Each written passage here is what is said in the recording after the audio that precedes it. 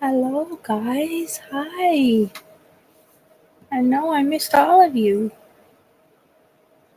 Let me just make sure you can hear me. My sweet butter, Mia. Coolest. Hi, Coolest. Hey, hi, Layla. Sunny D. I love that name. That name makes me happy. Kiki. That even makes me happy. These names all make me happy. Kiki. That even makes me happy. Oops. Sorry, guys. I forgot to mute.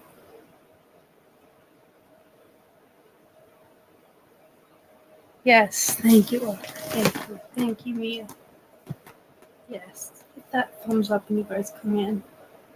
So I'd be reading here 8 hours later and you forget. You fell asleep to Kelly's Lie last night? I still haven't even heard it. I have it on my list. She's on my list. Trying to do some cleaning now, get ready for Christmas. Put the tree up next week. Actually have to get a new tree. Y'all are probably way ahead of me. Everybody probably has their tree up. Christmas gift done. I'm way behind.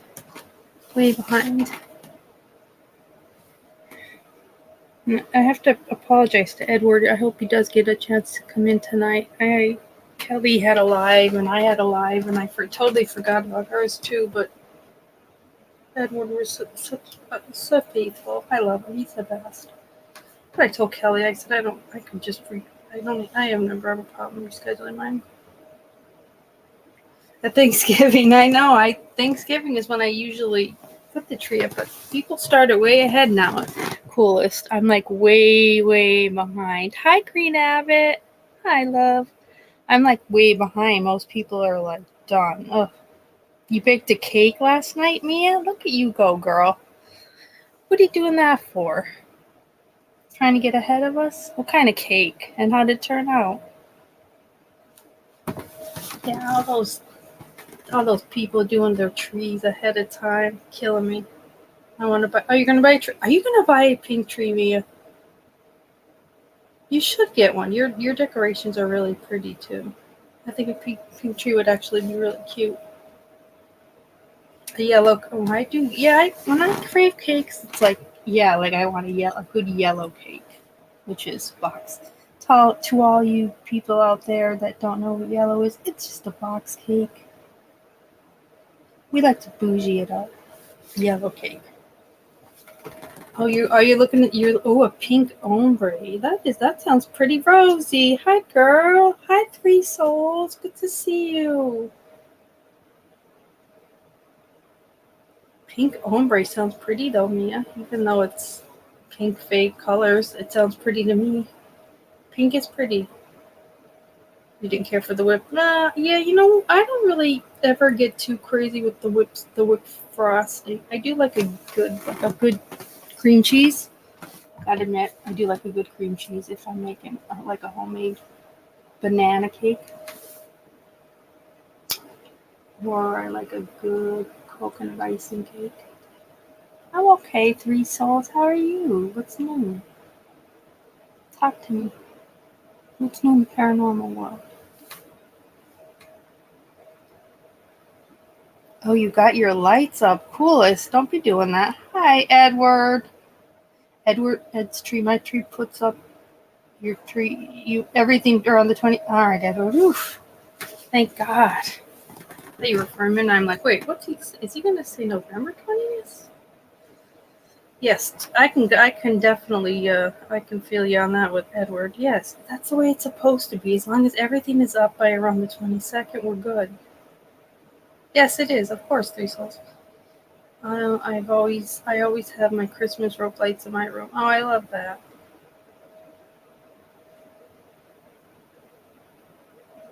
I love the old school lights. Like, you guys remember the old school lights? Like they were like big ass lights. They're big ass Christmas lights, but I like them. I really do like them. They're probably a fortune to keep lit. They're, like, definitely not economy friendly, but they are pretty. I love to poke my cake and then pour a combination of sweetened condensed milk and oh my god, wait, and caramel iced hot. That sounds fantastic, Green Egg. Because I'm a caramel, like I love caramel. Like we got fancy in the world with sea salt caramels, and we got into all different types of caramel. When that wave came around, but I don't. I can do something as cheap as a Carmelo bar, and I'm happy because I'm a true Carmelo lover.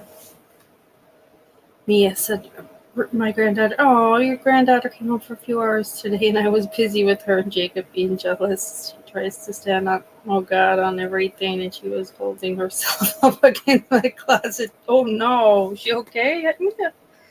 Oh God. Okay, good. Okay, good. Yeah, sounds good. Edward, I'm happy you're here. Thank you for being such loyal. You guys are also freaking loyal. I love this group. It's the best group. Utter, don't be maturing on us. Don't do that. We can't be having that. Utter, did you drop the nutter? Utter, where's your nutter? I make a tray late. The yellow cake with that is pretty though. That sounds really cute. Hi, cowboy. Rolo's your see? There you go, cowboy. We are true. When you could just be happy with a Rolo bar or caramello, you are true. You're just old. We're old school. We're good, and we're okay with that. I'm okay with that. Okay, 3 souls. I just can't go over to my text now because I'm on my screen. But thank you. Yeah, the same number, so we're good. I know, Mia. That sounds so delicious. You're making us all kind of jealous with it. Oh, she hit her forehead. Oh, Jesus. Oh, boy. These kids, they all want your attention at the same time. Hi, John. John, I miss you. It's so good to see you. I'm doing all right, John. How are you? We're talking about the holidays. Everybody's trying to we're all slowly going to get ready. Slowly. But I just started. I just wanted to make sure nobody was super ahead of me. Ooh, Ed, Black Forest cake is my favorite. Oh, your mom. Oh, one for her birthday. I'm 55. I love that. Hi, R, honey. It's good, R. It's good, Rosie. Everything's good, getting there. Slowly, though. Like I said, I'm slow. I've been feeling like I'm feeling good, John. Me too. I've been taking it slow. Very slow, actually. Good to see you, R.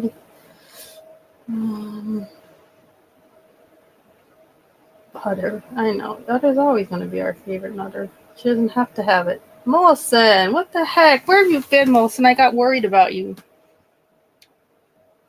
There's our man. Always good to see my Molson. Was it 3 souls? That's what I was going to just ask you. How was Gettysburg? Anything new paranormal-wise? I have not even gotten a chance to really look on you too often.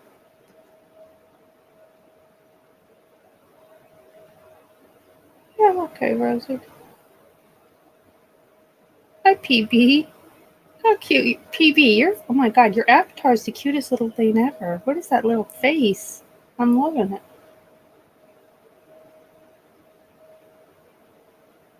I know, he is our favorite man of the hour, our Molson man. Molson man. Somebody get mad at Kelly singing Molson Man last summer. Oh, goodness Lord. People. Yeah, PB, that's like the cutest little avatar, PB. I love that little face. John McSmith, are you? You're listening to me and Michael Hutchins at the same time. That's fantastic.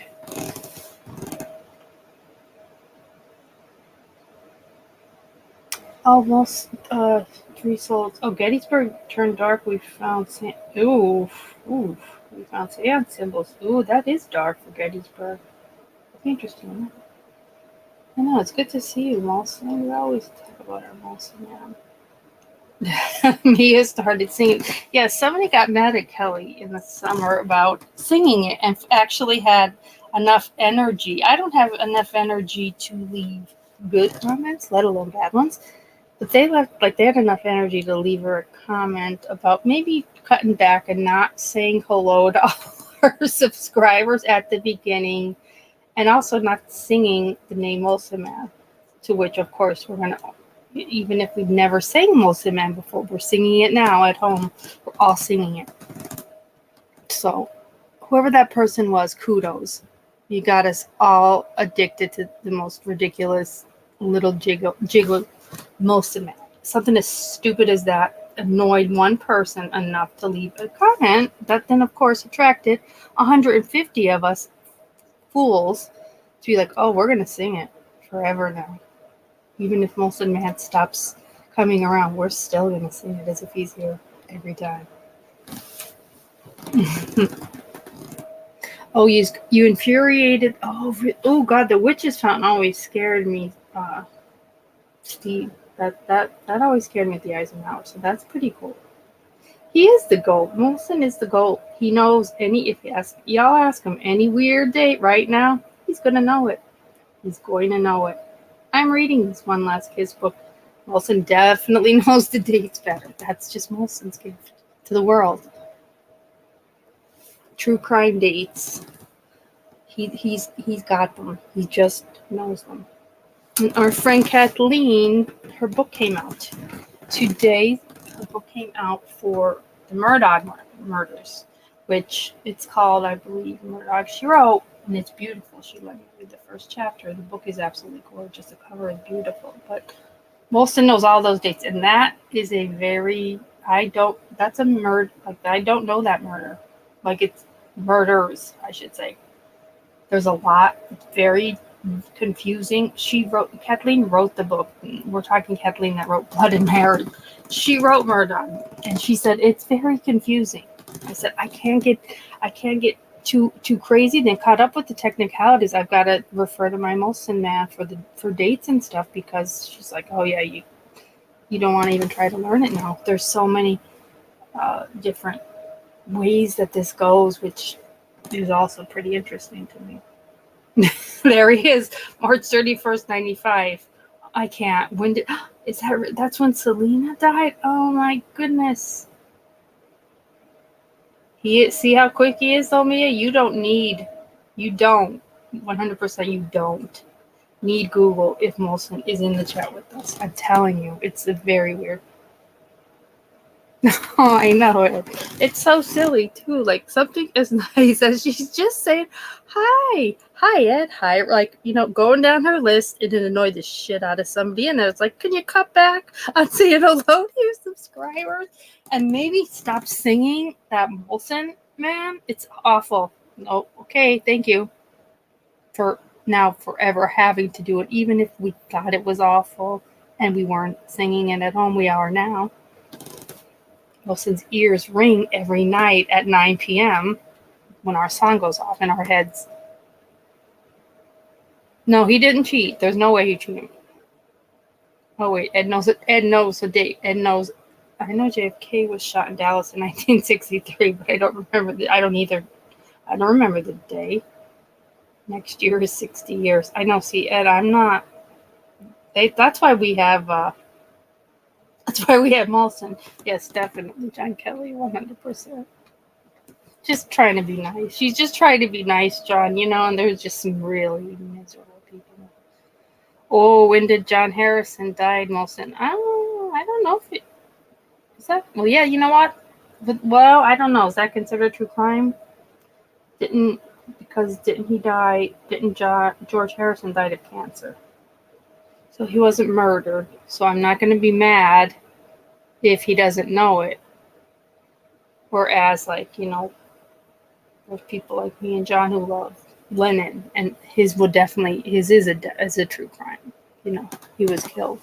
Whereas, yeah, George Harrison was initially attacked at his own castle years prior to his death.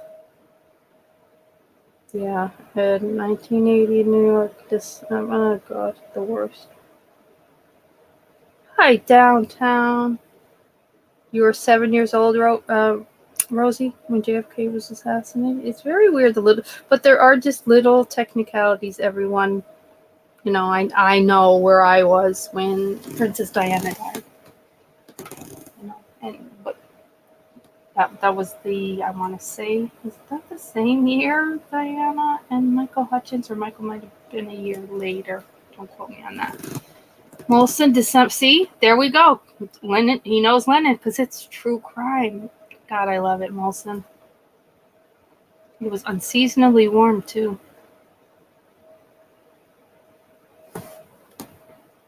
John was my favorite. And George was very quiet, but George kind of stayed. He never really got out of sorts with any of them. Like he just kind of stayed, just getting by with just being friends to them all, even if he didn't always believe in some of the craziness. And I love John. We all know that's my boy, but he had some crazies that he kind of kept up with. Especially in the beginning with Yoko, but it is what it is. Sometimes that's love. 1997, Edward. Okay, yeah, Diana was 97, and then Michael was 98. Hi, Fluffy. Fluffy, that's a cute one too. For God's sakes, Fluffy Muppet. Has Mark David? No, downtown. Every year that he's up, and his John's sons. And it used to be Yoko, but I don't. Yoko is late 80s now. She does not. She barely gets out of the condo that they shared since he passed.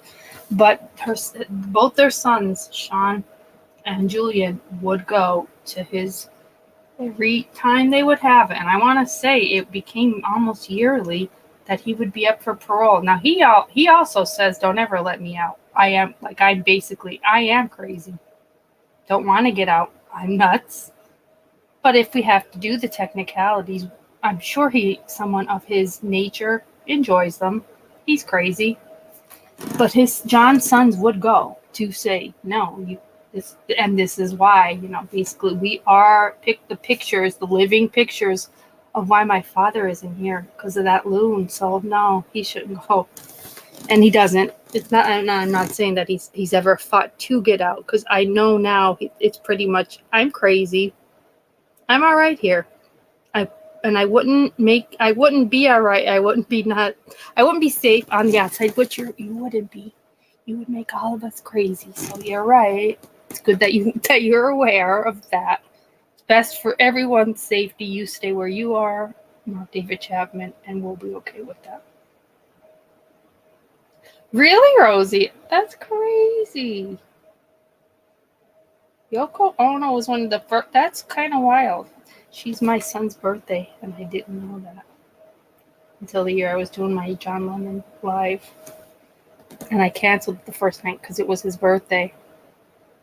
And I'm telling you, I've never had a paranormal occurrence in my home, but I did that night. And I was on the phone, I want to say, with True Tam when it happened. I was on the phone with True Tam when it happened, but maybe she'll stop by. She'll remember. She knows what I'm talking about. It was the craziest thing ever. Oh, the guy that shot Reagan. Oh, God.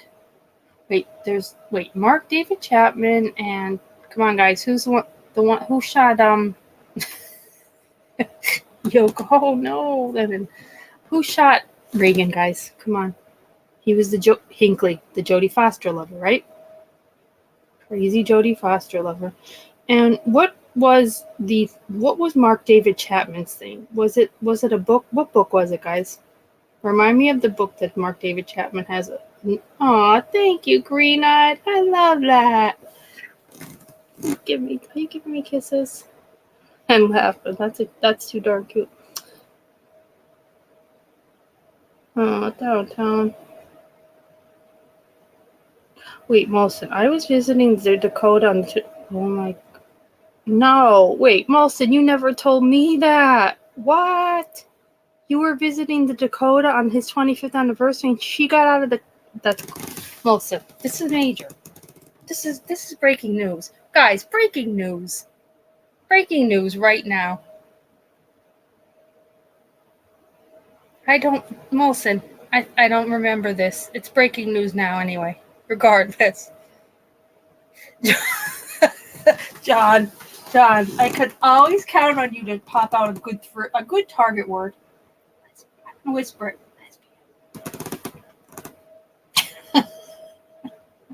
John McSmith, that's why we love you.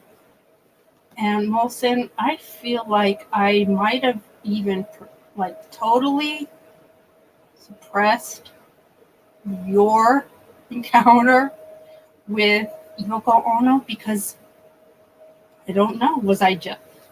I don't get jealous though, Molson. When did you tell me this? Were we like brother and sister like we are now? Maybe that's why. Maybe when you first told me, I'm like, who's this Molson?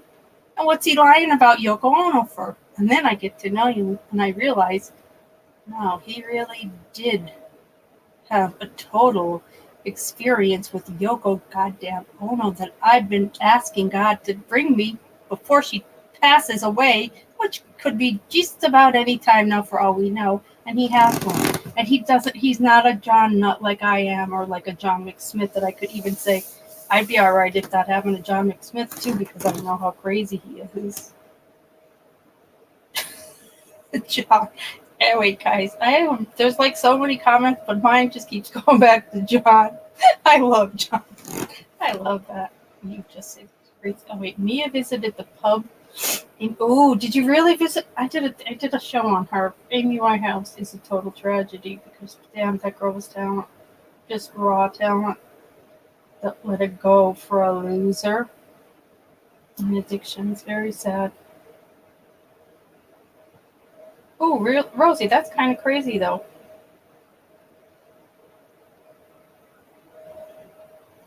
I think we all can remember. I was in maybe 5th or 6th grade when Reagan was shot. I don't know why our teacher turned the TV on. Like that didn't scar all of us. Yeah, Ed. Oh, Ed. Well, then you know what, John? I'm so happy you actually said that. Then Ed, you taught Ed something, then John. So there was a reason why you had to go there. There was a reason why you had to go there, John.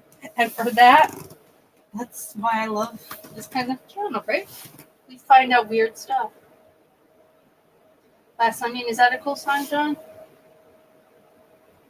I'm so happy we just taught Ed something too, which is kind of cool.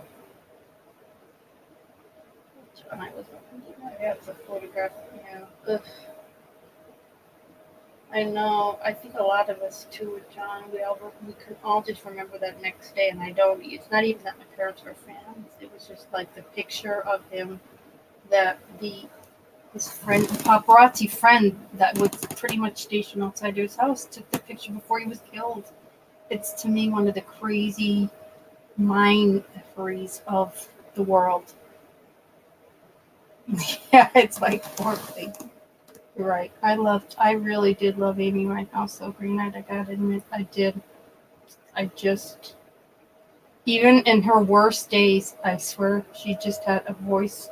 It was really ridiculous. It's a shame that she succumbed as fast, I think, as she did. Because it's not that she didn't have people that cared, but she really sunk fast. There was just no. You saw that like coming a mile away, and everybody was kind of like, just back up, guys. This one is going to hit all. When this one hits, it's going to be hard. Because we're all falling for this girl in like weird different ways than I could say probably about many female. I relate to a ton. It says a lot about me. I relate to a ton of British or Australian performers. That's weird. That's not what I'm trying to get at. I'm just trying to say, for whatever reason, I feel like Amy Winehouse did it for so many of us in ways I don't know what it is. Yeah, she had a natural talent. I don't mean that. There was something else, and I don't know if it was every time you saw her, you're like, I could relate to her having like a shitty month, but like she had like, it was like her shitty month was like show after show. We were just seeing too much of it, and it was, like I said, you knew it was like, back up, guys. This one's gonna hit all of us. And I remember when she died, I don't know why we were all like, oh my God, what? But in a kind of way, we're like, oh, this is the day that she joined the club. Truly, that's not even more so like, oh, she passed it. No. She had to do it this year, which is so morbid, but I'm being honest. We saw it. We totally saw it. Hi, James. They say I got it crying now. Well, John, you know what? That's you're right. That is part of the whole, at first, what are we attracted to with her? That was her song. Gaga had her song. Amy had her song. But they were like, they had those Googles that friggin' stuck. Both of them are incredibly, I'm not in any way going there to compete with either one of them. They're both brilliant. But we had their songs, so we kind of connected in that weird, just very superficial way. But I wasn't, not that I'm not, I think Google's brilliant. I'm not a Google follower. I don't follow Lady Gaga at all. I just don't. But she's brilliant. But I think people either, you had Gaga fans and you had Winehouse fans. And I do believe, truly do believe that we were, I think, just a little bit darker crew than Gaga's younger peeps that are, I think we've probably lost a lot of Amy fans, unfortunately, to addiction. And I'm just saying that on a superficial level. I do believe that we were a darker group. Yeah, she was really, really good, Rosie. Like, very, in a dark way, but I have to say, just so good. I remember that downtown. Kurt Claudio showing up at John's. John gave him breakfast. John gave Kurt Claudio breakfast. Kurt Claudio wanted to believe that John's songs were about pretty much Kurt Claudio. And John was like, no, not at all.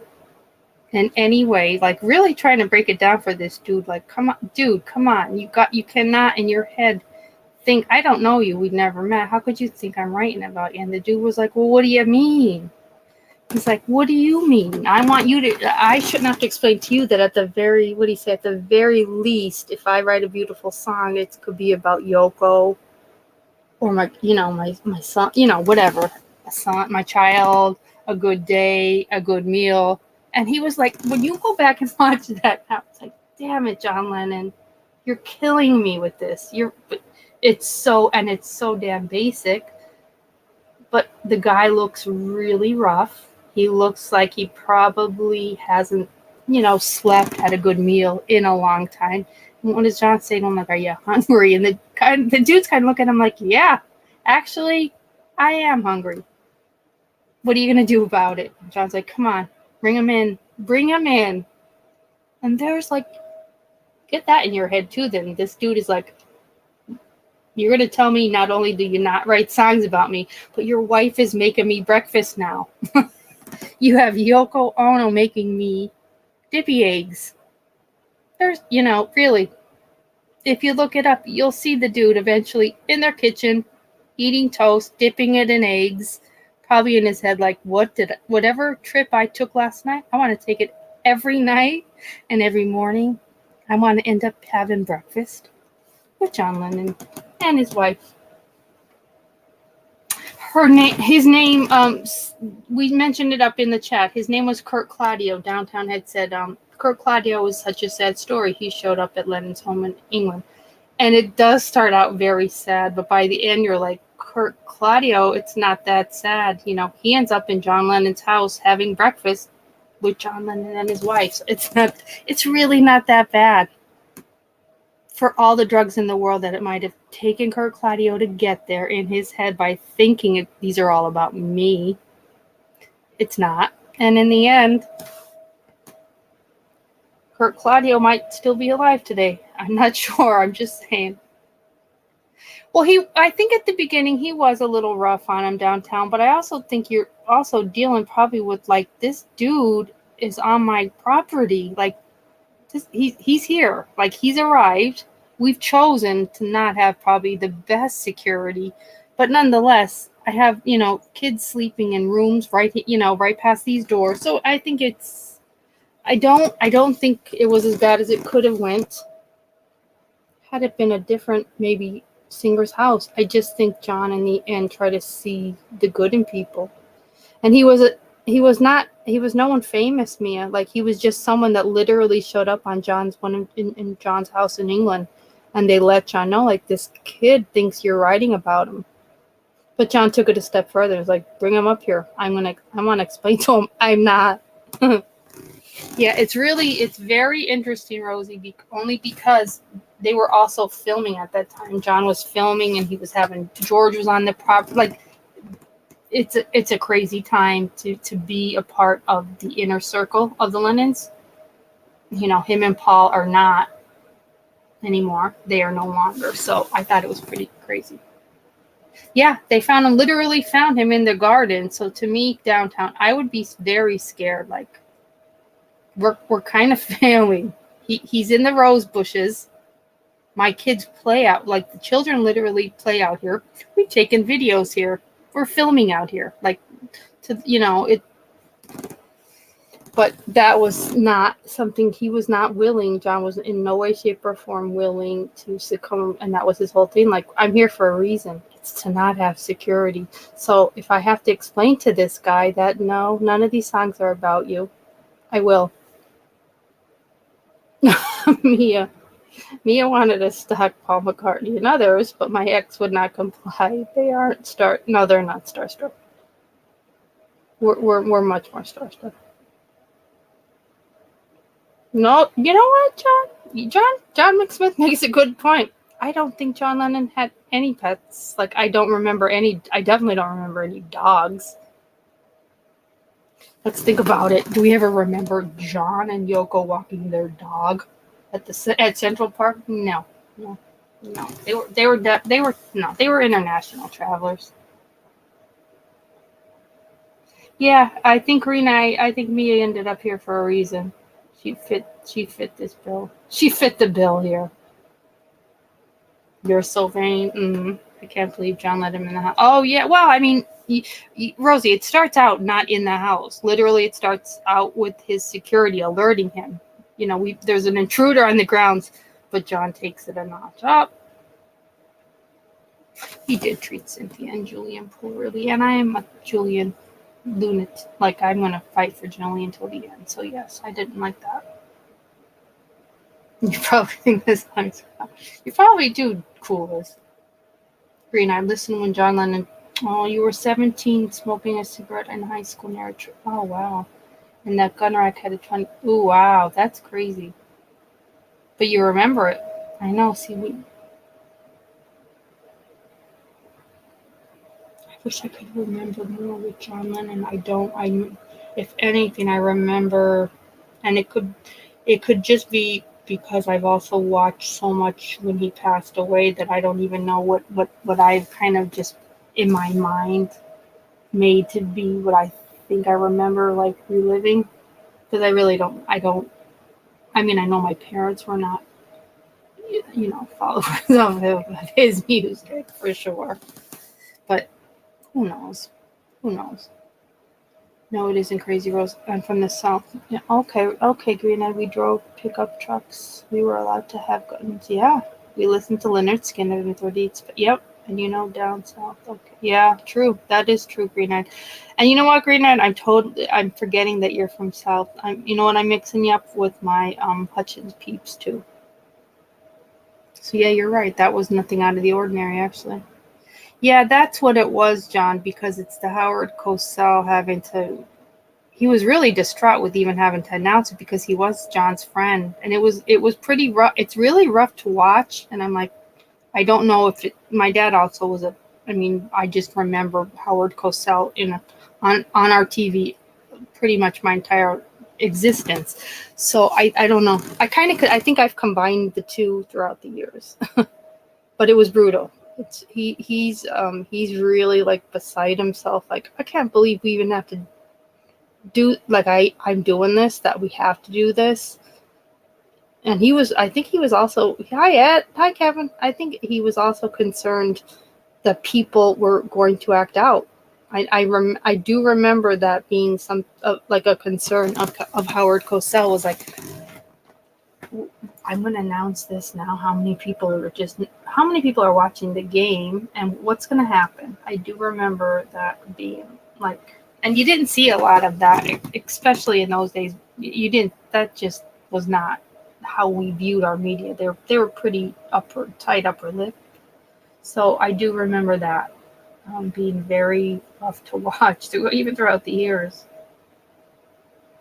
Ronnie Van Zant is my book. Oh, I like Ronnie Van Zant, yeah. You'll be 59 in 2 weeks. Oh my gosh, Green Eye, almost. Happy birthday in 2 weeks. Oh, Green John Leonard Skinner, yeah, like the bands has been disappeared like 45 years ago. I know. These are bands that have totally just stood on their music. Like, we have to really, when you think about some of them, that these people have been dead pretty much since like 70s, 80s, but their music will never, it'll never go away. If that's not the test of time, is just what we've seen in our lifetime alone, is a lot. Yeah, that was, is that when that was, John? 1977. That is brutal. Good to see you, Kevin. Oh, your birthday's the 19th, Mia. Ed said at Green-Eyed Band, it used to be the same here in Alberta, Canada. Green-Eyed, it was early 80s when all gun control stuff happened. Rifles and shotguns in the background. Yeah. Legendary, they are legends. They are. They're, forever. John's never going to age, right? Monty Van Zant's not, like, they're not going anywhere. Amy Winehouse is forever 27. Kurt Cobain is never ever going to look any older. He's always going to be in that ridiculous sweater for me, needing a really good shower. But that's just what happens when you're a legend. Really, and that goes. I mean, let's be honest. You die way before your time. So yeah, we're going to do whatever we do to legends in our heads. You're not going to age.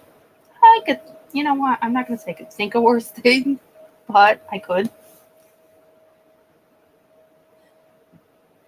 Elvis, yeah. I mean, these people are not, yeah.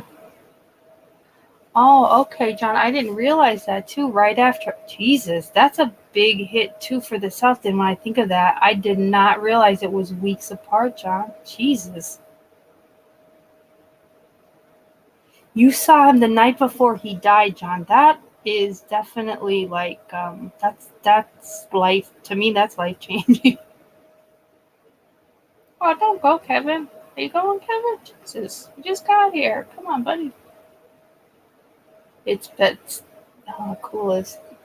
It's definitely better to burn out. That shit was absolutely unheard of. Yeah, the guns were for shooting a snake when you're out of this camp. Yeah. It took on a whole other meaning. Jesus, John, John, that is kind of crazy. Yeah, stick around, Kevin. We like having you. I always love Kevin's names. I liked your Scientology name, Kevin. That was a good one. I know, John, like, that to me is like, oof. I might need some therapy. I might need some therapy for what John went through. Only because I know what kind of a level he gets. I know. Believe me, I know. Michael Hutchins' death did not do good for me, and it doesn't do good for me to carry him on this channel, but I do because I love him. Green-eyed bandit, yeah. And when you grabbed a girl's, yeah, you got a good slap on the face. You're right. You missed a good thing. And you missed that. Yeah. But that is really what it was. And then you know what though, Ed? I don't think you're gonna touch that girl's butt again, right? Things were just handled differently. Whole other world. Whole other world. Wendy said, yeah, green eyed. Every high school guy I knew had guns in their trucks. We never worried about it though. Oh, things out now. Oh God, I know. Jesus, you're out in public and you hear a noise go off. You know, we're all triggered. Like the world, we're all triggered. It's rough. Green Knight said, and this is a response to Ed slapping him, or she turned around and kissed you and you won her heart.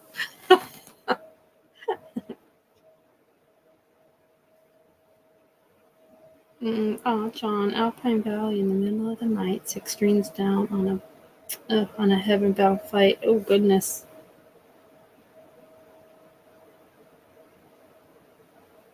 Downtown, you met Sarah. Did you meet the Duchess? You met the Duchess at a Weight Watchers convention. I love all this. We are a lot of groupies here, though. No, you're not bad for channels, John. No. I said I love you. I absolutely adore you for channels. You and I have become friends over this past year, right? So I know how to immediately handle you. Sometimes people don't. I'm like, I'm just going to let this one play out. Watch how they handle John McSmith. I know your intentions, though. I know when you go into the channel, you're honestly not there to troll. You're truly there either enjoying content or the creator. And that is why I do love the job. Don't sound like me. There's to a song, dude. Hang out. We're nothing but loving. Oh my God, I love that, green-eyed. Hang out and we're nothing but. That's so good. Damn, that's good, green-eyed. If you don't write songs, you need to start. That's freaking awesome.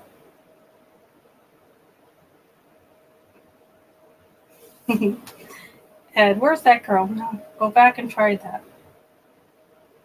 That's true though, John. You gotta have a sense of humor. I can't deal with the noise.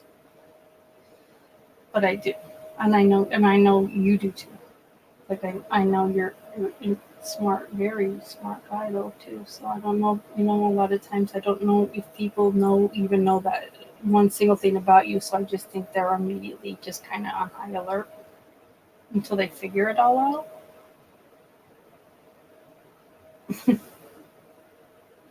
And then we could say, like, yeah, okay, guys, chill out. We like having John here. Oh, good, Kevin. Kevin, we love Kevin's names. It could be Tom Cruise related, Scientology. I mean, we've been everywhere. In excess, we've been all over. So, if anything, Kevin, I'm here for your names, for God's sakes.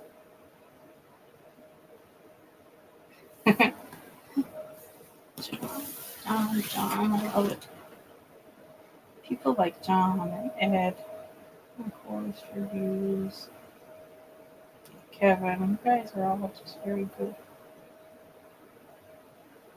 Yeah, Rosie, and I told you, I think because when you and I met, I remember telling you, like, John is just John. He's not trolling any channel. Believe me, if you think it, you're crazy. Oh, rest in peace to killer Jerry Lee Lewis. Oh, wait, didn't he just die, John? Didn't Jerry Lee Lewis just die? Yeah. Alpine Valley, then 6 streams down, and something about a flight. Yeah, the Heaven Bound fight, right? Those song lyrics, I know. They're haunting, man.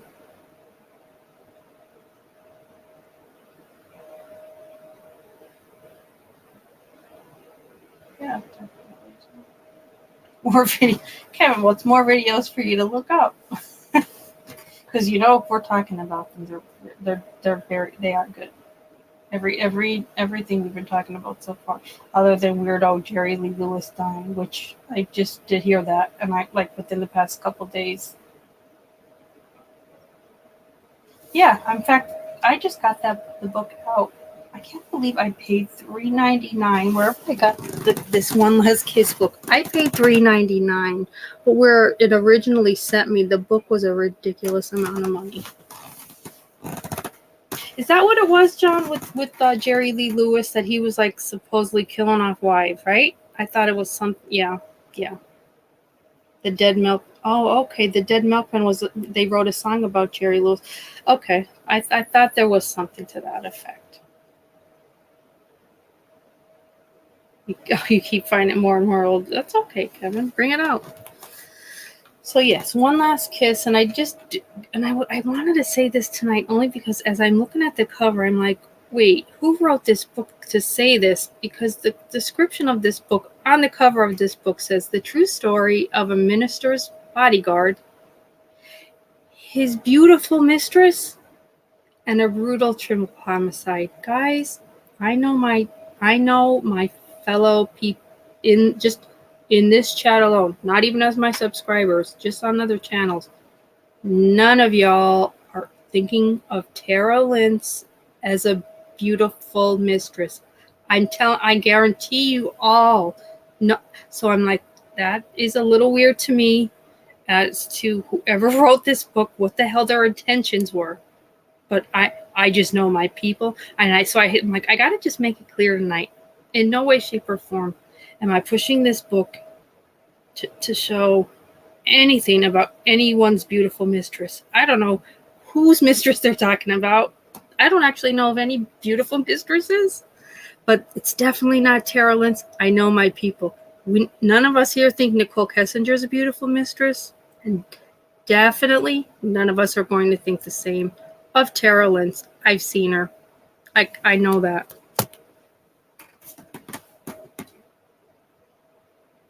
Oh, Ed said, Rose, did you see the video footage of them in that Hawaii hotel? Oh, they're just, yes, bathroom yeah, they're disgusting. They are two of the slimiest people you would ever not want to run into, would be Chris Coleman and Tara Lynch.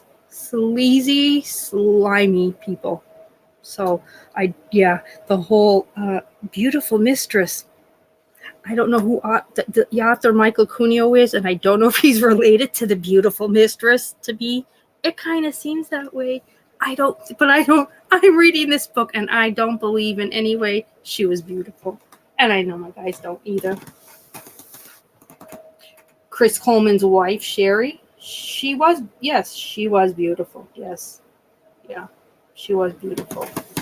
That I do agree with Kevin, because at first I think I might have went there in my head initially getting this book, because I don't really even know if I would have bought the damn book.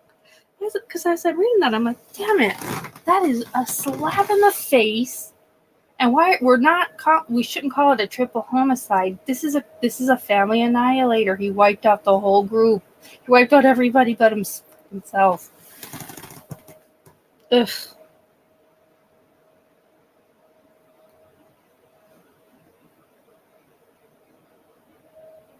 Yeah, the boys were they're little boys. I mean, they're little boys.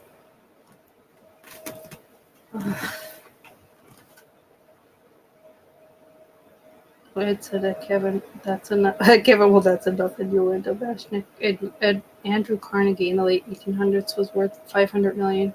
Yeah, he treated his workers like crap and paid them nothing. Yeah, and he became Carnegie. Yeah, and let's not forget that Tara Lynch was Sheri Coleman's friend in high school. And let's also not forget upon learning about her husband's infidelities and who they're with, Sheri Coleman, my instinct definitely not going to be what Sheri Coleman's is, which was like, maybe she's bored. Maybe who's bored, Sheri? Maybe Tara Lynch is bored, and you thought if you talked to her, it just made her come to her senses of what she's doing. No. That's where you went wrong. Is poor Sheri Coleman went wrong in thinking Tara Lynch was had a normal conscience like most of us here do. she didn't think that way. This is a really screwed up case when it just comes we're I just mean on a total basic morality level. There's none from either Chris Coleman or Tara, and I understand, like, Nicole, no, we say like NK didn't know, or whatever she knew about Shanann, she might have just learned from social media. Whereas this friggin' Tara, she knew her. They were they called each other lifelong friends. You don't just throw that around. She hit Molson, but it's so true. Tara Lynn's the only woman in the world who makes NK seem like an angelic angel. She does. You want to put those like Victoria's Secret angel wings on Nicole Kessinger and have her strut down a runway, in comparison to just how calculated this crazy Tara Lynn ends up being. It's the worst ever. You don't, if you're truly someone's friend, you never in a million years is your head gonna go. I mean, I don't think it could go there. I just don't. And then what we see is spray painted all over his house. And let's not forget, guys, he took it to a next level and he spray painted one of his son's faces. So yeah, it's this case is nauseating on just very, very basic levels. The injustice of a father to his son to do that. He didn't need to do that. We got it. We got the writing on the walls on every other room of the house. You didn't need to spray paint anybody. You SOB. Yes. Yes, he spray paints one of their faces, and you know, Kevin, here's what I don't, and maybe most of you can answer it. I don't remember if they ever really say what son it is, and maybe that's because they don't want us to get that in our heads, which is probably a good thing. Nonetheless, I do know that he does do it, but I don't know if, because I have not, and I don't know if I will really gotten into their autopsies. I don't know what's even out there. Oh, was it Molson? Oh God, I can't. No. Oh, I know, Fluffy. I think we all are just very basic too. Just like I just said, just on such a basic level. You don't even need a kid to just say this. What a disgusting slime ball he was, and so she's not even related to them. So we're even kicking her up a notch by thinking she's gonna maybe have some inner compass. He doesn't. They are the worst. Jodi Arias has a true duality. Oh, that really trips my trigger. The angelic. Oh God, yeah, John, when she's singing too. She's singing in jail. She's winning contests. She's winning contests for her beautiful voice. Guys, like, can we not forget the amount of blood that Jodi Arias left behind? But we're gonna give her convict first place because God, her voice is so angelic, and it's just so. I mean, look at her. She's so beautiful, guys. Ugh. That's where we're at in this world. The way, Ed, the way Coleman's parents speak so highly of Ed, the way they speak of him is like on an evangelical, prophetic level.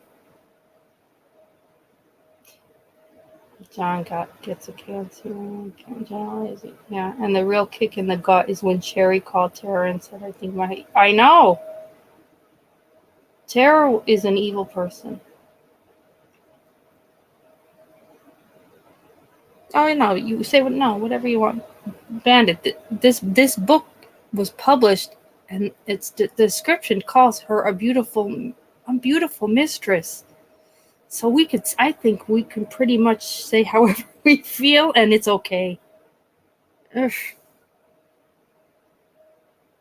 Yeah, Casey Anthony's another one too. Just certain people get that special place in my heart. Jodi is like she's like bewitchy scary. Yeah, she's bewitching would be the word on the most evil level possible. Yeah. But the Coleman and the Watts cases are the worst, I just think, for such blunt, brutal betrayal on the most, like, if you can't just be a decent father, there's no way in hell you're going to be a good husband, right? We can all agree on that. If you don't like the kids, I find it very hard. You're going to love the mom of these kids. So it's at the very basics that we held Chris Coleman and Chris Watts to something that they could not love children. So therefore, there's no way in hell were they going to love those women. We should all be able to be flawed. The point is, they weren't going to love them. They didn't like the kid. They couldn't. If you're able to, and that's for those you want to that do believe Chris did what he did. You're able to go there.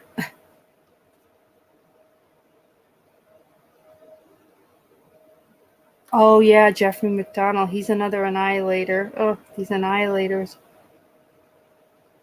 No, I know. Coolest that to me, it's such a slap in the face to what they sum up Sheri Coleman and then her two sons' murders. They just generalized. This is the same title that just generalizes triple homicide next to beautiful mistress. So that's why I think that's why it bothered me when I read that today or yesterday, when I was like, I kind of have to bring this up because this is really sickening. Yeah, this is like really bad that they would say that. Green Knight, and I brought up Jeffrey McDonald's name in reading Blood and Marriage because Kathleen McKenna, the author, brings it up at the end. When she brings him up in the middle, but then she brings him up at the end and talks about the lawyer saying at the end, like, if you're lighting a candle for someone, light it for them too. Like, whatever you're putting out, whatever you're lighting, light it for them too. Like, because Jesus, look at what these people went through something real. Oof. Such just garbage.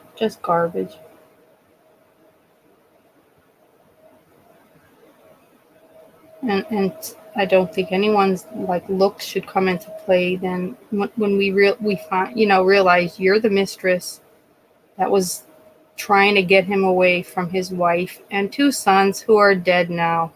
But we're only going to call you beautiful. We're only calling you beautiful. We are definitely not. We're not calling Sheri beautiful, and we're not calling the boys beautiful. We're not even going to we're not calling them a family. We're going to just call them triple. That's just a triple homicide. We're not even going to go down that route. So to me, the book was written, in just a weird, with a weird undertone, or this book was pushed with a weird undertone. And I don't know if it's like this was, I don't know, maybe the book was pushed for all you beautiful mistresses out there. This book is for you. This book is for all the beautiful mistresses out there. Hopefully there aren't a lot of you weirdos. But if there is, you're not forgotten. The boys are, but you're not.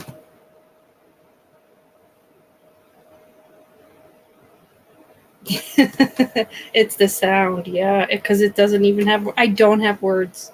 Some stuff doesn't have words.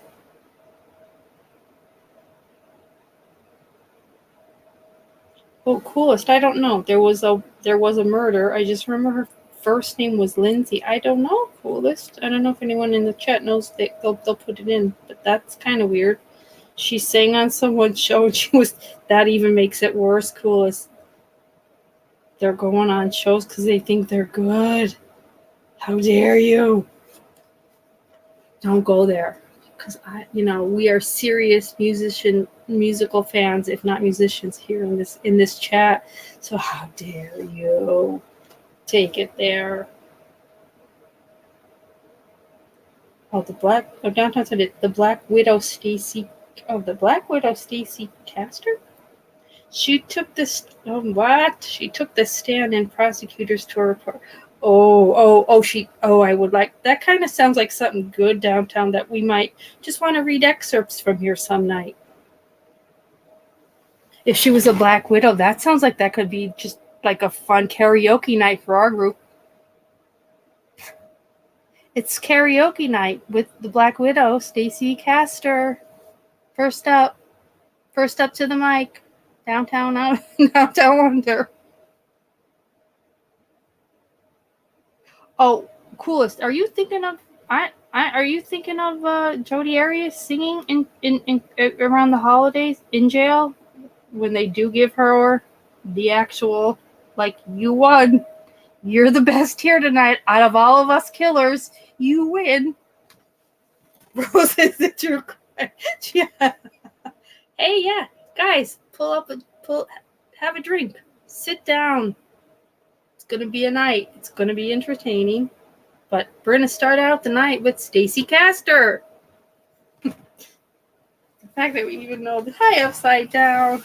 The fact that we even have these names, I love it. But this is, yeah, it's crazy stuff. I know. Now I'm just saying, I don't know. I don't. There could be a Lindsay coolest for sure, but there is a Jodi, and she did win in jail. She won something. Molson, help me out, right? What did Jodi Arias win something? Because I watched it on, like, Jen B's channel, like, where Jodi's winning. Remember when they used to do, like, the roast, and they did one of Jodi Arias, and she's singing her brains out, and she's winning. She's winning. So if Kula says there's a Lindsay, there's also a Lindsay, somebody out there named Lindsay. She won dessert. Oh, is that what you win in jail, Molson? You win a meal. What do you want your meal? I like a bedtime snack. I like a dessert. Hey, I like a dessert. And if really we think about it, you think about winning, I'm going to be a dessert. I'm not going to be a nutritious snack. I'm going to be a mother effer dessert.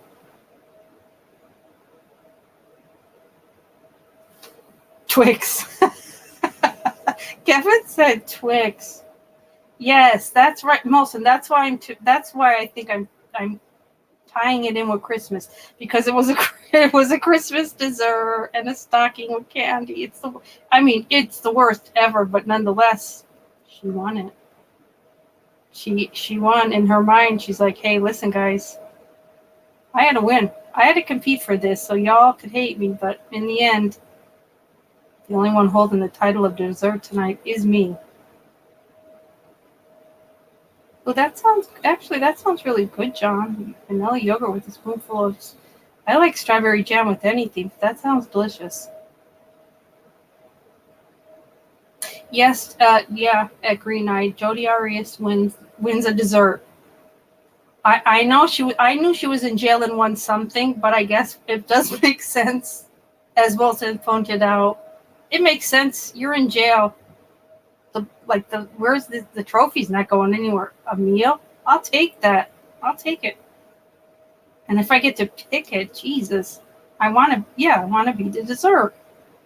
If I'm Jodi Arias, I'm going to be the goddamn highest calorie dessert.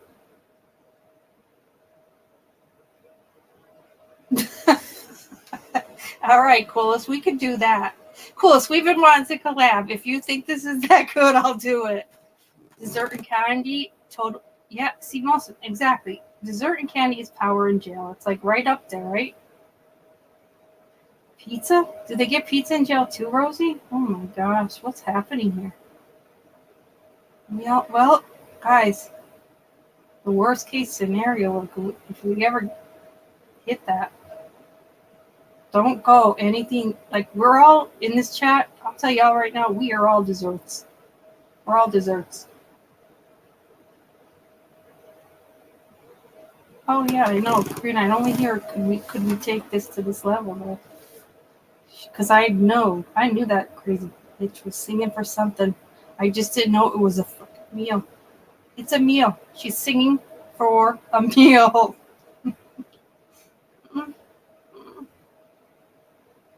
Oh my God, Big Alaska. Oh God. Rosemary, in quotes, tiramisu. I want to be known as the tiramisu of prison. Does that make me bad, guys? I don't know. I did not go in my head to meals. Molson made us aware of the realities of jail, which it makes such sense. And I was just trying to bring out the fact that no mistress is beautiful. So leave something witchy. Oh God. I'll leave something witchy. It is. She killed a drifter in a. Oh God, coolest. So there really was this Lindsay. Then she killed a drifter in a parking lot just to watch. Oh God, and she's friends with. Okay, so here we are, and she's friends with the victim's mother. So that's what brings us all together. Then here, most coolest right now. It's that part of it that doesn't sit right with us. She's friend. What do you mean? She's friends with the victim's mother. Like, was that planned out? It would have to be. Uh, she's friends with the victim's mother, and she's the one that took this person, a drifter, to a parking lot to watch them die. So yes, she knew she was taking her friends. She's friends with the victim's mother, so she knew she was taking the mother, her friend's kids here, like whatever it was, boy or girl, I don't know, but she knew what she was doing. Ugh. Thank God our brains can't go there. Jesus.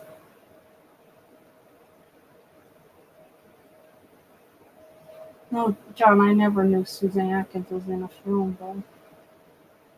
Guys, what happened here? What did we do? We became like like a bad high school show.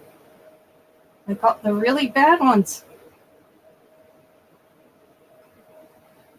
What he's saying, cool is upsound. What he's saying is, oh, she's friends with the mom now. Okay, all right, cool. Okay, I thought, okay, I took it somewhere much more sinister, cool. So thank you for clearing that part up. Nonetheless, she did take a drifter into the woods and did kill them, just because, just to watch him die. So.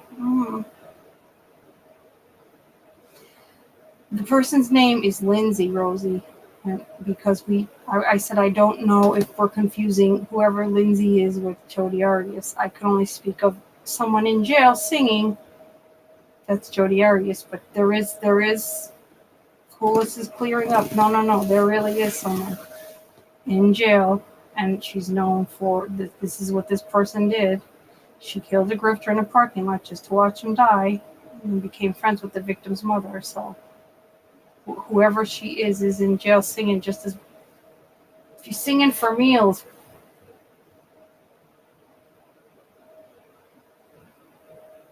Oh, okay, John. Okay.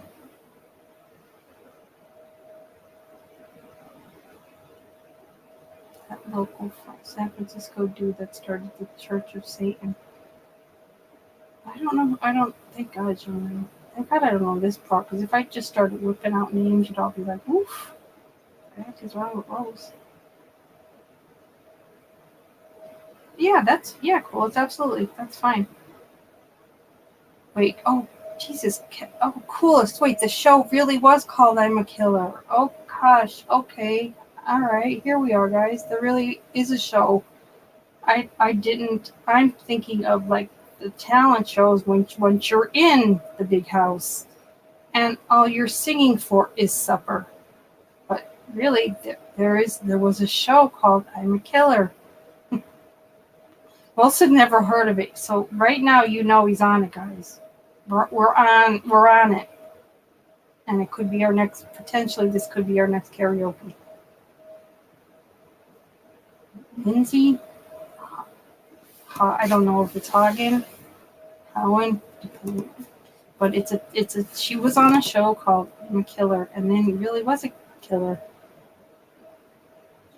Oh, okay, it's the Netflix I'm a Killer. Oh, Kevin, Coolest. Oh, okay, I gotcha. Do you remember it, Kevin? Do you remember what this is? I'm a Killer. That was I don't know if I watched it all. or I've watched bits and pieces, possibly. That's very loose. I'm using using those words very loosely because I can't remember if that's a document. Like Netflix has so many documentaries on true crime, and I'm not really sure. Potentially could be though. Let me get out my book here. Let me get out my book, not about beautiful mistresses, but about Family Annihilator, true crime, triple homicide case. Chris Coleman. Yeah, we're not going to leave out the fact that he's a family annihilator. Giving him just a homicide is too nice.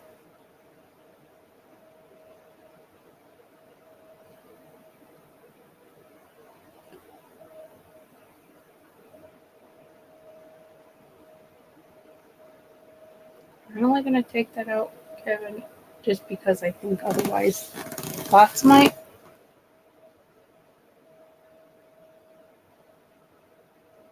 Oh, no, John, that sounds very interesting, though. A neighbor case. There's nothing crazier than your neighbors, right, guys? Because if our neighbors saw what we were reading right now, they'd be like, those are crazy people that live next door. Don't give this. No, they're not getting a Christmas card this year. Curious is not getting a card this year. What the hell's wrong with her?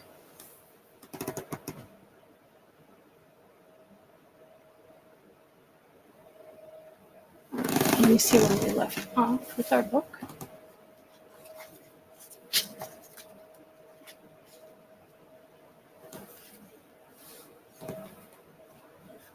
Is there really upside? Oh gosh. I can't believe we didn't know that. Kevin, no, I don't. I'm good. I love Jesus. I love Jesus. I love God. I said the bots, not us. I didn't. Not even real people. I'm saying the bots. They just use target words to come into chats.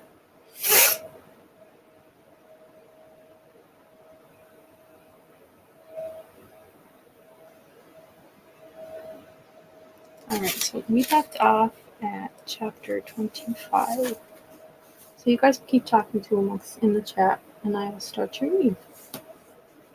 So chapter 25. Carla Hine and Major Connor had called Sheri's mom Angela with the terrible news at 9 a.m. Angela had then called Mario, who was Sheri's brother, in a state of hysterics. I can imagine. Mario was in the Chicago suburb of Tinley Park at the time, doing some work in his cousin Joe Miglio's father's garage. He phoned Joe, and the two of them raced over to see Angela to offer whatever comfort they could.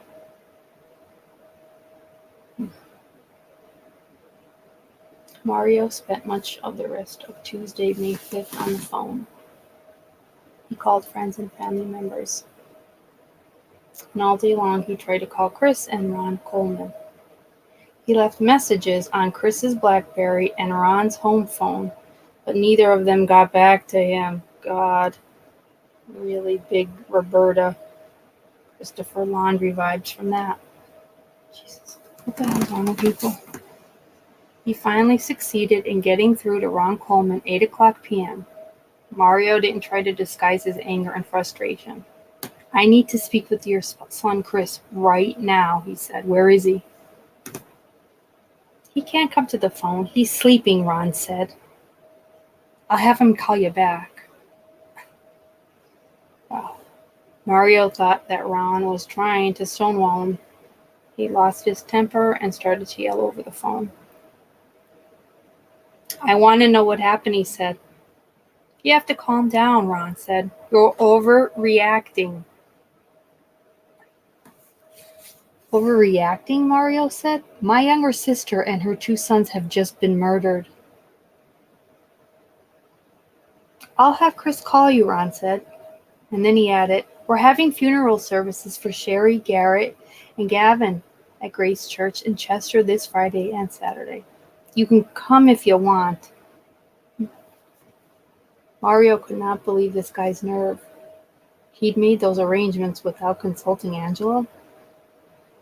He'd made them without consulting a single family of Sheri's. Whoa. Wow. Take it or leave it, he said. Basically, this is what's going to be. You can come if you want. What's the big hurry? It seemed to Mario that Ron simply wanted to dispose of Sheri and the boys. Good riddance. He saw that their murder was not so much as a tragedy, but rather a problem that needed to be dealt with as efficiently as possible. You can come if you want. The disrespect was staggering. No one in Sheri's family counted. Mario himself didn't count. Ron Coleman was treating him as if he were a subordinate, as if he were doing him a favor by even inviting him to the funeral. Mario was a big city guy. He knew that something wasn't right here. He wasn't going to let Ron Coleman simply shrug him off. He heard through the grapevine that Sheri and Chris had been going for marriage counseling. Now he wanted to know more about it. Tell me something, he said. What's the name of the person who was giving Sheri and Chris marriage counseling? That I don't know, Ron said, but I do know they were having some marital problems. And what kind of marital problems were they having? Mario asked. They're in the kind of problems that every marriage has. Really, Mario said? And what kind of problems does every marriage have? I've never been married, so please tell me. I like Mario, guys, just a side note. Well, just problems, Ron said. Just problems, Mario said. Listen, I gotta go, Ron said. But you're more than welcome to attend the funeral. And then he just hung up. Mario was flabbergasted. Not once during the conversation had Ron even asked about Angela. Not once had he asked how was she holding up. And this guy was supposed to be a man of God, the Reverend Ron Coleman. Quite a few of Mario's friends and relatives were at the house when he got off the phone. He told them about the conversation, and everybody was understandably upset. The nerve of Ron Coleman, thinking that he could ride roughhouse right over Sheri's entire family.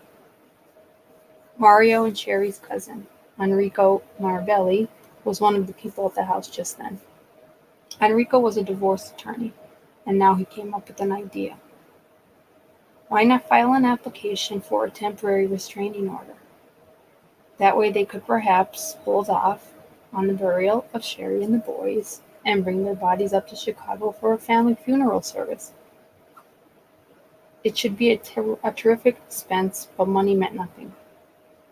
The only thing that mattered was doing what was right for Sheri, Garett, and Gavin. Enrico Marabelli had a lawyer buddy, Jack Carey, whose practice was based out of Belleville, Illinois, an old city, scarcely a 30-minute drive from Columbia Lakes. Enrico got in touch with Jack Carey later that evening, and the two men began to plot about the particulars. Don Weiss hadn't tried to contact his daughter since February when she'd reactivated her Facebook account. He'd assumed at the time that she'd done so because of him, that she hadn't wanted him pestering her. Ever since then, he'd been trying to think of some way that he could reach out to her. In the early morning of May 5th, Don received a phone call from Mario. He had trouble at first making out what Mario was saying. He could tell, however, that his son was distressed. Calm down, he said. What's going on? It's Sheri and the boys, Mario said. What about them? Don said. They're dead. What do you mean? What do you mean they're dead? They've been murdered, Mario said. Their bodies were found early this morning. Don went into a sort of catatonic state. He couldn't talk. He couldn't move. He couldn't think. A couple of hours later, he went online and read a news report. It was true. It was true. Sheri and the boys had indeed been murdered. And just so we don't, John is Sheri's father. And he was trying forever to get back into her life. So this is definitely letting him know that's not going to happen. Devastating. Tuesday, May 5th was Vanessa's son Brandon's birthday. His class at school was having a party for him at 6 o'clock that morning. That morning. So at 6 o'clock, she went to the marketplace off Illinois Route 3 and bought some cupcakes. She made certain to buy enough so that no one in the class would be left out. Vanessa said, "There's an ambulance and lots of police down the street." Vanessa saw no reason for alarm. Nothing bad ever happens in Columbia Lakes. It's a perfect suburb. "Just get into the car," she told her kids. "I'll be there in a second." A moment later, Vanessa went onto the street and couldn't help but notice police and ambulances were at Sheri and Chris's house. "My goodness," she said. "Hopefully everything's okay." She brought the kids to school, then raced back home and text messaged Sheri. "Hey girl," she wrote, "is everything all right?" Several minutes passed and Vanessa grew more concerned. Sheri would normally respond to her text messages right away, but now nothing. Now, nothing. She went outside to her driveway, and just then Detective James Newcomb of the Major Case Squad approached her. Newcomb had been doing the canvassing of the neighborhood, and several people had indicated to him that Vanessa was an especially good friend of Sheri's. "Hi," he said. "Are you Vanessa?" "Yes," she said. "What's going on?" "There's been a triple homicide," Detective Newcomb said. "Oh no," Vanessa said. "Who was it?" She hated to ask. She worried that she already knew the answer. Newcomb told her that it was Sheri and the boys, whereupon Vanessa collapsed to the ground right in the driveway. Newcomb and a second detective helped her up and took her inside her house. They asked her if she needed medical attention, and Vanessa said no. She thought that she'd be okay.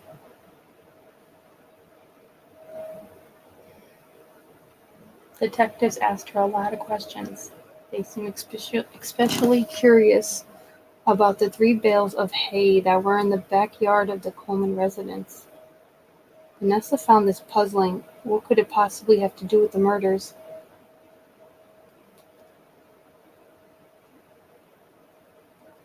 She explained that she and her fiancé had sown their front lawn with grass the previous fall, then covered the new seed with hay to protect it from birds and the winter cold.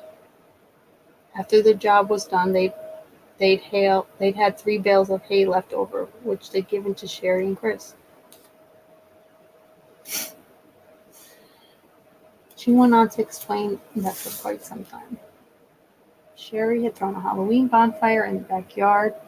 They'd liked having bales of hay on hand for their guests to sit on. This past Halloween, however, they'd canceled the bonfire.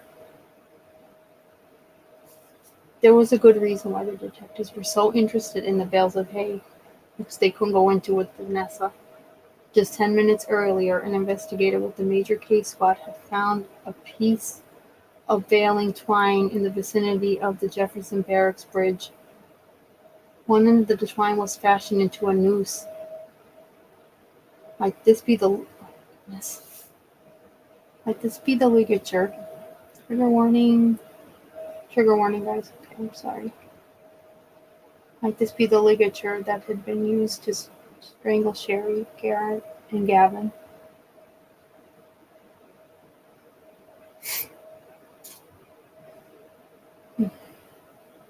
The bales of hay in Sheri and Chris's backyard were packed tightly with precisely the same sort of twine.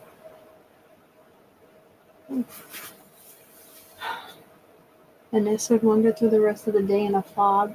She couldn't accept that Sheri and the boys were really dead, though she knew it had to be true. She couldn't imagine who might have done this to them. It didn't occur to her that Chris might have done it. She knew that he and Sheri had been having problems, but she still thought of him as a fundamentally decent husband. There was no way in the world that he would have murdered Sheri. And the boys? Chris loved Garett and Gavin with all of his heart. He wouldn't have harmed a hair on their heads. And how would Vanessa break the news to her son Brandon? How would she tell him that two of his best friends and their mother had just been murdered? They'd been strangled to death on his birthday.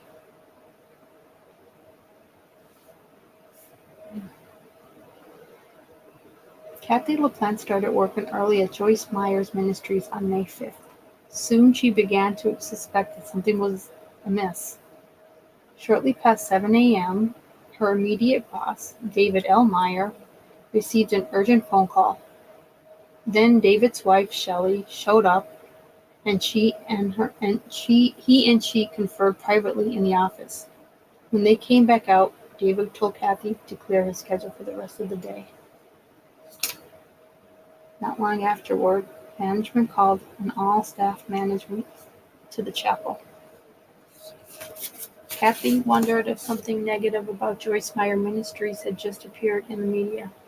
This had generally been the reason for all staff meetings in the past. Her curiosity picked. Kathy went online and checked out the St. Louis Dispatch website. Almost at once, she saw a picture of Sheri and Chris's house on Robert Drive. The house was surrounded by crime scene tape. The accompanying caption read, "Mother and 2 children murdered."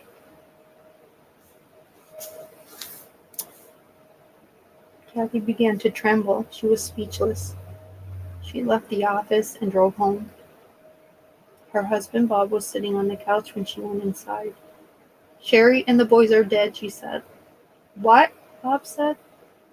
"They're dead. And Chris did it." "What?" Bob asked again. "They've been murdered," Kathy said, "and it's already in the news, and I know Chris did it." Bob told her not to accuse Chris of so horrible a crime. He said they knew the guy. Chris would never have done this. "He did it," Kathy repeated. "He did it." "But that's unfathomable." Kathy held her ground.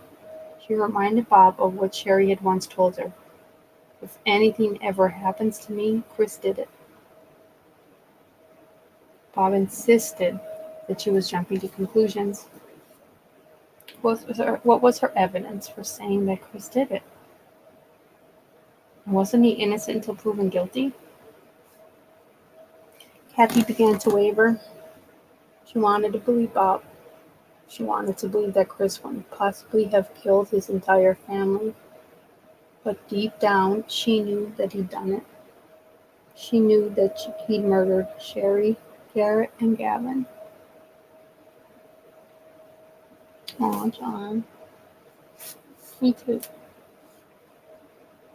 David Myers text messaged Kathy, asking where she was. She responded, saying she'd gone home because of what happened to Sheri and the boys. He text messaged her again, saying that there was a chapel meeting at 11 a.m., which she was expected to go to.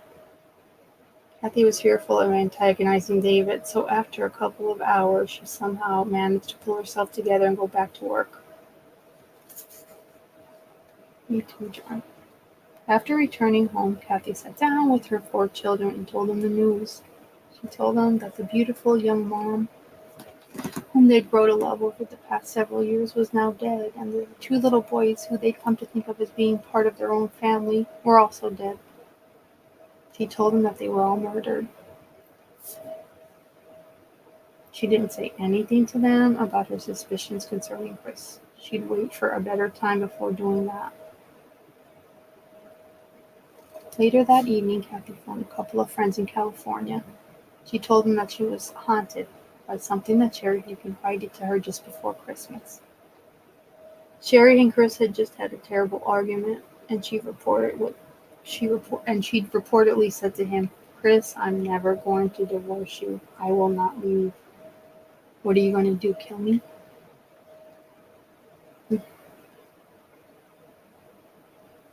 Megan Turnbow was now a senior project manager with an information technology company, having left Joyce Meyer Ministries some time before.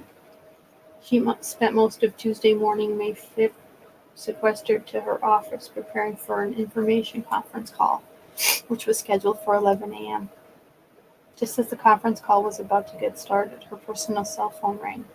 She knew it was her husband, but she didn't bother to answer it. But then Lonnie called again, and she had no choice but to respond.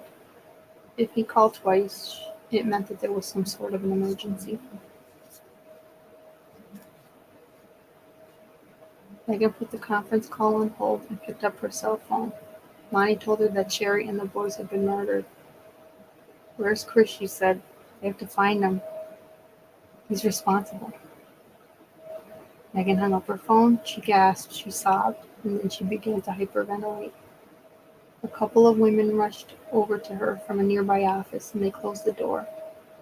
Once she calmed down a bit, she called Chris and left him a voicemail. "Chris, this is Megan. Call me back now." She also sent him a text message saying essentially the same thing. Megan left the office and drove home. She'd completely forgotten about the conference call. She kept thinking about Sheri and the boys. She kept thinking about Chris. She wondered if he'd respond to her messages. Somehow she knew that he never would.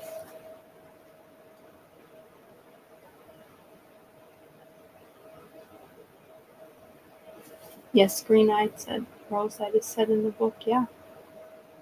Yeah, we're at the point. Whew.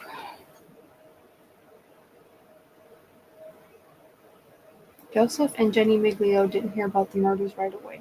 Both of them were full-time students at Eastern Illinois University, and on Tuesday, May 5th, they both had their hands full with the end-of-semester matters.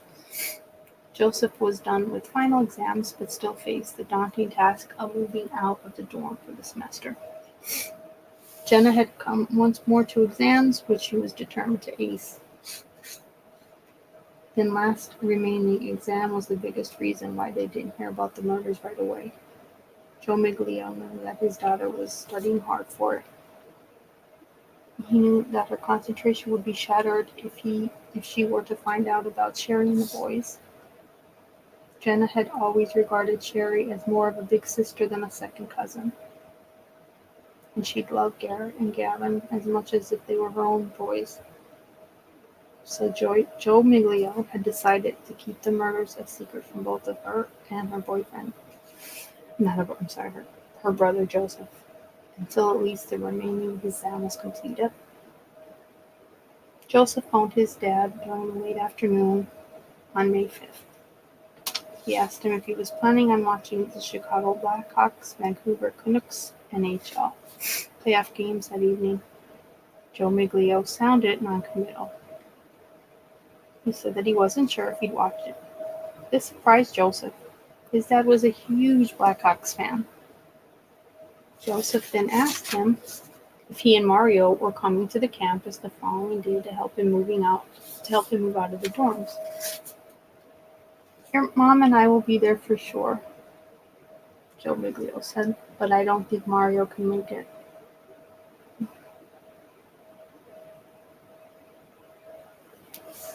The next morning, Joseph went to the lobby of his dorm to greet his mom and dad, who'd just arrived from Chicago. Just inside the front door, there were stacks of both the Chicago Tribune and the St. Louis Post-Patch. Joe Miglio flipped the newspaper over so that their banner headlines were out of view. "Why'd you turn the papers over, Dad?" Joseph asked. "I just wanted to tidy them up," Joe said. "They looked uneven." They spent the day packing up Joseph's belongings, and afterward the entire family enjoyed a dinner at an off-campus restaurant. Joseph told his parents that they could drive back to Chicago without him. He said that he'd spend the night in Jenna's dorm, then return home with her after she'd finished writing her last final. Joe Miglio, of course, was fighting a losing battle.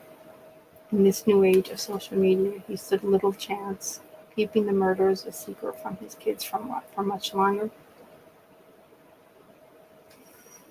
Later that evening, while hanging out in the common room of Jenna's dorm and watching ESPN SportsCenter on his laptop, Joe got a Facebook message from his cousin, Holly. So sorry, the message read, horrible tragedy. Hope you're holding up. Joe had no idea what his cousin was talking about. He wondered if she'd perhaps sent the message to the wrong person. He called Jen out of her room and said, "Look at this message." Then he phoned his cousin Dino, who was good friends with Allie. "Dino, what's going on?" he said. "Why'd I get this message from Allie?" Dino realized that Joe and Jenna weren't supposed to know about the murders just yet, and so he resorted to a little sabotage. "Listen, Joe," he said, "Allie is new to Facebook. I'm pretty sure she meant to send that to some other Joe." A couple of minutes later, Allie sent Joe a second message. "So sorry, Joe. I meant for that to go to someone else." When Jenna read this, she said, "Okay, good. Family crisis averted," and went back into her room to continue studying. But then Joe received yet another Facebook message, this one from his cousin Natalie. "I can't believe this happened," it read. "I'm shocked. How horrible." Joe called Jenna from her room once again and showed her the message. She suggested that he text message Natalie and ask her what was going on. Joe proceeded to do so, and Jenna returned to her studies. Natalie responded saying, I don't know, Joe. It's something with Sheri and the boys. Can't talk now. Catch you later." Joe decided that he'd try to text message Sheri. He hadn't yet responded to a message that she'd sent him several days earlier. "Hey, Sheri," he wrote. "Sorry I've been out of touch." Joe could see on his BlackBerry that the message had been delivered in red. When Sheri didn't respond, he sent her another one. "Please phone or text me whenever you can." Joe could tell that this was the second message not being received. There was a red receipt next to it, which meant that Sheri's BlackBerry maybe was offline. Now he really began to worry. Had something happened to the boys? Was one of them in the hospital? Had something happened to Sheri? Just then Joe received a text message from his cousin Phyllis. "Hey, cuz," it read, "I'm so sorry. If you need to talk, I'm here." This was the last straw. Joe decided that he'd text message Phyllis and demand clarity.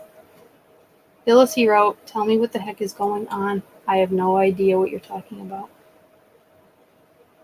Phyllis responded immediately.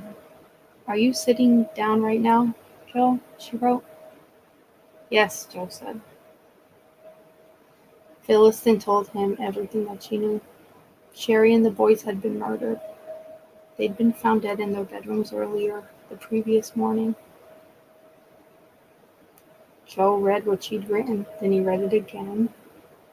He began to tremble. He felt the blood draw from his face. Jenna came out of her room and saw him sitting there clutching his BlackBerry. "Joe," she said, "what's wrong?" "Sheri and the boys were murdered yesterday," he said. Jenna refused to believe it. "No way," she said. "No." Joe wanted to just go online to see if it was really true, but he was too distraught to do so. Jenna's roommate came in at that point, and she went into the internet and found a news item about the murders. "Yes," she said, "it's true." Jenna collapsed to the floor, sobbing. The roommate phoned Joe Miglio. She told him that the kids had just found out about the murders and they were in pretty rough shape. Joe phoned back a couple of minutes later and spoke with them. There was nobody they needed to hear from though. Oof, this is really rough ways to find this stuff out. My gosh.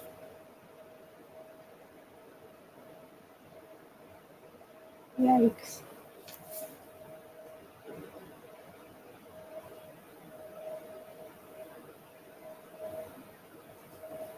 Criminal investigators strongly suspect Chris Coleman. They felt almost certain that he'd murdered his wife and children. Major Jeff Connor suspected him as well. Detective Justin Barlow suspected him. So did Chief Joe Edwards. He just called Justin Barlow at 6:43 a.m. saying that he was on the Jefferson Barracks Bridge and heading straight home. But then he hadn't actually arrived home until 6:56 a.m. Why should it have taken him 13 minutes to drive home from a bridge? Anybody who lived in the area knew that it was maybe a 7 or 8 minute drive at the very most. Had he wanted to make sure that the police found the bodies of his wife and kids prior to his arrival? Chris had shown little emotion about being informed that Sheri, Garett, and Gavin were now dead. He seemed remarkably incurious about what even happened to them. Was this because he already knew what was happening? He pounded his right arm against the gurney in the ambulance, claiming afterward that this was how he'd gotten scratch marks on his right arm. But Captain Jerry Paul and Chaplain Jonathan Peters had noted the scratch marks prior to him striking in a gurney. Was it not possible that the marks had been inflicted while he was in the process of killing his family? Oh.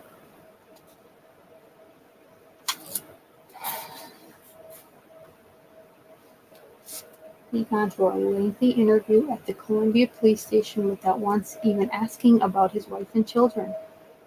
He'd fiddled with his BlackBerry when the detectives were out of the room. He'd stolen a peek at Detective Bisham's notes. And throughout the entire ordeal, he'd fed Barlow and Bivens a steady diet of half-truths and outright lies. He'd initially denied that he and Tara Lutz were having an affair, insisting that they were merely friends. He changed his tune only when Barlow and Bivens informed him that Tara was already talking with them at the St. Petersburg Police Department. And even then, he tried to downplay the extent of their involvement. Had he mentioned their plans to get married? Or that he promised Tara that he'd serve Sheri with divorce papers that very day? Of course he hadn't.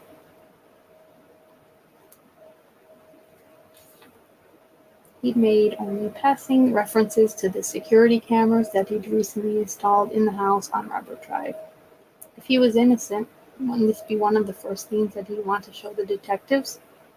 One of those cameras might very well have caught the person who'd broken into the house and murdered his family. He told Barlow and Bivens that he'd locked the doors and windows of the house before going to bed the previous evening. Why, then, was there no indication of forced entry? Why, then, were there no pry marks on the open windows at the rear of the house? If it was somebody other than Chris himself who'd killed Sheri and the boys, how had they gotten in the home? And then, of course, there was this. Chris had told the detectives that he'd left the house for the gym at 5:43 a.m. He told them that Sheri was alive when he left, which meant that the boys were presumably alive also. But then why were their bodies so cold and stiff when Justin Barlow, Jason Donjan, and Steve Kent described them just a little more than an hour later? Why was their skin so horribly discolored? It seemed obvious they'd been dead for quite some time, certainly much longer than a mere hour. Wow, goodness.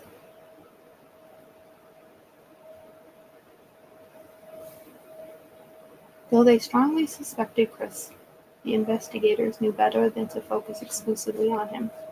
They realized they might be proven wrong, and then somebody may also eventually emerge as a culprit.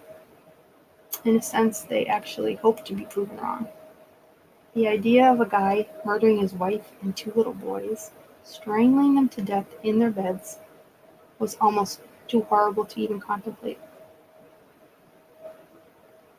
And so they kept their options open.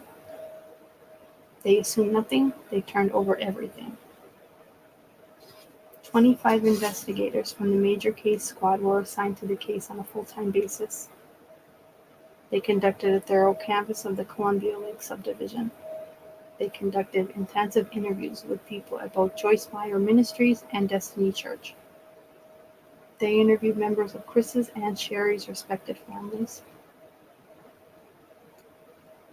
They undertook an exhaustive search of the house on Robert Drive, and they obtained warrants for the search and seizure of all electronic equipment belonging to Chris, Sheri, and Tara Lentz. They searched the route that Chris had taken to the gym that fateful morning, on the chance that he disposed of some critical piece of evidence somewhere along the way. They worked the phones day and night, fielding calls from concerning citizens. They developed a secondary line of suspects and compiled thick dossiers on each of them. They pursued every new lead as if it was their very lives depending on it.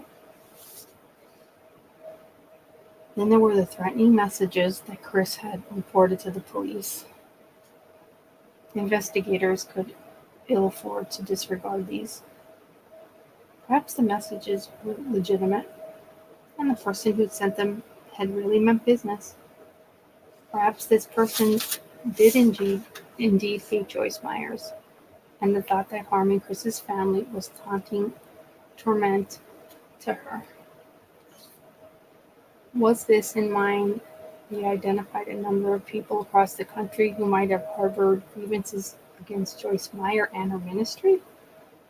Then they enlisted the help of the FBI in tracking down these people and interviewing them. The investigators also held a remarkable resource at their disposal. This was the video surveillance camera that Justin Barlow had installed in the window of his 3-year-old son's second bedroom. He'd installed it, of course, precisely for the purpose of capturing anyone attempting to leave yet another threatening letter in Chris and Sheri's mailbox. The camera was fully operational in the morning of May 5th, videotaping all activity in the immediate vicinity of the Coleman house.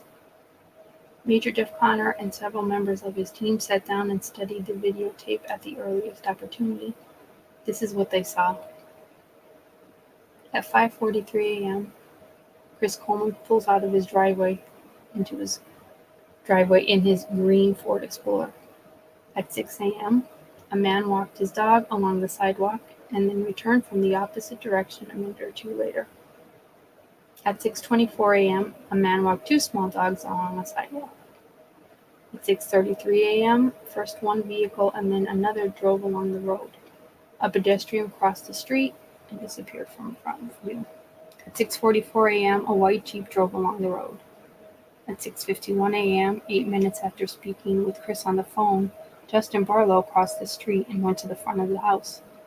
At 6:43 a.m., Justin John arrived in his patrol car and also went to the front door. At 6:56 a.m., 13 minutes after having phoned Barlow, Chris pulled back into his driveway. Seconds later, Steve Patton arrived in his patrol car and at the curb. And that was it. There was nothing else. The videotape left no room for doubt. Chris pulled out of his house at 5:43 a.m. 68 minutes later, at 6:51 a.m., Justin Barlow shows up. 68 minutes. If somebody other than Chris himself had committed these murders, this was the time frame during which this must have been done.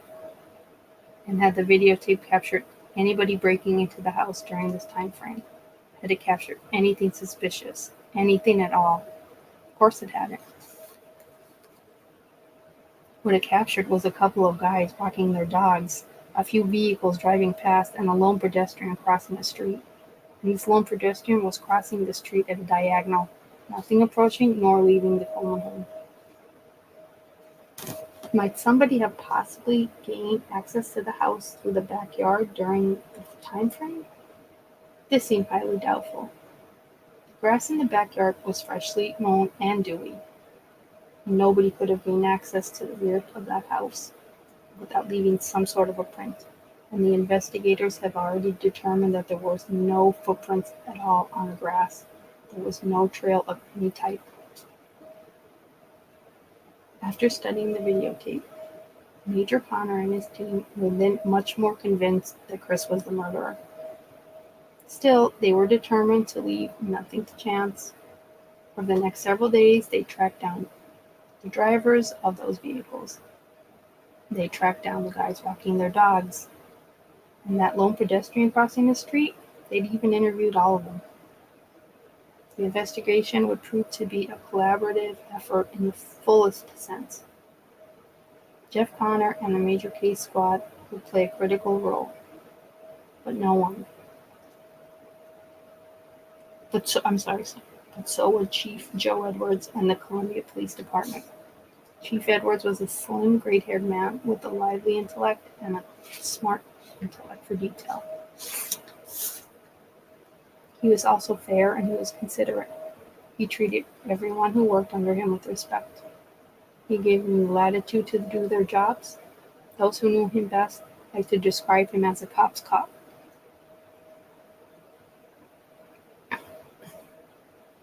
Edwards became chief of the Columbia PD in 2004 when he was just 35 years old. The department had never had a separate detective division, and one of Edwards' first moves as chief was to start one up.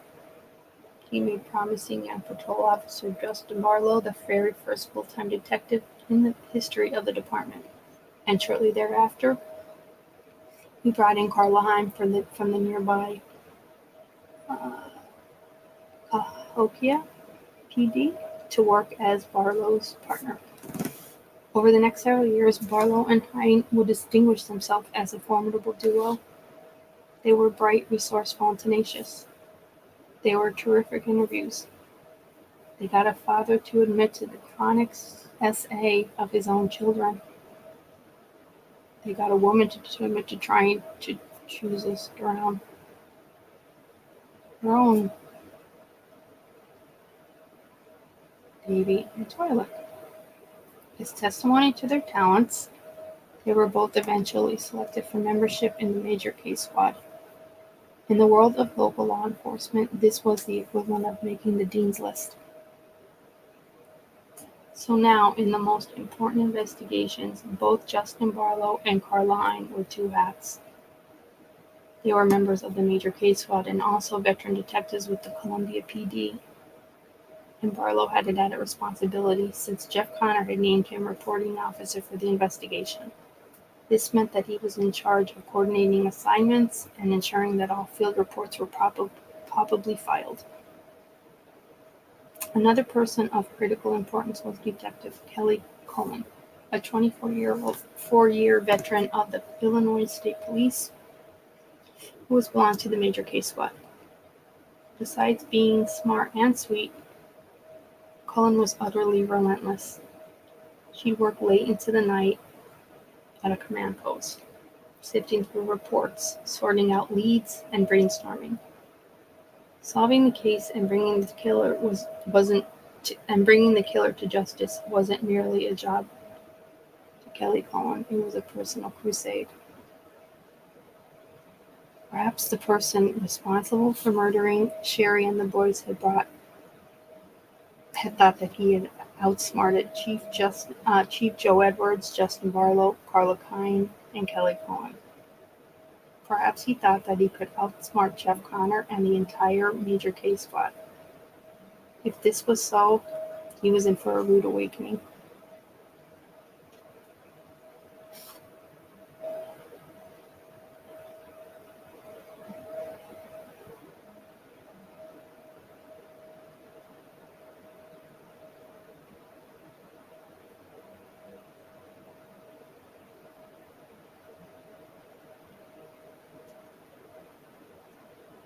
Investigators with the Major Case Squad interviewed dozens of people on Wednesday, May 6th.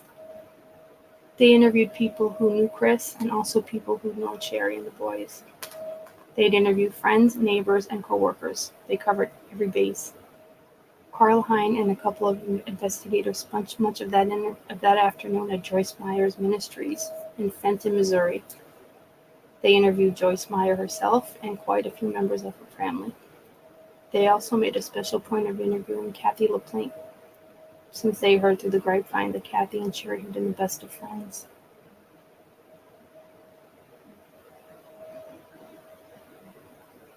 Kathy's boss, David Meyer, phoned her just as the interview was about to get started. He asked her what she was doing. I'm talking with the major case squad, Kathy said. What do they want to talk to you about? David asked. Because I was very good friends with Sheri, Kathy said. David Meyer seemed to grow agitated upon hearing this. Listen to me and listen closely. You only tell them the facts and not your opinions. Do you understand? Yes, sir, Kathy said. And then Meyer hung up.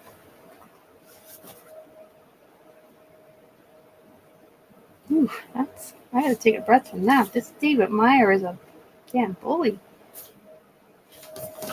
Nice.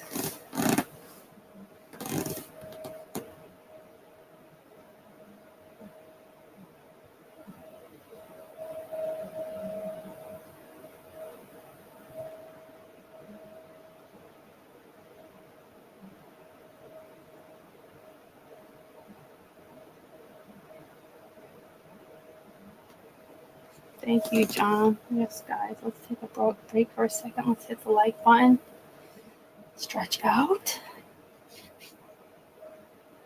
This is pretty hardcore, so we're going to take a 2-minute just to say hi to everyone. Thank you guys for being here. Kevin, don't get bit by dogs or their owners, okay? Stay safe, Kevin.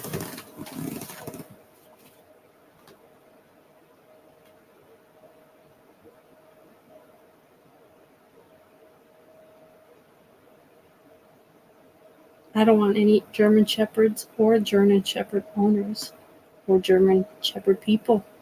Germans. I don't want anybody running around our houses with their teeth showing. Let's keep our teeth inside. Inside teeth, people, tonight. Inside teeth.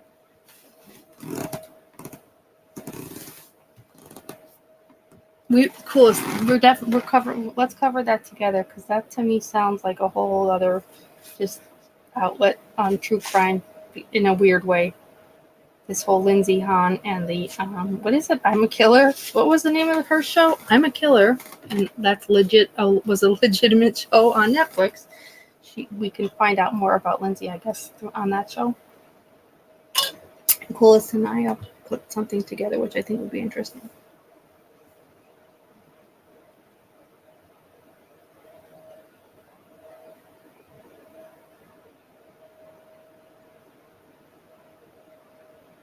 No pit bulls allowed.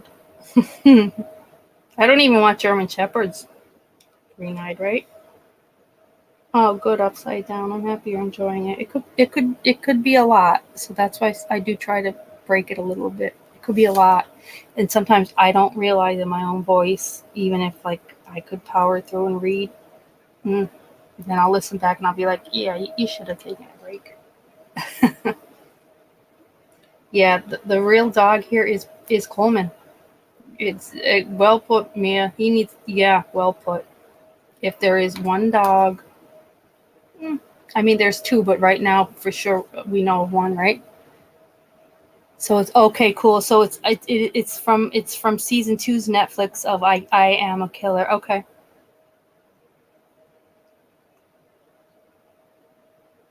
Yeah, I think so, Ed. I know. I mean, I know we can get instant gratification when we watch shows, right? But it's like this. I feel like this is much more intense and interesting, and we're pulling other things in. And yeah, I do. I think that's why I've always loved, like, my love of reading has just, even through social media, I've always still loved to just hold a book in my hands. Or Kindle. I'm just saying I do love to read. So this, to me, I'm happy to hear that there are others that feel the same, which is really nice. Yeah, it's a lot of info upside down. I think that's the one part you have to realize when you're reading these books. It could totally deplete you of your energy. So it does help, even if I just take a couple breaks, and even if I just do a 4 or 5 hour show, it's a lot.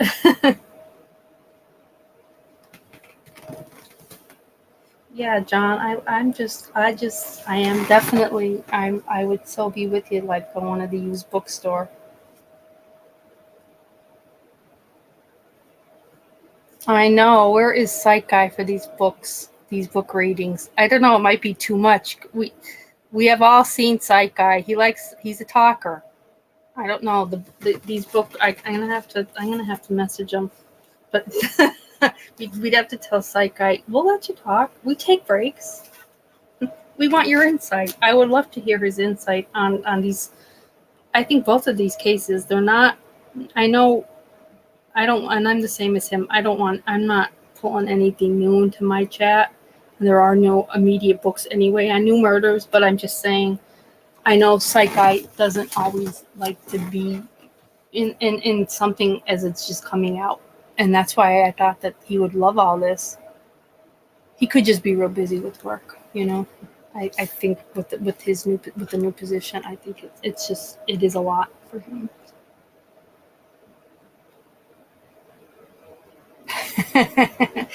Yes, John. That's all right though, John. Not like it's a subtle art. It's a subtle art, but nonetheless, it's an art. You'd still, John. It would still get you dessert. Let's never minimize it. It would still get you dessert.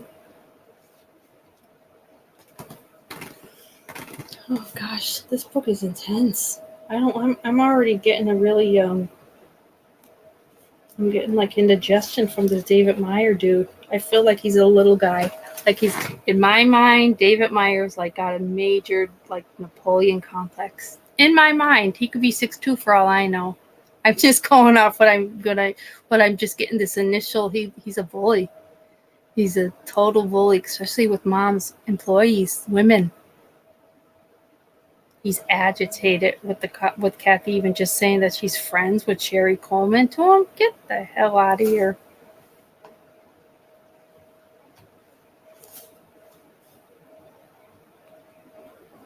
All right. Oh, oh she's around. So I didn't even realize I did not do this consciously. I left off at John hanging up on David Meyer hanging up on her. So when I pick it back up, it's Kathy. It's the first sentence is Kathy felt intimidated. She thought that her boss was displeased that she was talking with the major case squad. She thought that perhaps he didn't want her to say anything negative about Chris. She went ahead with the interview, but was careful not to say everything that was on her mind. She was fearful of jeopardizing her job.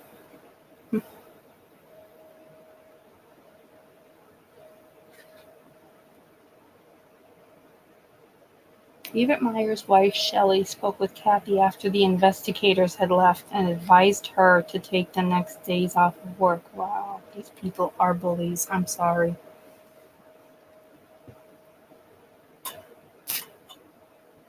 Investigators with the major case squad also continued to search for physical evidence. They'd already scoured the house on Robert Drive. They'd scoured the immediate neighborhood and also the route that Chris had taken to and from the gym the previous morning. They'd found a piece of balling twine that had been fashioned into a noose. Oof. Trigger. Now they found two additional items of potential significance. The first of these was a latex glove stained with red paint that they found along the median on the Illinois side of the Jefferson Barracks Bridge. The second was the faceplate for a digital video recorder or DVR. They found it was on the lower deck of the bridge, next to a catwalk. It seemed likely that someone had tossed it off of the bridge while traveling westbound into Missouri. The investigators knew that Chris had recently installed 3 security cameras in the house on Robert Drive. They knew that the cameras were supposed to have been recording straight to a DVR. They'd found the DVR in the basement of the house the days before, sitting atop a computer monitor. Somebody had torn off the faceplate and removed the video recorder that was designed to store the video images. Wow. Whoever had done it seemed not to have been in any particular hurry. The wires that fed into the recorder hadn't been stripped, but rather carefully unscrewed and left perfectly intact. Was it Chris who'd done this? If he was the murderer, the last thing that he'd want was for the security cameras actually to be recorded. That way the police would know for certain that there had to have been an intruder. The only person who possibly could have killed Sheri and the boys was Chris himself. No one else. Had he disabled the DVR of his own security system? Then tossed the faceplate over the side of the Jefferson Barracks Bridge while driving to the gym the morning of the murders.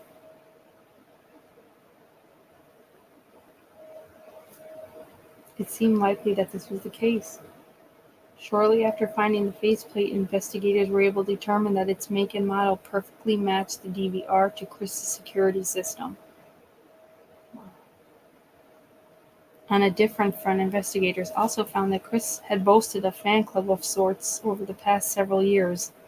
Certain followers of Joyce Meyer had started an internet site that was dedicated to him, but the site was removed the day of the murders. Hang on. I'll read that again. I'm just going to read that again. On a different front, investigators found that Chris had boasted a fan club of sorts over the past several years. Certain followers of Joyce Meyer had started an internet site that was dedicated to Chris Coleman, but the site was removed the day of the murders. Wow. What?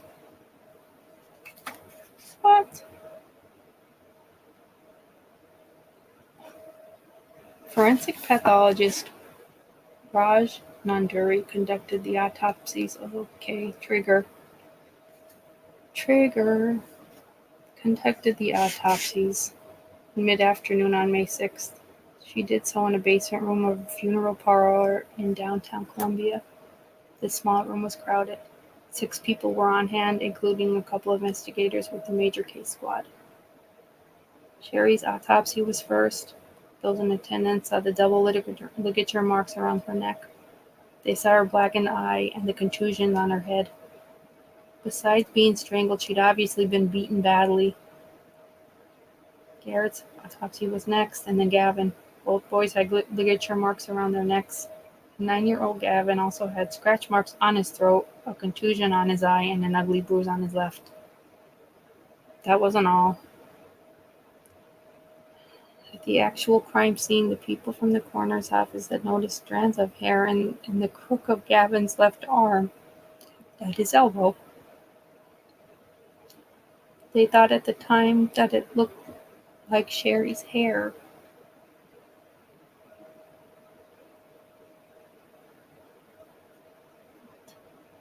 The autopsy showed that it was indeed probably Sheri's hair, and it showed something else besides.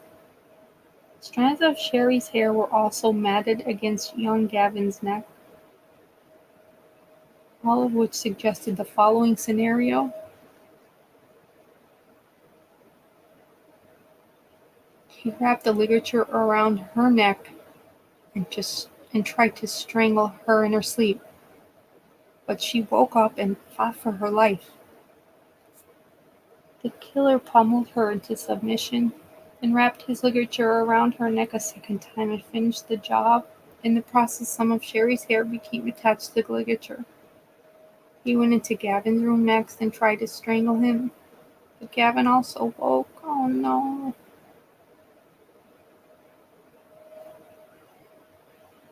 He went into Gavin's room next and tried to strangle him, but Gavin also woke.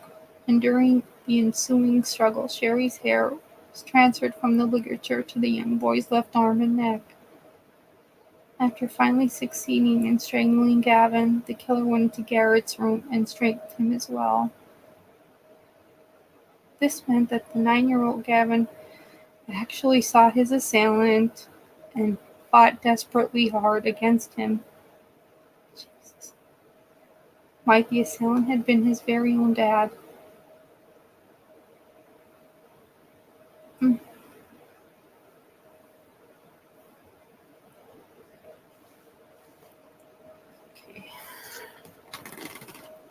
doing okay here now? Just want to make sure everybody's okay. Normally I read these books prior. I haven't done that with this. I just want to make sure that no one at any time feels maybe I should just read the book first. I just want to make sure you're all okay. I'm all right, but I just want to make sure you guys are okay.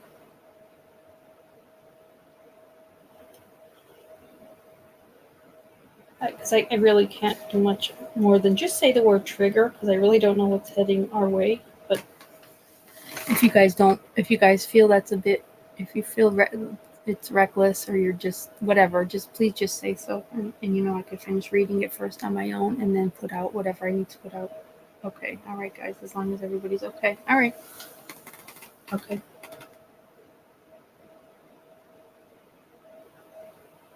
I love you guys too. This is rough. I did. It's okay, Nelson. I know you're here. I didn't realize just how much evidence was accumulated in these autopsies, I guess. Literally, I just said that earlier. But wow. Pretty solid to me, but I can't imagine what these boys went through. Yikes.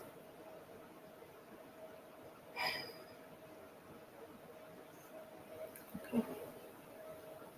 On Wednesday afternoon, May 6th, Mario visited a diner in Chicago with a diner in Chicago with a couple of friends. They just sat down at a table when Mario's cell phone rang. It was Chris Coleman, finally responding to his incessant calls and messages. Mario went outside so that he could talk with him in private. "What's going on?" Mario said. "Why didn't you get back to me yesterday?" "I didn't get a chance to yesterday. I was being interrogated for 8 hours.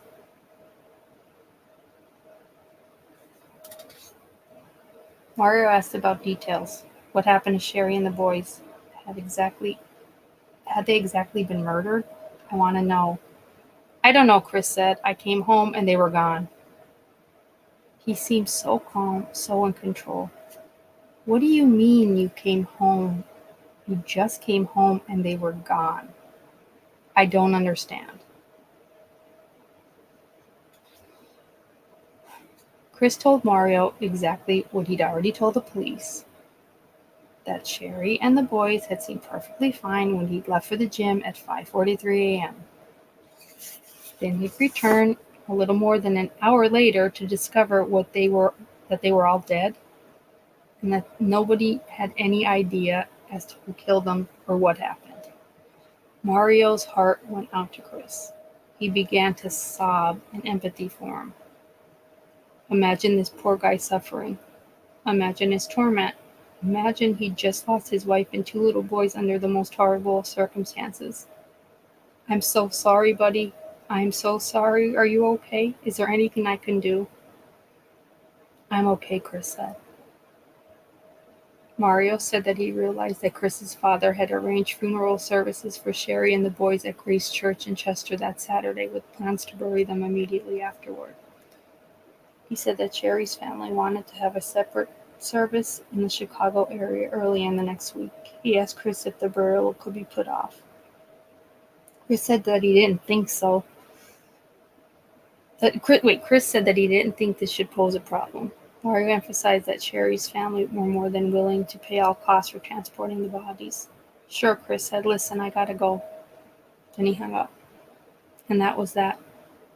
Never again would Chris bother to contact Mario. Never again would he bother to contact a single member of Sheri's family.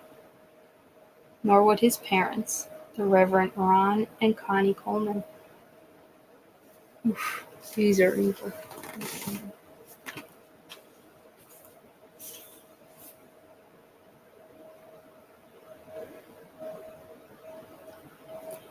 I'm taking a minute, guys.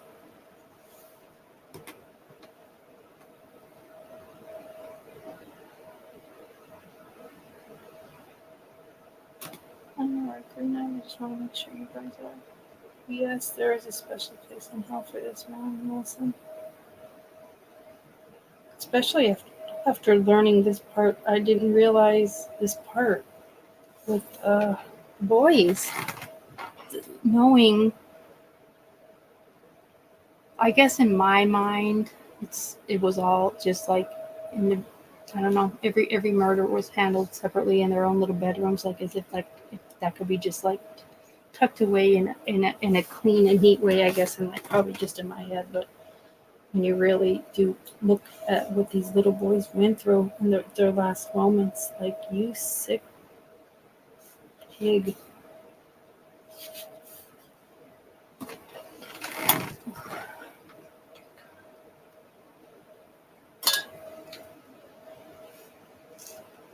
Chapter 29. Detective James Newcomb for the Troy, Illinois Police Department flew to Florida that same afternoon. Detective Dan Reed of the Illinois State Police accompanied him. Both men belonged to the Major Case Squad. The purpose of this trip? Find out more about Tara Lynch and her affair with Chris Coleman. Okay. And this is what gives me energy, guys.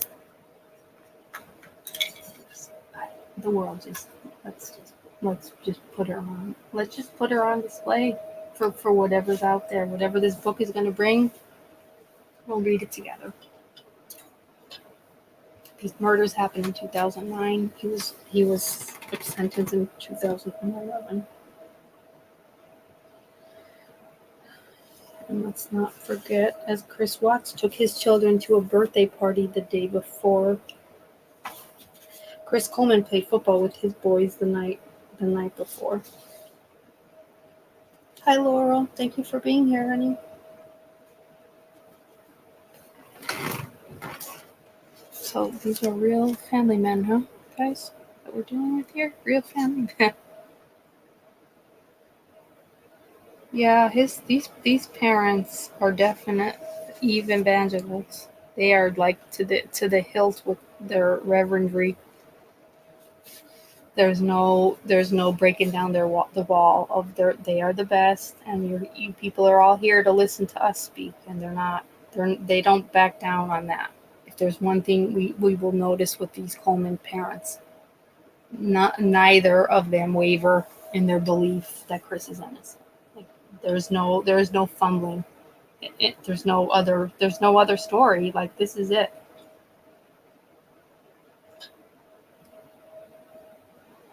Yes, this is where I have trouble too, downtown. It's when children are not only exploited by evil, but their own familial evil that takes my justice level to a whole other place. And I think that's when it's a dangerous word, right? Like, you become, like, in your head, like a civil anti, right? Like, you want to whatever's out there, let's talk about it. I have no problem discussing this case when there's children involved, and their trust of something as basic as the first two people you trust in life are your mother and your father. And these boys had no reason to ever believe otherwise. Even throughout whatever's going on with Chris and Sheri, we have to remember these boys still don't know otherwise.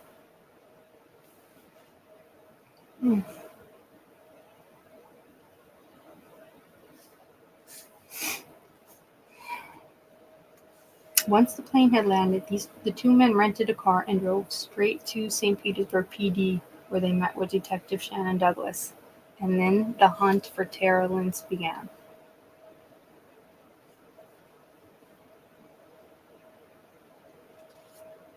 Alright, awesome. I could do one. I'll do at least one more chapter, because this chapter introduces us. They're on a hunt for Tara Lynch, as we are in this book. Just breathe. You guys have to step out. I don't want anybody to have anxiety over this. This dude's where he belongs. Let's not forget that. Alright, so with Detective Douglas serving as a guide, they went to Tara's condominium apartment, which she'd reportedly bought with her ex-husband in 2006. Though a late model black Cadillac was also there, Tara herself was nowhere to be found. They next went to Derby Lane Dog Track in St. Petersburg, where Tara worked as a cocktail waitress. Oh gosh, I do. Okay, so if there's any justice, Tara Lynch works at a place called Derby Lane Dog Track. You know what? Dogs are above this, but it's still to me. She's a cocktail waitress at Derby Lane at a dog track. Oh God.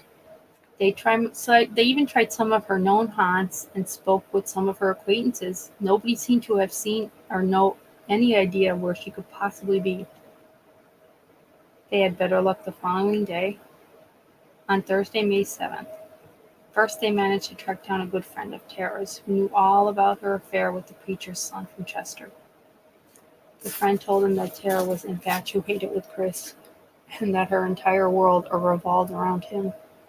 She told him that Tara had been documenting their relationship through cell phone pictures and messages. Oof, that's creepy. Next, they spoke with a guy who'd known Tara for 5 or 6 years.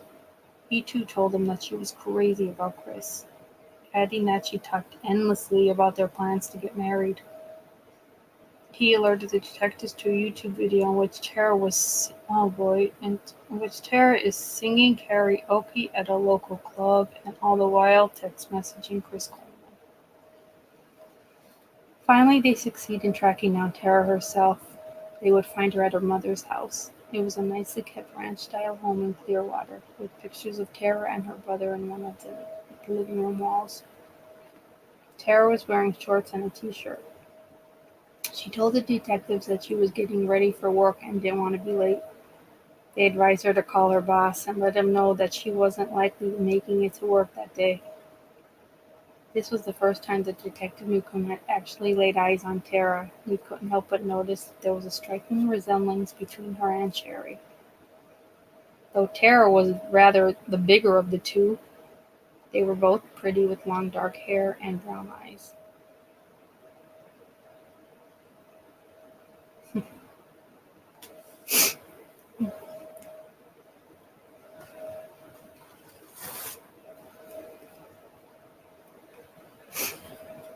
The detectives wanted to take her to St. Petersburg PD for questioning.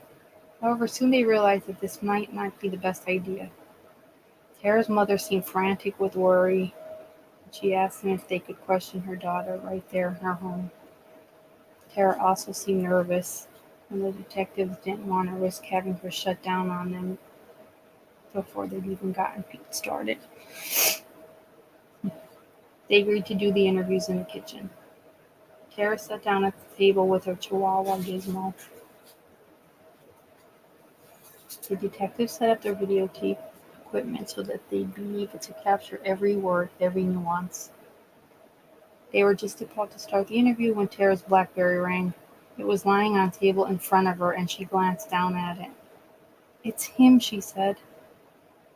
Newcomb understood this to mean that it was Chris. "Answer it," he told her. She picked up the BlackBerry and said, "Hi." "Hey, baby," Chris said. "I'm talking to the police right now," Tara said. "That's interesting," Chris told her. "Well, it's detectives from St. Louis," Tara said. "Yeah?" Chris said. "They're looking for motive." James Newcomb could hear this exchange as clear as a bell, and right then he was convinced that Chris was guilty. Newcomb wasn't known for rushing to judgment. He tended to go about his business with a scrupulously open mind, much like a scientist testing a hypothesis. He believed that criminal investigators should make no assumption about the guilt or innocence of a given individual until all of the relevant facts had been gathered and sorted through. But this was something else. Chris might have said, "Oh, glad they're looking into it." He might have said, "I wonder what they'd want." He might have said 1,000 things. When in fact, what did he say? They're looking for motive. The comment itself reeked of guilt. Tara cut the conversation short. She leaned back in her chair, and the detectives could tell from her look in her eye now, her open to cooperating with them. They had already gotten access to her credit card account via a search warrant, so they knew about the Caribbean cruise that she booked. They'd asked her if she planned on taking the cruise with Chris, and she told them if this was so. She told him that she'd posed as Sheri and succeeded in canceling the Coleman vacation to Disney World. She described herself as a Disney World freak and admitted that she couldn't stand the prospect of Chris going there with Sheri. We take the boys to Disney World, she told them. Forget about Sheri. Look, she told the detectives, I know what I did was wrong, but I'm in love with Chris. Hi, Jennifer Bradford. Look, I'm in love with Chris? Like as if that's safe? Oh, goodness. Okay, dear. She said that she'd often refer to Sheri in her text messages to Chris as Coolio, after the well-known hip-hop artist. She said that she'd done so because she felt a twinge of guilt whenever using Sheri's real name.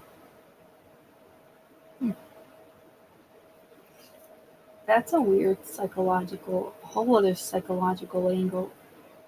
So so she feels guilt if she uses her real name, so she would prefer instead to use that of, I guess, a rapper, a well-known hip-hop artist. Okay. You going now, Green-Eyed? All right, honey, good night. Yeah, this is a bad one, Jen. Thank you so much for being here, Green-Eyed. Good night. She admitted that she and Chris had planned on getting married, hopefully no later than January 2010. She said that she'd already signed up for a bridal registry and that she'd been looking for houses and jobs in the St. Louis area. She said that she and Chris had talked about getting his vasectomy reversed.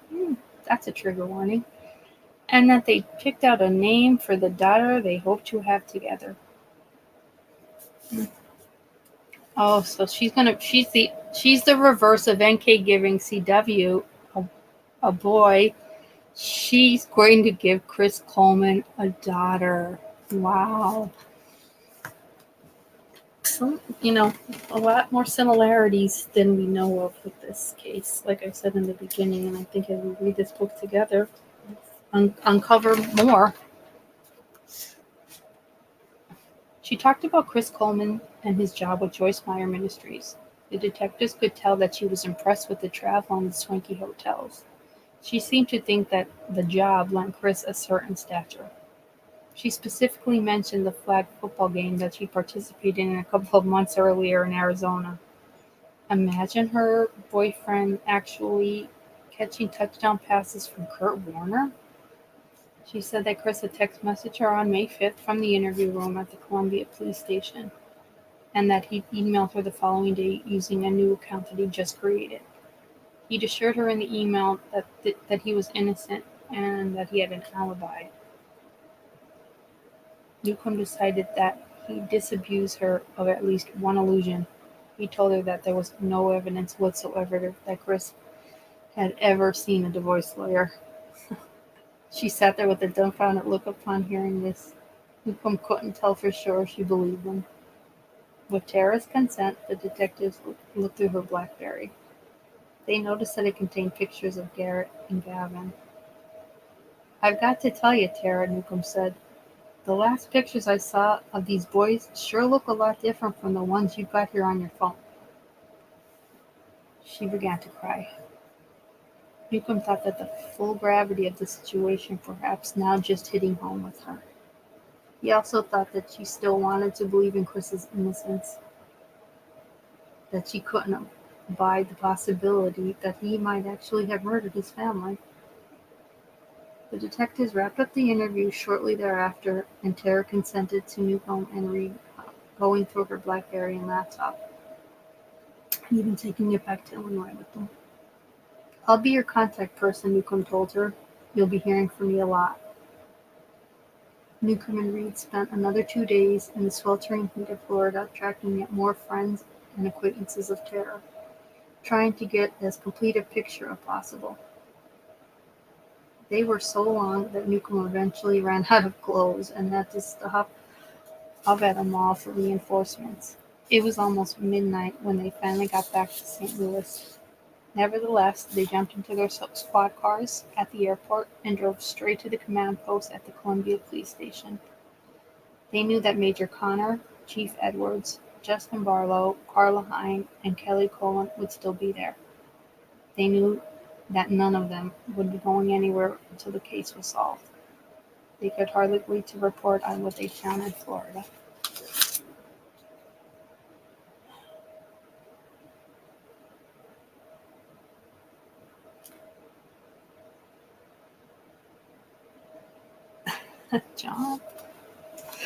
John's like, oh, girls, giving girls, so sweet. Giving, such sweet giving then. Yes, really sweet, John. There's nothing sweet. Jennifer Bradford, this is one case that has always stuck with me and disturbed me. I just can't wrap my head around it. Almost was talking about terror. Overall, she was tone deaf. Yeah, she's tone deaf with her initial interviews. She shows no emotion at all. It's all about her. Yeah.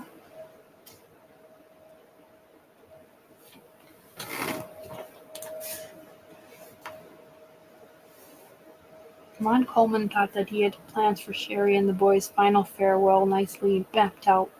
Visitation or viewing was scheduled for Friday, May 8th at Grace Church in Chester, starting at 4 o'clock in the afternoon. The funeral was scheduled for the following Saturday. Wow, this is quick. May 9th. And the burial at Evergreen Cemetery on the outskirts of town immediately after. Wow. She was just murdered. Like 4 days. Oh.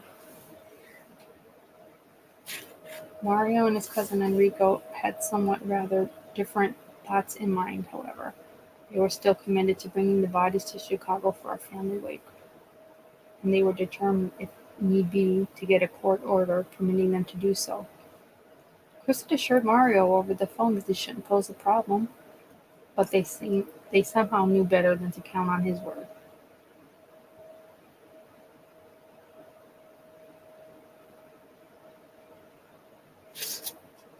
Mario would telephone Chris. He'd tell him once again what they wanted to do and asked if he or his father had any objections. Only this time they tape recorded the conversation. If the Colemans insisted on going ahead with the burial immediately after the funeral on Saturday, May 9th, Enrico and Jack Carey could use this as ammunition to get them a court order. It would show the court that the Coleman family was being totally uncooperative. Mario called the Coleman house in Chester and got Chris on the line. He told him that Sheri's family still wanted to bring the bodies to Chicago for a wake and that they'd happily cover all the expenses that this might involve. Is that okay with you, he asked? Chris said that he'd check with his dad, who was apparently in the same room. Mario could hear Chris asking him about it, and then Ron responding with an emphatic no. Chris came back on the phone with the answer. No, he told Mario, I can't do that. Okay, Mario said. The next day, Friday, the 8th, Mario, Enrico, and Jack Carey went to the Monroe County Courthouse in Waterloo. They filed an application for a court order that would permit them to bring the bodies of Sheri and the boys to Chicago for a family wake. This was a hearing on the matter at the courthouse later the same day, and the judge granted them the order. Mario phoned Joe Miglio with the good news and asked him exactly where in the Chicago area they should have the services. Joe suggested Herson Funeral Home in the suburban community of Hillside, Westchester. Mario then contacted the funeral director at Herson and made the necessary arrangements. Visitation took place later that same day at Grace Church in Chester. It began with a 30-minute open casket. It began with a 30-minute open casket service for family members and close friends. Ooh. Then the caskets were closed and the general public was admitted. Dan Heiss was there along with his brother Ron. No one from Sheri's mom's side of the family was on hand for the occasion. Ron thought the proceedings were dignified for the most part, if not always easy to endure. There was a receiving line, and at one point he inadvertently wandered to the front of it. Almost at once, people began coming up to him. and offering their condolences. Some of them quoted scriptures, others prayed, and said, "Praise the Lord." Don found this offensive. His impression was that most of these people were members of the Grace Church congregation. Many of them had truly known Sheri, Garett, and Gavin, and why would they assume that he shared their religious beliefs? Don saw Chris, who was standing alongside the caskets with his brother Brad. He went over and embraced him and told him he was sorry. He wondered aloud who could have done such monstrous a thing. Chris had nothing to say on the subject. Ron Weiss had never previously met Chris, but now he too went over and commiserated with him. He shook his hand and gave him a big hug. Chris said scarcely a word in return. Ron thought that he seemed emotionally vacant, almost catatonic. Vanessa Regaro had driven down from Columbia Lakes for the viewings. Since the morning of May 5th, she revised her opinion of Chris. She initially refused even to consider the possibility that he might have been responsible. But then she thought about the bruises that she and her fiancé had noticed on Sheri. She thought about Chris's belligerent attitude during that awkward evening in mid-April. And she thought long and hard about he'd forbidden Garett and Gavin to sleeping over with her son Brandon on Monday, May 4th. "Tonight's not a good night," he would say. Perhaps she'd be wrong about the guy. Perhaps he had in fact murdered Sheri and the boys. She saw him now, and she realized that he'd also seen her. So she went up and offered her condolences, trying her best to play it cool. Chris wrapped her in an embrace. It lasted so long that Vanessa began to feel sick to her stomach. She felt immensely relieved when they were finally let go. "Sorry you lost your friend," he said to her. Vanessa said nothing. She merely looked at him. "How's Brandon handling this?" Chris asked. Vanessa took her time answering. She wanted to keep her emotions under control. "How do you think he's handling it? His two best friends were just murdered, and also the woman he regarded as his second mom. She's murdered too." Kathy and Bob LePayne had come with their youngest son, Alex, who'd been like a brother to Garett and Gavin. Kathy was a bundle of nerves. She'd been barely able to function over the past several days. Megan Turnbull was there too, and she and Kathy went to the front of the church, where Chris was seen next to his father. Chris collapsed into Megan's arms and began to bawl. He laid his head on her shoulder and cried his eyes out. Megan was repulsed. She felt certain that Chris had murdered Sheri and the boys. She'd have better life on it. After 2 or 3 agonizing minutes, he regained his consciousness and composure. "Megan," he said, "this is my dad, Ron." Ron Coleman patted Megan's wrist. "Sheri talked about you all the time," Ron said. "But don't worry. She had broken bones in her face and bruises all over. She fought to the very end." "What?" he said. "Wow." "Sheri talked about you all the time," Ron said. "But don't worry. She had broken bones in her face and bruises all over. She fought to the very end." He patted Megan's wrist and smiled. Megan couldn't believe her ears. Had the guy actually just said this out loud? Had he thought that he'd somehow found it consoling? And he was supposed to be a pastor? She stood there with her mouth open. She felt her body even go limp. Her husband, Lonnie, came over and put an arm around her shoulders. Ron Coleman then approached Kathy Plant and repeated almost exactly the same words to her. Realized that they needed a breath of fresh air, Megan and Kathy went outside and sat together on the curb. Megan asked Kathy if the Major Case Squad had interviewed her, and Kathy had said yes, but she hadn't told him everything she knew. She said that David Meyer had called her at the start of the interview and effective immediately her into silence. Megan encouraged her to contact the squad and arrange another video. She told her not to worry about any possible repercussions from Joyce Meyer Ministries. At this point, Carla Hine approached the two women. She and several other investigators had been monitoring proceedings from inside the church. She said hello and sat beside them on the curb. "I'm pretty sure you've got more to share with us," she said to Kathy. "I sensed that you kind of shut down on us that day." "It's true," Kathy said. "You and Sheri were good friends," Carla said. "Sheri can't speak for herself right now, so maybe this isn't a case for you to serve as her voice." "Yes," Kathy said. "Will you come up to the police station later this evening then?" Carla asked, "and tell us everything you know." "Yes, I will." And so she did. She told the investigators that she initially felt intimidated, but now wanted to tell the whole story. She said that Sheri had consistently refused Chris's demands for a divorce.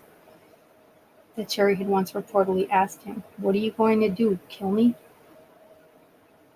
That she called Kathy in a panic one day and even said, "If anything happens to me, Chris did it." Kathy told him everything. She told him everything she knew. The next morning, Saturday, May 9th, there was a bit of a ruckus at Grace Church. Somebody, it was rumored, had phoned in a bomb threat. The local police undertook a thorough search, but found nothing suspicious, so the funeral went ahead as planned. The church was jam-packed for the event, which lasted scarcely half an hour. Phil Stern of Destiny Church spoke, and so did the Joyce Meyer pastor Mike Shepard. But absolutely no one else would speak. Chris text messaged her from the church. "You wouldn't believe it down here," he wrote. "There's more than 1,000 people." Afterward, there was a short graveside ceremony at Evergreen Cemetery. Chris stood on the damp ground and gazed teary-eyed at the caskets. He exchanged hugs with his mom and dad. Then he stepped aside and text messaged Carolyn, saying he loved her and he missed her. He text messaged her on his company phone, since the police still hadn't returned his BlackBerry. While walking from the gravesite after the funeral had ended, Megan and Lonnie Turnbull came upon a cream-colored Chevy Malibu. Lonnie and Connie Coleman were sitting up front, and Chris was alone in the back seat. He rolled down the window, reached out, and grabbed Megan's arm. He pulled her closer to the window and struck his face right up in hers. "Thanks for coming," he said. "Nothing could have prevented me from being here," Megan said. She thought of the messages that she'd left him on May 5th, right after she'd learned of the murders. "I sent you some messages," she said. "Didn't you get them?" "No," Chris said, smirking. "The police took my phone." An hour or so later, the caskets were reloaded into awaiting hearse for a trip to Chicago.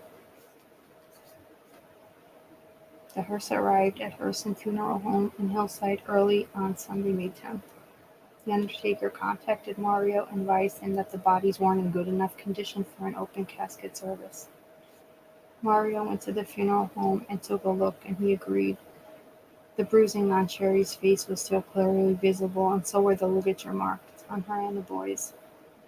"You've got to fix them up as best you can," Mario said. "My mom can't see them like that." The undertaker did what he could, and the service for Sheri's mom's relatives took place on Monday, May 11th. Don Weiss also attended, having made a lonely drive to Chicago in a rental car for the occasion. Oh, that's sad. Oh. Caskets were then loaded once again into the hearse and shipped back down to Chester for burial at Evergreen Cemetery. A candlelight vigil was held for Sheri and the boys in Columbia, Illinois on Sunday evening, May 10th. It was held at Rome Schoolcraft Memorial City Park, a beautiful green space immediately adjacent to Garett and Gavin School and the field where they play football. Several hundred people attended the event.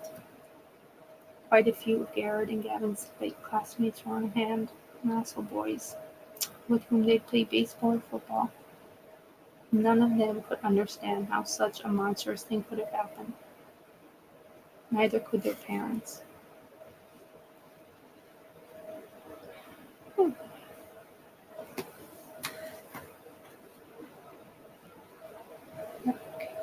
I will read till 12 a.m., guys. And then I'll call it a night. On Monday morning, May 11th, Chris went to the Columbia police station so that the investigators could take his finger and palm prints. By this point, the Coleman family had hired a pair of first-rate St. Louis attorneys to represent them, the father and son team of Arthur and William Margulies. William Margulies accompanied Chris on the trip to the station. After the fingerprinting was done, Chris walked out to the parking lot with his attorney. He was wearing designer jeans and a long-sleeve white shirt. He was also wearing a smirk. Perhaps he thought that he'd won, that he'd withstood the best shots that the police had in store for him. Perhaps he thought himself invincible. Major Jeff Connor watched as Chris left the station. He couldn't help but notice the smirk as well, and he wouldn't soon forget it. He felt confident that eventually he'd have an opportunity to wipe it right off of this guy's face. Chris and William Margulies drove from the police station to the house on Robert Drive. The investigators had finished searching the house for evidence, so Chris now had limited access to it. Several members of the family pulled up into the driveway in a Jeep that was towing a large trailer. Chris remained in Margulies' car for a full 2 hours while the family members carried furnishings, clothing, children's toys, and books from the house and loaded them into the trailer. Then he got into the Jeep with them and they towed the trailer away. Oof.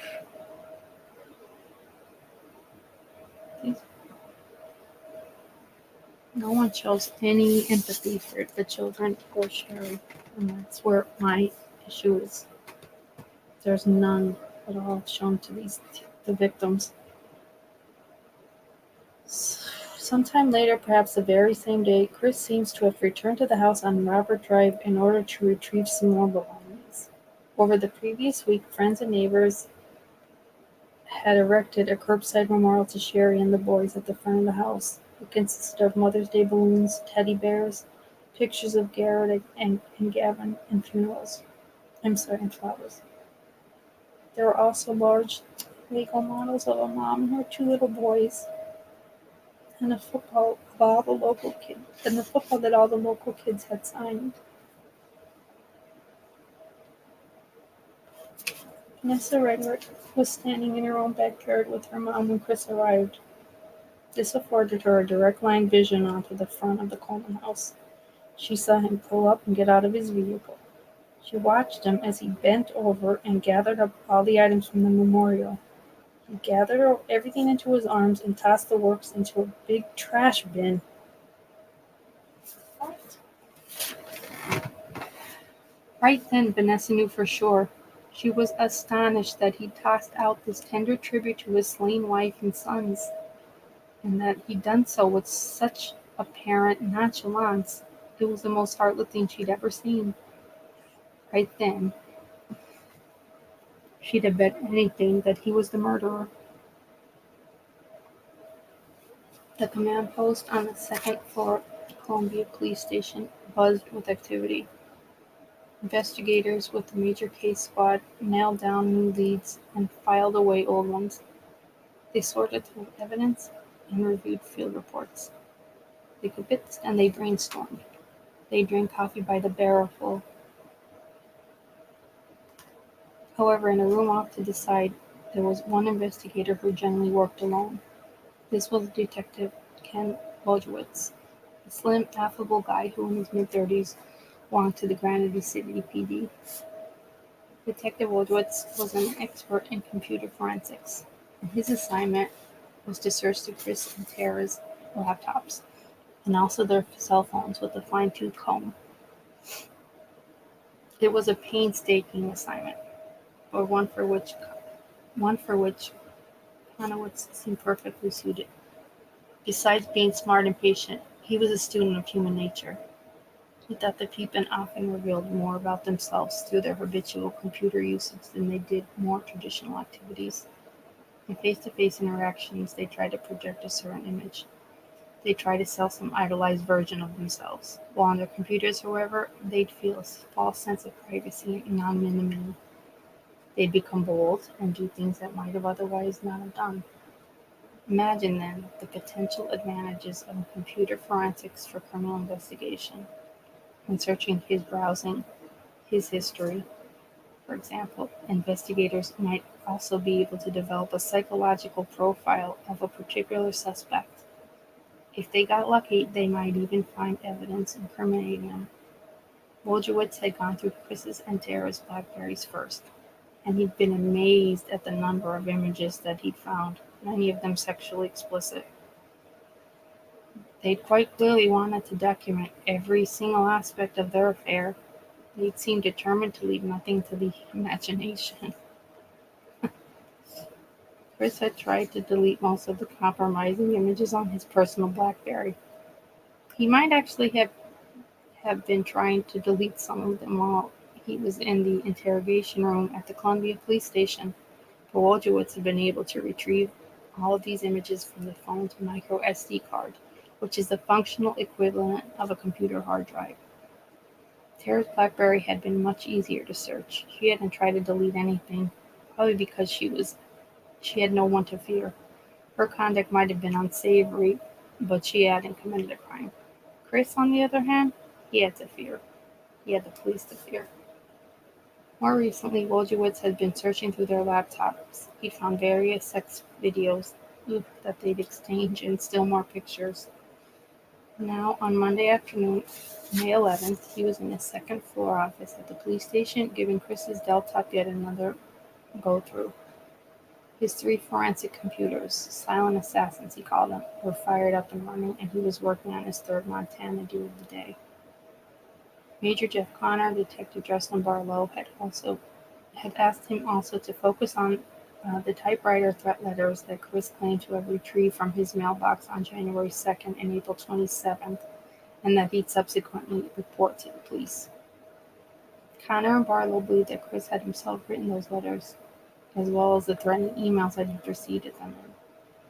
They believed that Chris had been planning on murdering his family for months, and that these emails and letters were intended to cast suspicion in advance on some mystery enemy of Joyce Meyer Ministries. They hoped that Wojciech might be able to find the threat letters on Chris's laptop. Wojciech couldn't find the actual threat letters on Chris's laptop that Monday afternoon, but he did succeed in finding something almost as valuable. He'd noticed that the word opportunities was misspelled in the letters from January 2nd. No more opportunities, titties, he wrote. He read, "Time is running out for you and your family." So we searched the laptop for documents in which the words might be similarly misspelled. Almost at once, he got 7 positive hits. In 7 different documents, Chris misspelled opportunities. One of them was a memorandum about a discussion that he was planning on having with Joyce Myers. Another was an email draft to Daniel Myers.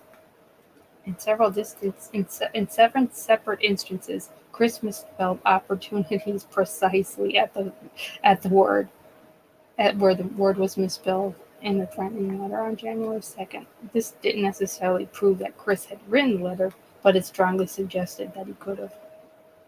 Wojciech was excited.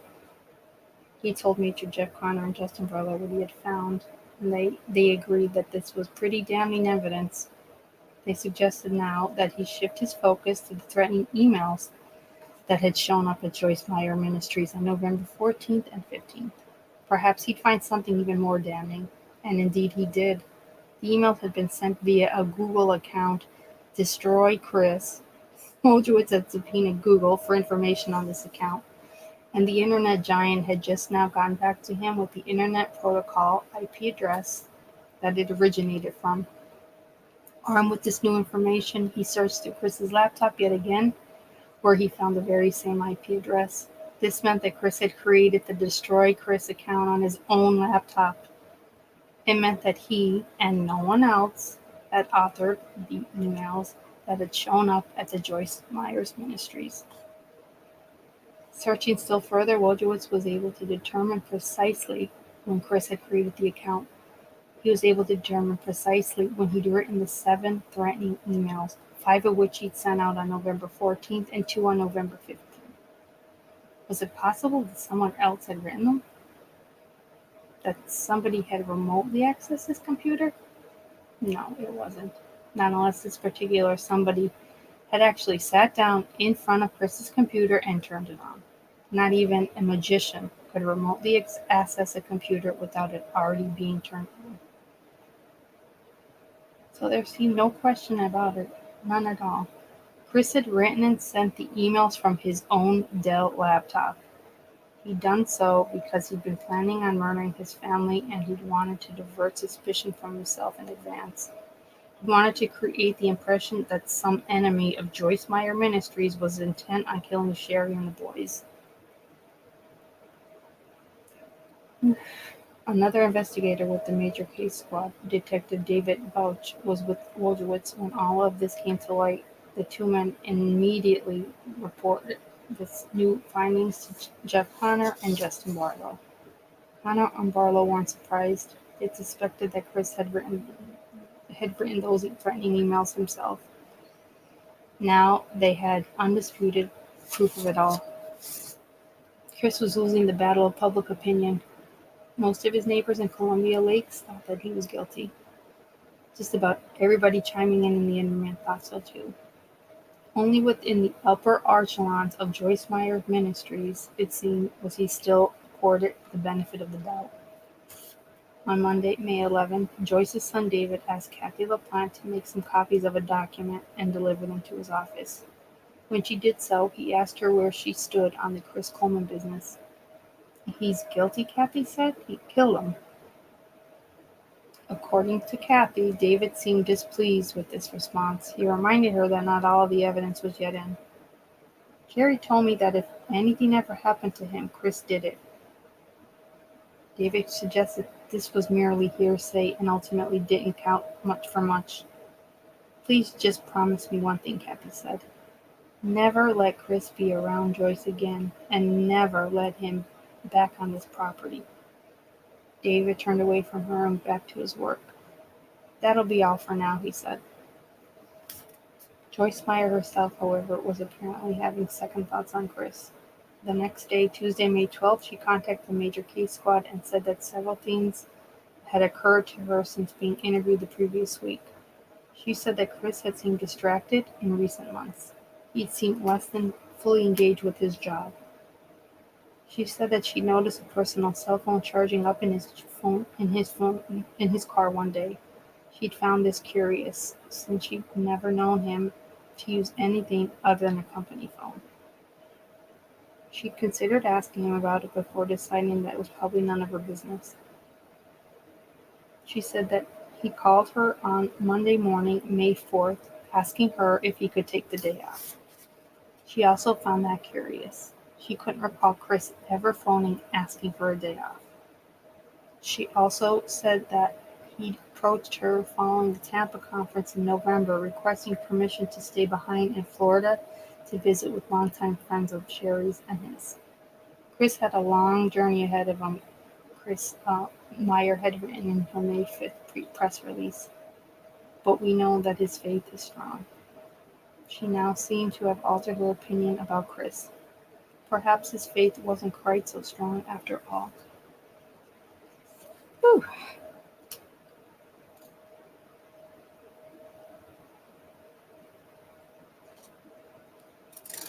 Hi, FN. Oh yeah, FN. You missed you. Well, you have a lot to replay. It is crazy.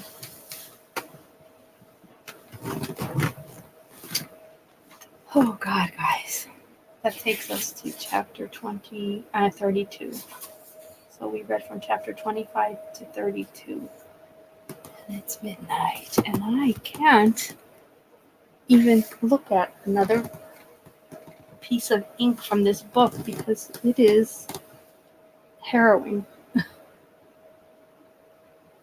I don't know, this takes on a whole other level of sinister to me.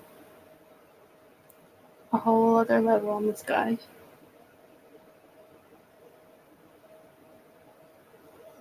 Joyce, what did Mia just said? John, Joyce looks manly to me.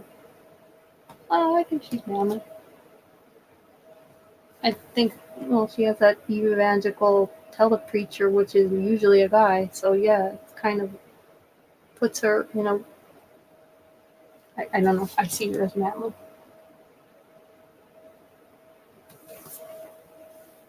How many chapters are left, Ed? Hang on, let me tell you. I'll tell you right now.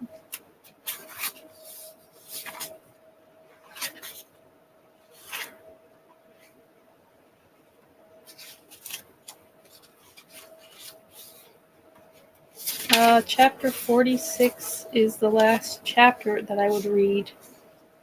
And then there's an afterword, a couple pages of an afterword.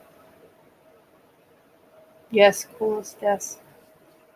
So yeah, we have not that much more to go, guys. I'm literally holding it in my hand. It's not a lot at all. It's a lot mentally,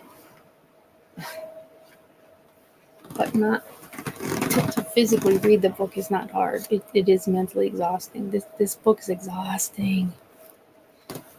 Ugh.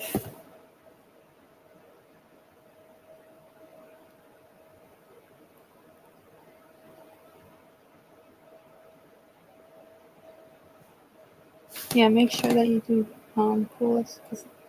Yeah, email me and then I'll just I will shoot you my cell phone so you can text me. And it's just easier to text if you're alright with that.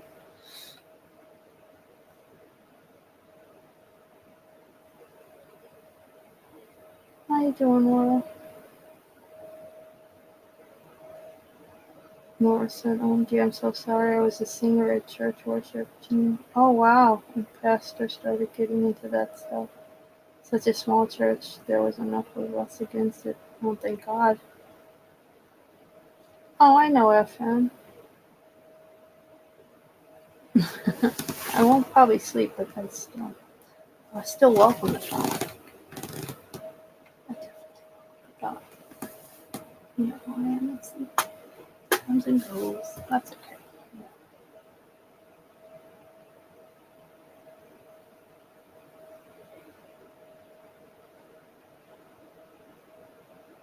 Oh, you know what? Cool. Let's just send it again right now, but put that in the title, and this way I'll immediately get it. Side note here, Ed said, side note, Curious Rose. I never knew who the bride was in November. Oh, that's Stephanie Seymour. Yeah, I love Stephanie Seymour. They were a couple.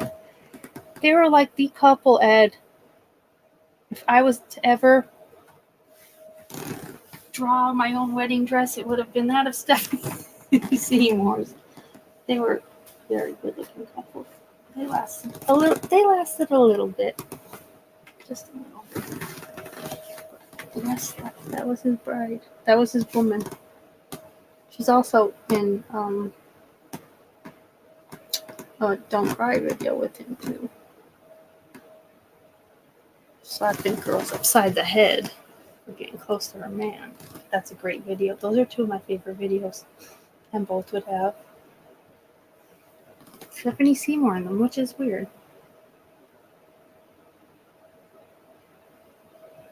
It's a bad dress, but it's only a dress a supermodel could wear to the wedding of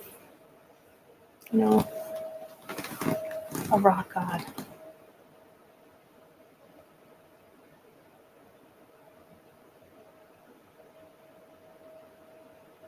Oh yeah, I like that idea actually. No, and I haven't heard from. Well, Tam's been just putting out some, like, she's just been doing some, like, just some random, like, posting on different. I think she's been covering stuff maybe with Kylie or I can't remember. I did see it though. But I haven't talked to her. I have to text her actually.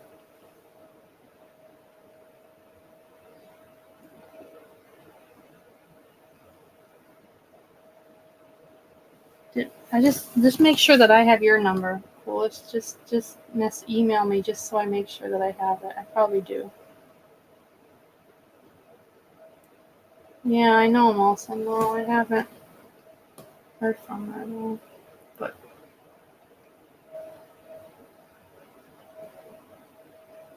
try again.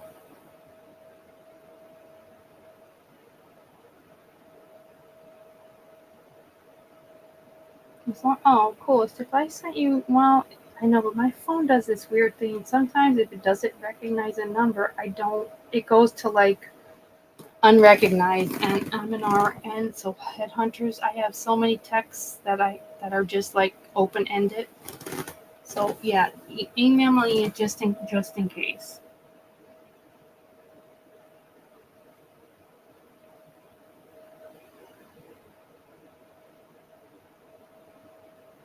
Are you married to Johnny Depp?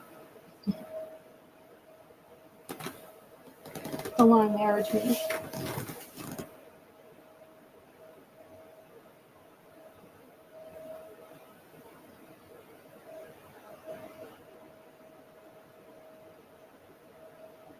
I know we all looking for Wilson.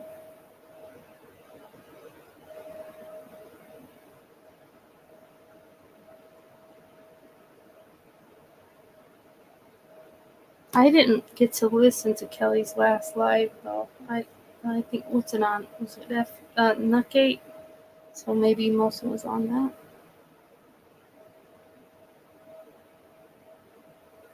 But I haven't listened to it yet.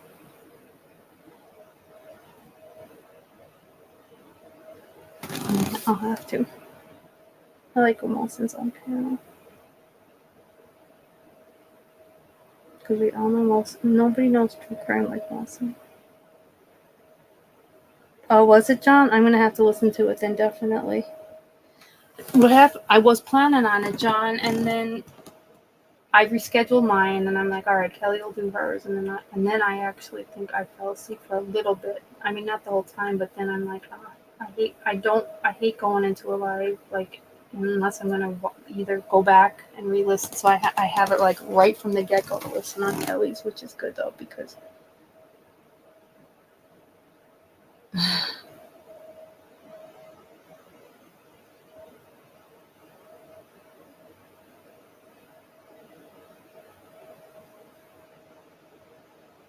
Oh God, Molson, you're kidding.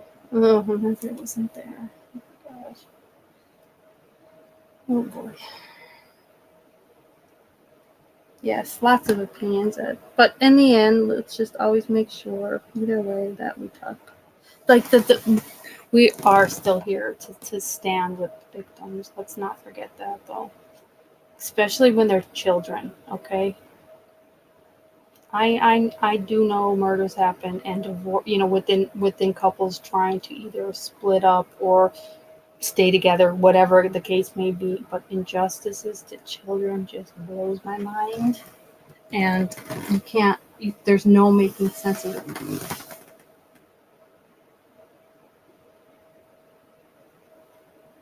Yeah, Fluffy, this week was not, it was not a good week for me with sleep. But I was trying to clean a little, so I think I just kind of got off base. But that's okay. I'm happy we were here. I do, because I know we like our Saturday Night Lives. Like, no matter where we're at, I know we all enjoy these.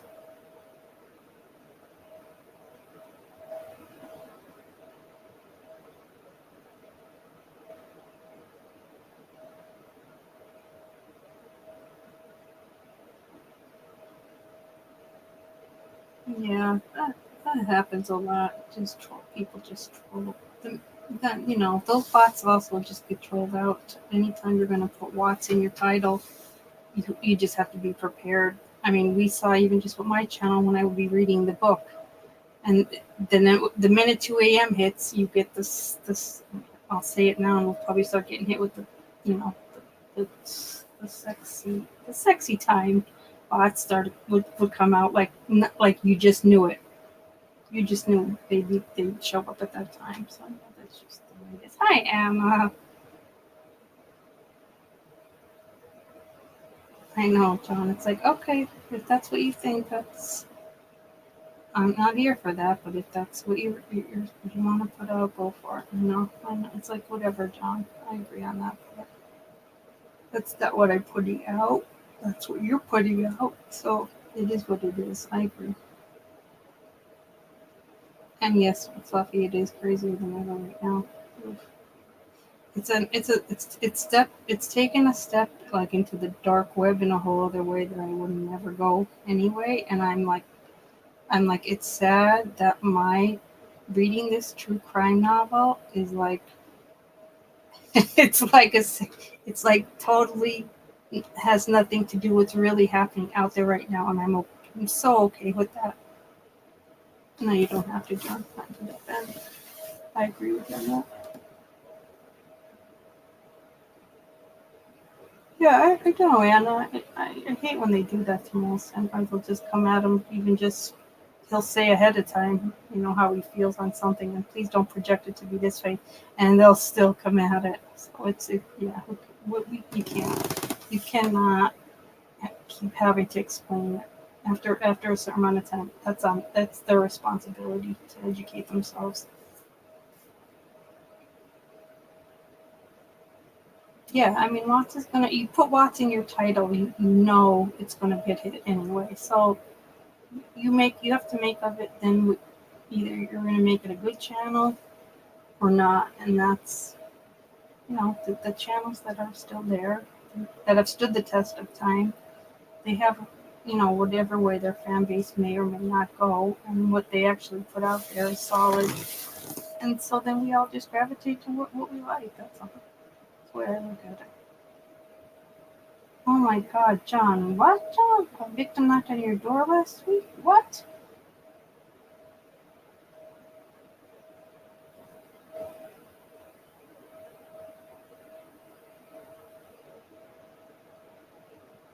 That's John. That's like crazy.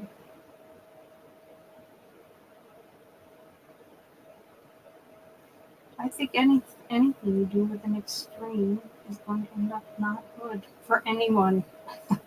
Any extreme is extreme, and it wasn't meant to be that way, and so then you end up with all the I think just what's going on everywhere, messes.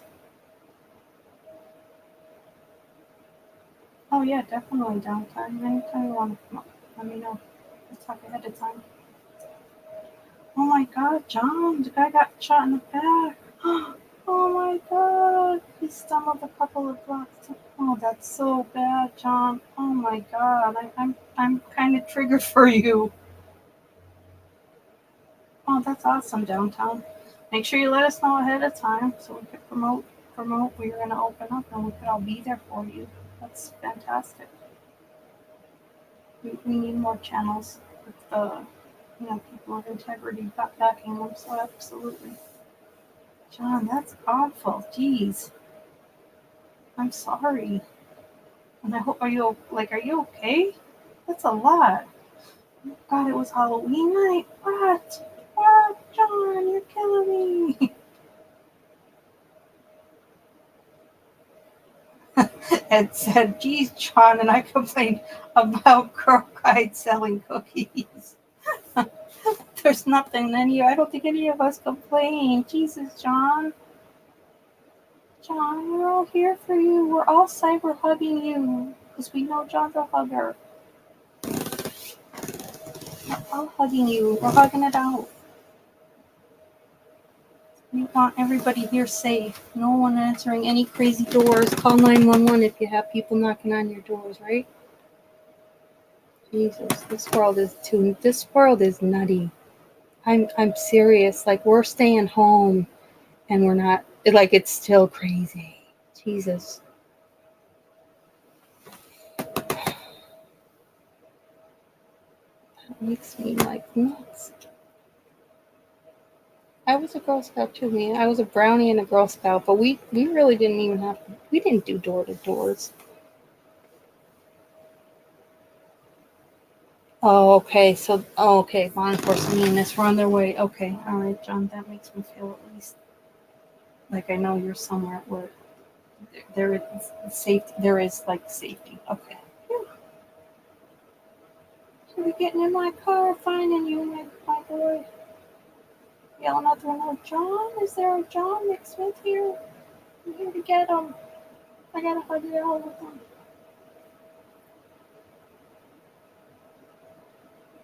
Yeah, we stopped selling door to door. We don't have Girl Scouts. I'm talking even in the 80s because this wasn't safe.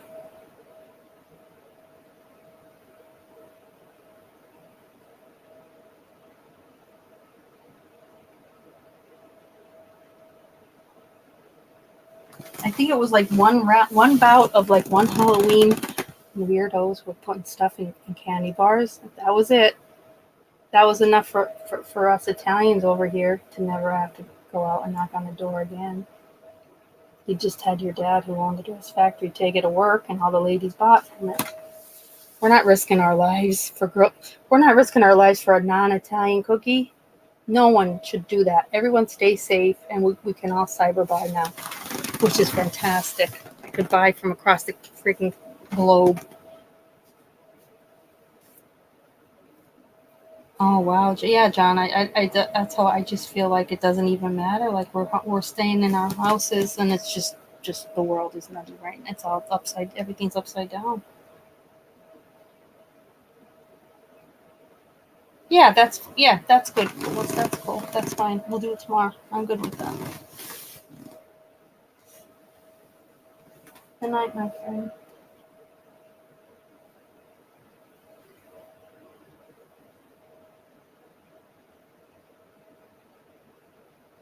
John, I could see that happening.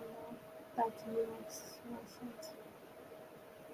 Oh, it said this reminds me of a series called Behind Mansion Walls. Ooh, Behind Mansion Walls. That was all about murders in Hollywood. That's interesting, Ed. That's interesting. Yeah, exactly. Who got shot? I don't know. You might, but I'll call. But don't move because I called 911. Help's on the way. Just don't move. Don't come any further and don't go. Just stay where you're at. Help's on its way. Oh gosh. FM said most of men I find it unfortunate that many people are not willing to take the time to just I think it's just a matter of listening. Sometimes FM people don't even want to do that. They just go ahead with whatever the narrative is. And that's reckless to me. Just be quiet then, right?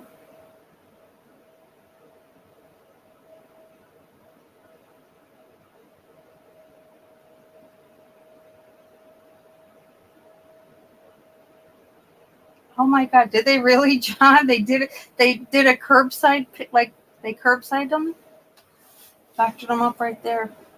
It's awesome.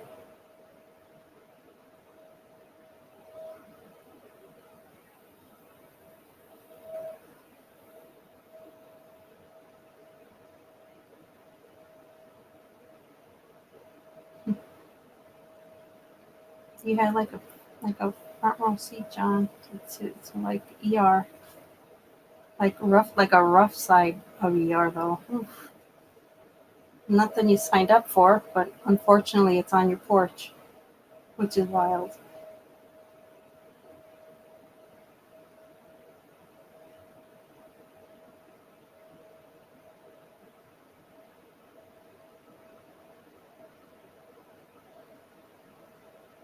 I bet we're all we are enjoying this book though, like as a whole, because it is crazy. Oh, it said, "Hey Rose, you ever hear of Little Red Riding Hood syndrome? It's when a guy comes into the ER from a barroom fight, and in his story, none of it leads up to the fight being his fault." Oh my God, really? So he comes into the ER from a barroom fight, and in his story, none of the lead. I could believe that.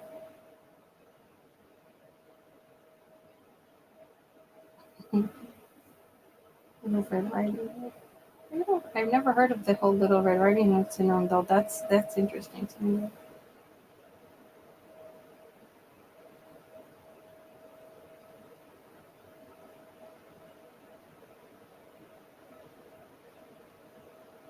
Really? Yet? Oh, a resident told you that. I can believe that. They know all those little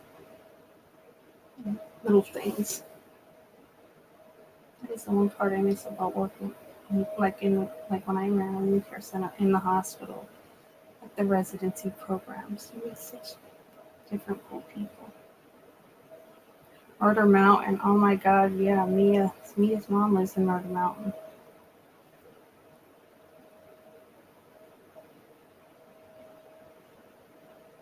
Murder Mountain. Going to Murder Mountain next summer.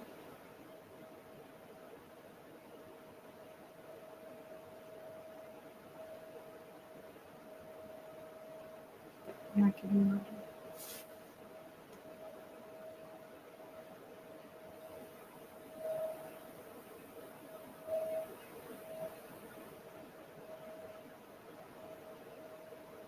I never saw the show, Laura, and I probably shouldn't, because if I do, I think I'd probably be freaked out.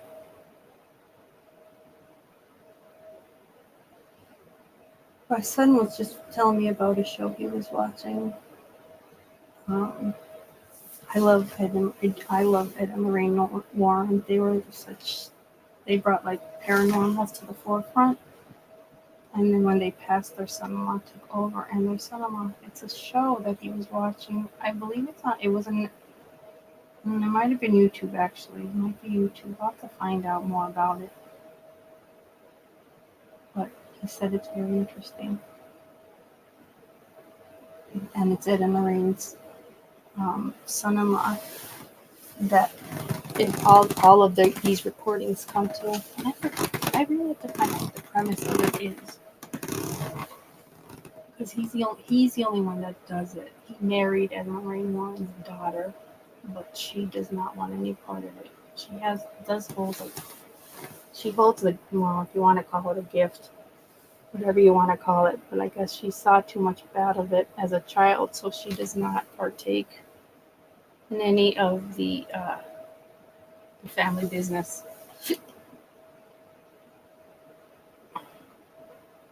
Oh, you live in Trinidad? Well, okay.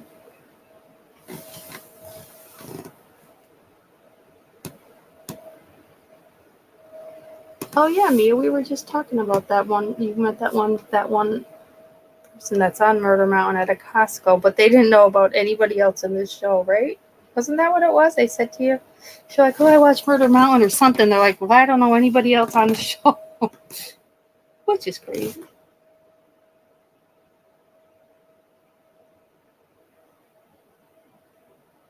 Oh, that's dreadful, Ed.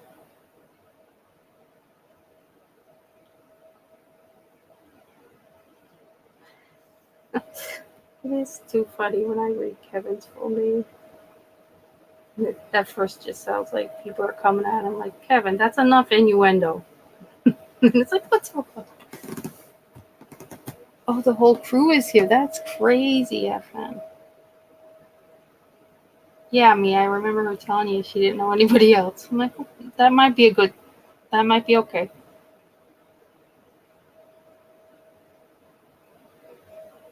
I don't blame you, Ed.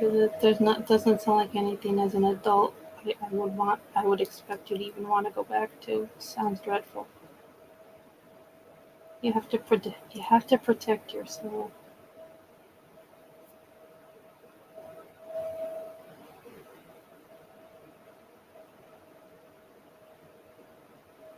Oh, I know, FN. You have to email me, FN. Send me your text too. I'm always texting like with Mia and Molson, Rosie. I don't think who else. Oh, we have our group chat too with Kevin. With Kevin, well, that's enough innuendo. Kevin, you didn't realize that your names were going to be such a damn hit.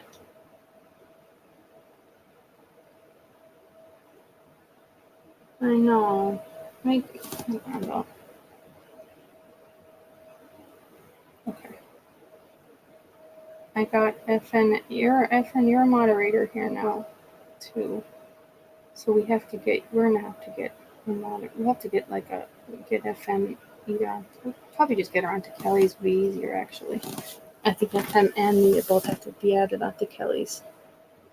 That's probably the easier of the two.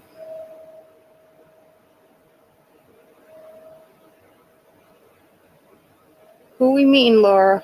I mean Mia. Who am I meeting on Murder Mountain? Don't be getting me up with any weirdos. Dear Lord. You can't tell them we're there till after we're there. I know it is getting cold now, Kevin. We were actually doing unseasonably well, weren't we?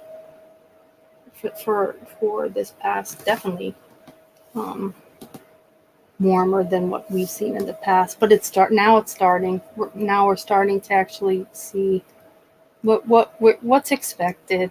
Ugh. We just have our winters are too long. I just can't. I don't like it. I hate it, Kevin. They're too damn long and they're so gray. Like we just know now. Like I think we love our falls because it's like we just know visually it's the last time we'll see color. Like these are the last color landscapes for a good 6-7 months, right? At least.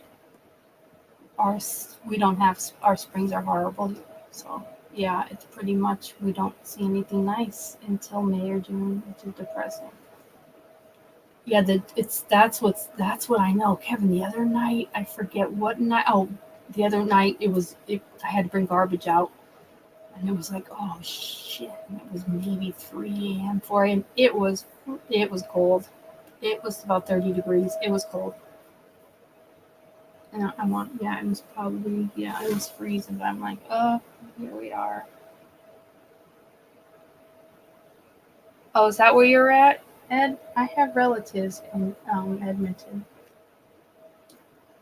I have relatives in Edmonton, and then I have relatives in St. Catharines in Hamilton. I've never visited my cousins that are in Edmonton. They're really in the thick of it. And she comes here for her summers, and listen, none of us are heavy Italian skiers by any means, so we're not going to visit her for winter.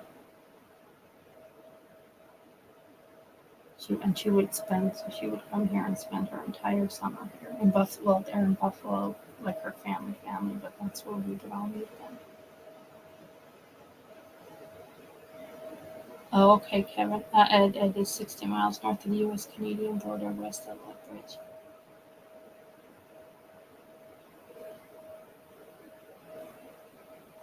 There's an actual Bigfoot store, Mia. That sounds very cool.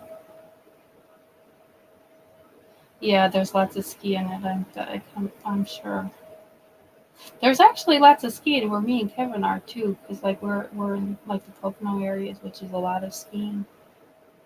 But I don't know if Kevin's a skier. I'm not. Do you ski, Ed? Does Ed or Kevin? Do you guys ski? I don't. Maybe I should have, being this is where I'm from, but I don't like the cold. Nor do I like to ski. I did it in high school at the ski club, and it was miserable. And we'll probably have drunk high school kids. Cold. There wasn't anything fun. I could do this from our basements where we've been doing it.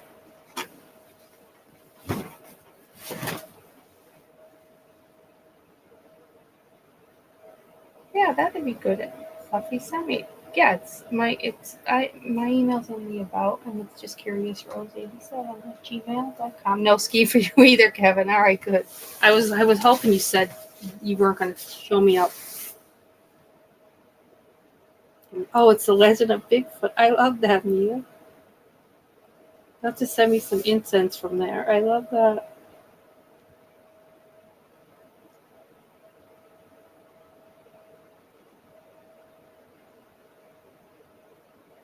Oh, you went to Whitefish, Montana this weekend? Ed, twice. Yeah, downtown. They're in like I know Mia's San Jose, her mom's Murder Mountain. It said, you ever heard of Jill Conmat? The movie The Other. Oh wait, I remember that movie, The Other Side of the Mountain. God, wasn't that like forever? Yeah, I know. It seems like how you guys are here now. You're all my favorite peeps here. Other side of the mountain. Wait. Other side of the. Was Robbie Benson in the other side of the mountain, or am I confusing? Am I totally screwing that up? Kevin said that's a good time anyone out. We all have to. You know what? That is a great lesson to learn. Come here. You have to learn to like each. We learn to like each other and just move on. Just keep moving. Move it on. There's too much. We got real mods getting like their doors are being knocked down with people shot.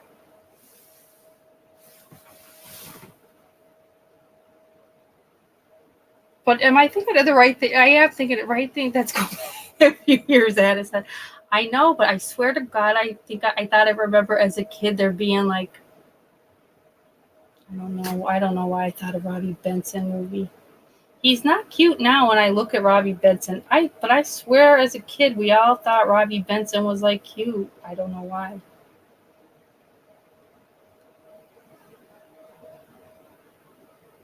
Oh yeah, she broke her back. That's awful. Ooh.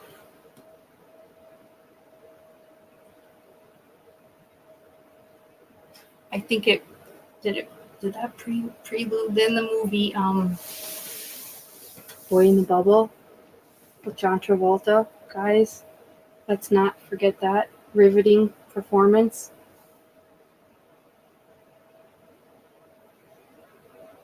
Fan is killing the thug life. I'm killing this thug life and running the streets. I love it. I love it. You're awesome.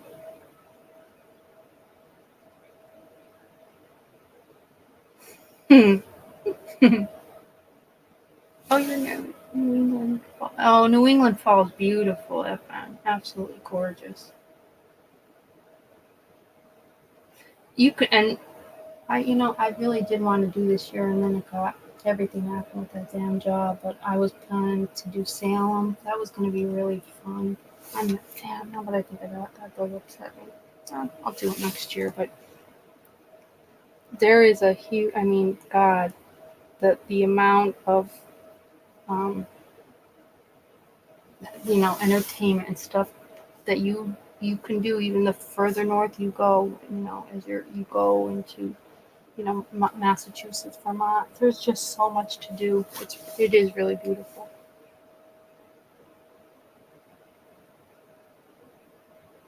John Travolta, hilarious. Yeah, I know. You know what, Ed? It's a very weird take on that movie, but because it's pretty rough.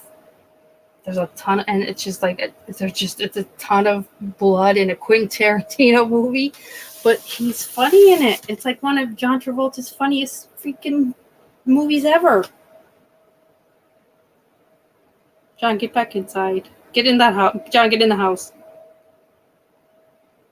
Kevin, he fooled you with his hair. Who, John Travolta? Well, he fooled all of us with his hair in that movie, Kevin. None of us were seeing it coming. Jesus. He's a funny dude in it. And even when whatchamacallit is pissed off too. What the hell is what the hell is the guy with the dude with John in what the hell is his name? Sam Jackson? He's crazy. He's funny when he's crazy, let's be honest. The crazier he gets, the funnier he gets. And that movie had both of them acted funny and nutty. It is one of my, and it's a rough movie, but I do have to say it's got a good story. And it's never ending. It's good it's for those of us that hate to see a movie end. Pulp Fiction is there for us. Quarter pounder with cheese is a royale with cheese and France. Big Mac is just a big. I love that conversation, John, that they have. It's like they're serious discussing it. It's so damn good.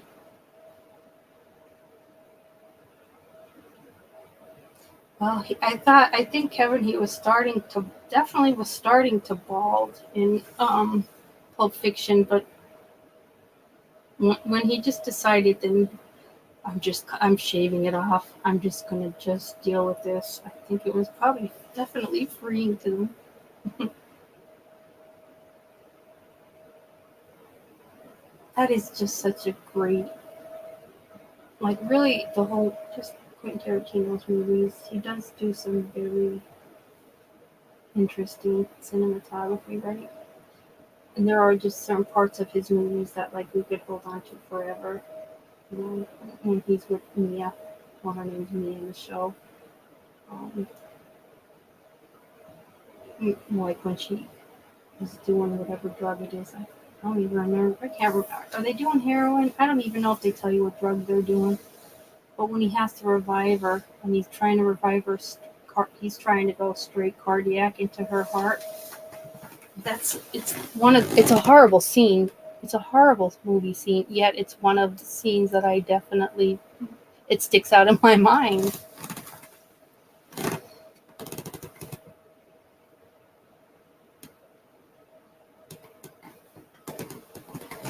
Yeah, I can't remember what the next line is either,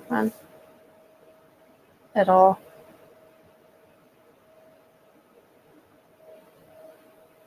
I'm a long effing way from all right. That's for sure. I don't think any of us are.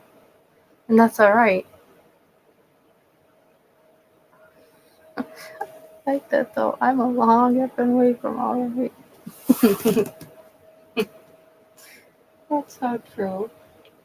It's so damn true.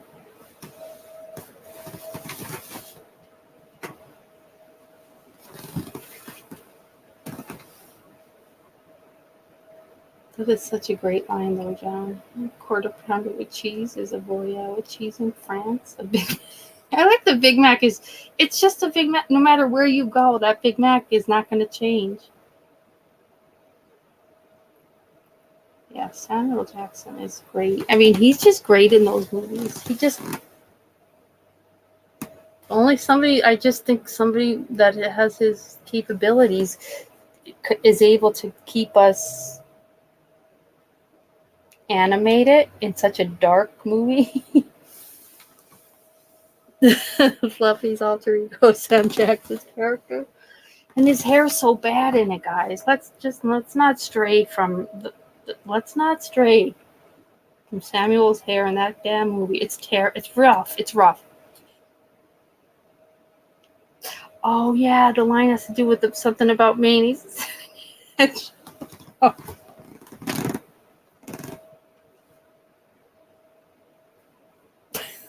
It's something to do. It is some. Isn't it something about mayonnaise? Oh. But they're having such a real. It's like a really deep conversation about such nonsense. Yes, Laura, just text us, honey. That's fine. Well, every creator, though, usually anybody that has a channel, you have to pretty much attach an email. So usually creators have in their, like, I know I keep mine in my about section, my email, and I think most of them do. What did John say? I'm always shocked when folks don't know mayo is. Oh yeah, mayo's AIDS. Because you know what they sometimes do? People add mayo to they add it to a dietary list, and I'm trying to think of. This was something in school. I remember, not school, in when I worked in a nursing home. It's with the way they were like classifying mayo, because it's dairy. That's what it is. It's like it's dairy. Uma Thurman's good in it. Yeah, her and John dancing. That's an epic scene. I love that restaurant. I love the whole concept of that restaurant too. It's like was Ed Sullivan their host? I so want that restaurant. It takes like any Planet Hollywood Hard Rock to a whole other level. Oh, really, Mia? A guy named Pogo on YouTube makes songs from movie dialogues, and he made a Pulp Fiction one. I bet it was. Thick vanilla milkshake, yeah. $5 milkshake. Oh yeah, I remember them talking about the milkshake and the money. Then there's like a whole other part of that movie with Bruce Willis being a fighter, and him and my God, remember when the girl gets on the bike and she's asking about Zed, and he's like, Zed is dead, baby. Zed is dead. In my mind, I can't even tell you who Zed is, but yet that line, Zed is dead, is epic to me. Not to mention the fact that Bruce Willis is now aphasic and had to give up acting, so that takes that to a whole other devastating level.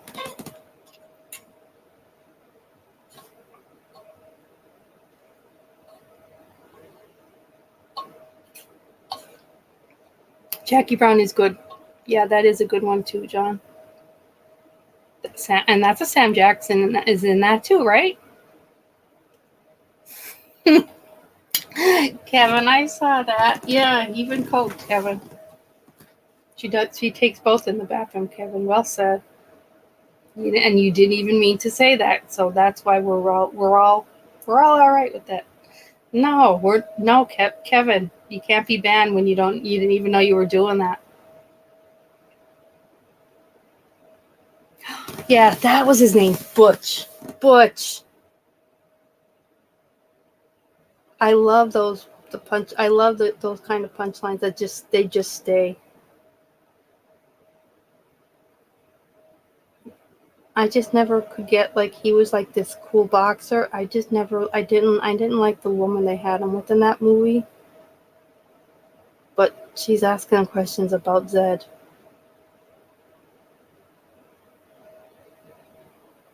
It is clever though.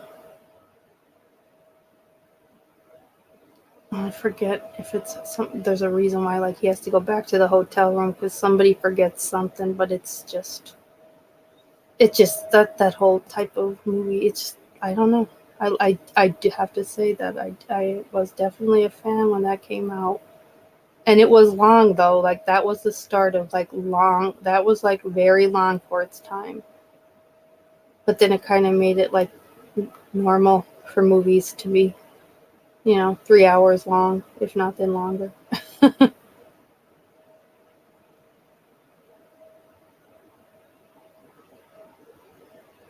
Butch Collide. Yeah, that was him. Yes, that was. I think that's what made those movies so good. None of us ever saw any of it coming. Everything be fine, and then everything would just go to shreds, really quick. And I think we like that whole everything just goes to shit, and you see people at their lowest really fast. So no one, I don't think anybody had an upper hand at being like, oh, the rich pretty wife. No, she was pretty much like the drug addled wife who's then just being shot up with adrenaline to get her kick started. But I think that was the mystique and the intrigue of those movies, and I think probably why our generation liked it. We were all just on the same level. Just in those, just like in that weird movie, but no one was like, there was no real hierarchy, like in a Quentin Tarantino, there's no real hierarchy. Anybody could go down it. None of us are safe.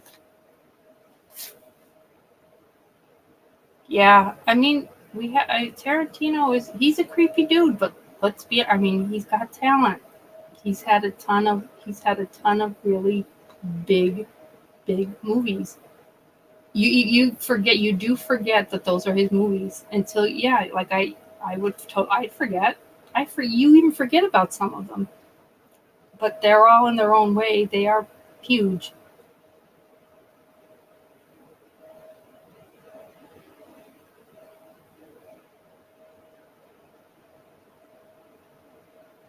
Reservoir Dogs is a great movie. I do love that one, Kevin. That's a really good one.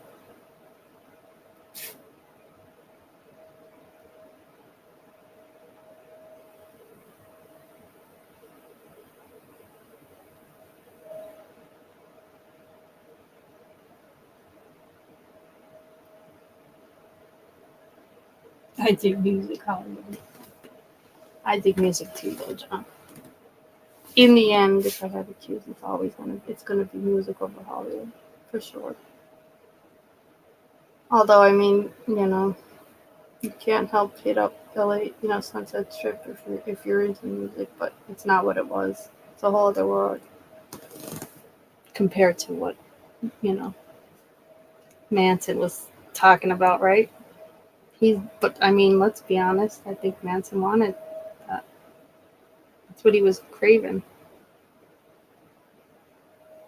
Oh, Goodfellas soundtrack is great, Ed. Yeah, that's a great soundtrack. There are just some really big hits on it.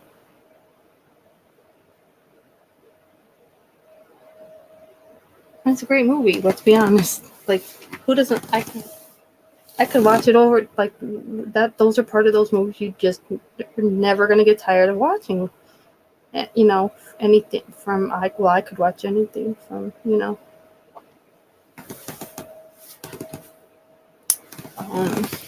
Goodfellas to um, I'm thinking. You know what I'm thinking. Yeah, you had to be 100% Italian to be. Wait. So your roots could be traced to the old country.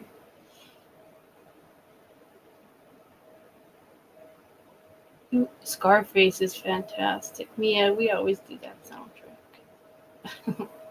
Michelle Pfeiffer in Scarface is a whole other world. She is like a movement.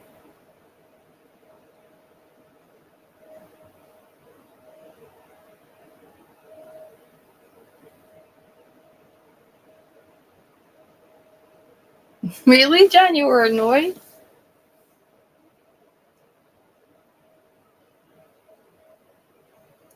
But you do it good, yeah. Chris Walken was a stepdad to Bruce Willis in the movie, and he gives Bruce Willis his watch. Yeah, oh yeah, I love that part of the movie. Remember then, because then it gets weird when you're finding out. Wait, hang on, guys. The butt was kept in it. The watch was kept. You can't help. How could you not laugh if Chris Walken is explaining all of this? It's phenomenal. Oh gosh, come on, guys. He's explaining it as like a very serious time of this kid's life. No, guys, there's a watch in someone's butt. Let's not. She was at Michelle Pfeiffer's like a whole. She's just like a whole entity in that movie. It's just followers of Michelle Pfeiffer. Like, I'm a Michelle Pfeiffer Scarface follower. Like, that's it. Take me right there.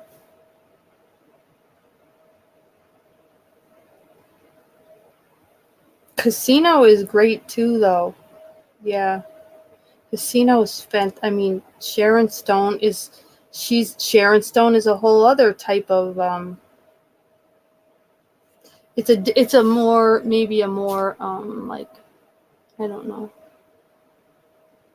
mature version of a Michelle Pfeiffer, but there's still definitely characteristics of the two that I could see both.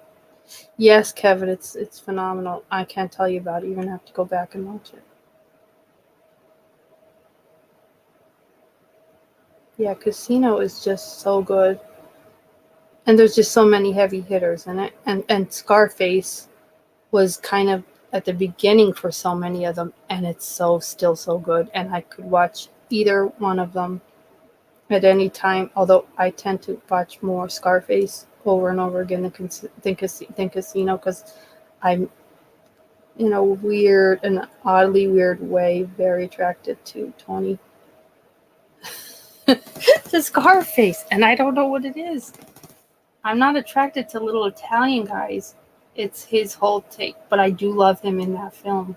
He just does Scarface. Like, there's just no one like Tony Montana to make me happy to see a Michelle Pfeiffer show up. Remember when she blew up at Tony Montana? Yeah, I love it. We do it all the time. That's a fantastic, and it's like right at the beginning, like they're just kind of meeting, and she's basically telling him off. She's not, but then he's kind of telling her like, wait, whoa, what did you just say about me? Like, what are you talking about? A banana boat? You might want to reel that in, little girl. Like, it takes it to a whole other level, and that's, I think, that's why I loved their relationship. There was such a tug of war. Oh yeah, Pesci beating down Don Rick. And let's not lose fact of Don Rickles' cameo in any of those movies was fantastic. Yeah, I love the phone dialogue. I mean, you do that all the time. I make you do that. I just make you do that to entertain me.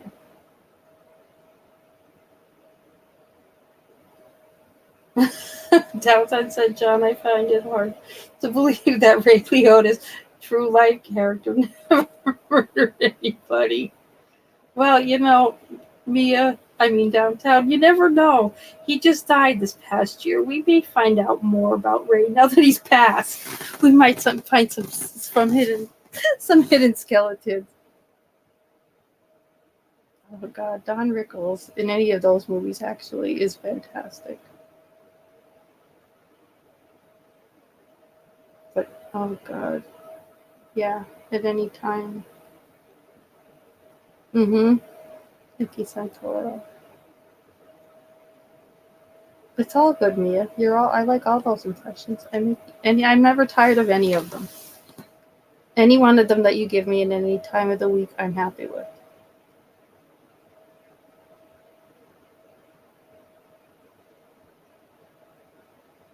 I still can't believe Ray Liotta's dead now that I really said it. It is a little, and I don't know if that was maybe COVID had us all just in this our own weird little world. So then I don't know, maybe as things came out, it's a little depressing.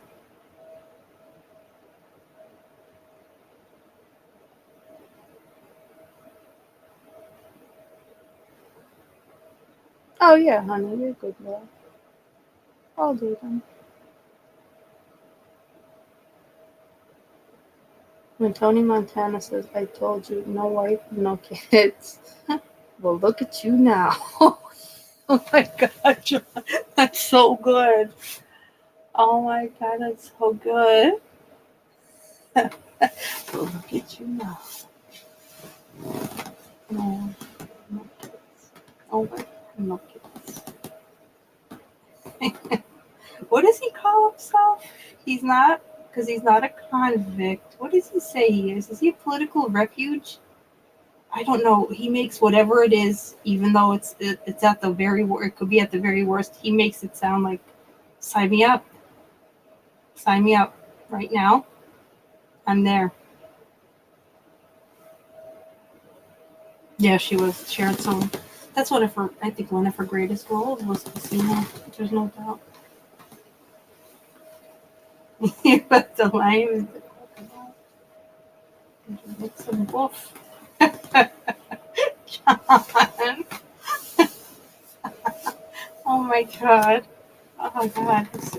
It's a classic. Scarface makes us all happy and giddy in the end. Gina, Tony's sister, was played by Mary Elizabeth Master. Oh yeah. Never heard of her much after that. It's weird. I don't think she did a lot publicized, but she, like, when you do look at her, I mean, I know she's been in a couple things. You know that Joseph stuff. It is a good stuff. Oh wait, Downtown. John's favorite part is a Goodfellas helicopters. Oh, I know. I just watched a really good documentary, and it's with. Is it Gunner? I want to say it's with Gunner. And it's a YouTuber that does it with him. His name is like Days with the Lion. This YouTube channel, but he's friendly with Gunnar Nilsson, and like there's a house that they all lived in, like that Ricky lived in, that was really haunted. It's an excellent. If I find it, I will put it on my community tab. It's a really good documentary.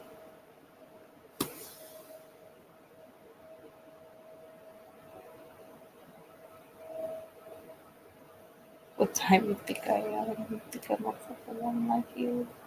I told you, man. I told you, don't fuck with me. Nah, but you won't listen. Nah, you stupid. Fuck. Look at you now.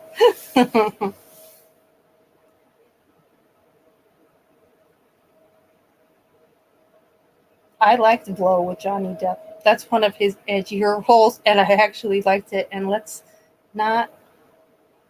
Yeah, I did watch it. Oh my God, John. Yeah, I watched a ton of Happy Days. That was like growing up. That was like a show.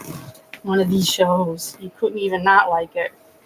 But I love Blow with Johnny Depp, but I also love Pee Wee Herman's comeback in Blow is fantastic. And he plays the gay, like, friend. And it's so damn good. It is good, John. Go back and watch it again, but this time watch it from Pee Wee's point of view, because I'm telling you, it was his comeback after he got in trouble for, like, what was he doing publicly? Something publicly weird. Oh God, I think he was like, was he in the movies doing something he should have been doing in his bedroom, right?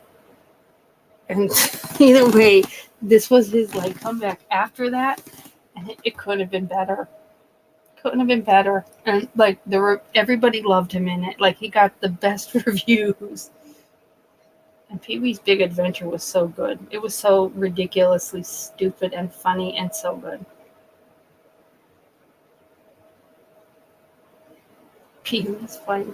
Everything was a flying adventure or a flying bike, and the hobo in that train part of I think it's a Big Adventure is ridiculous. But it just shows you that he is really like Pee Wee is really good. He is talented. Yeah, he's really he is John. Like he is really funny. You know, Boogie Nights, I have the scene where they're going to rob the drug deal, but I haven't watched a lot, though. I mean, I've seen it definitely more than once, but I may have to revisit that one downtown.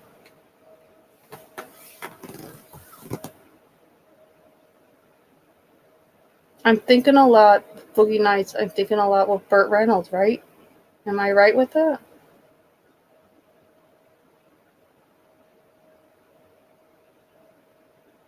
Oh, okay. Okay, okay.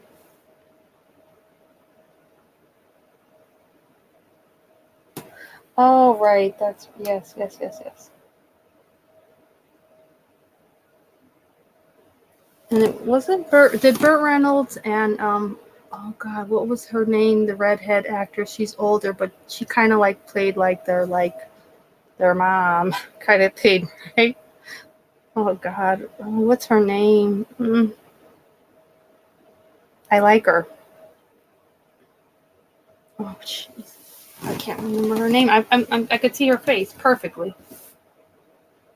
Cheech Chong. I know a guy named Dave. And boy, does he get sick of people. Dave's not here. No, I'm no Kevin. Who's the? I'm thinking of no, no, not Aunt Margaret. Mm.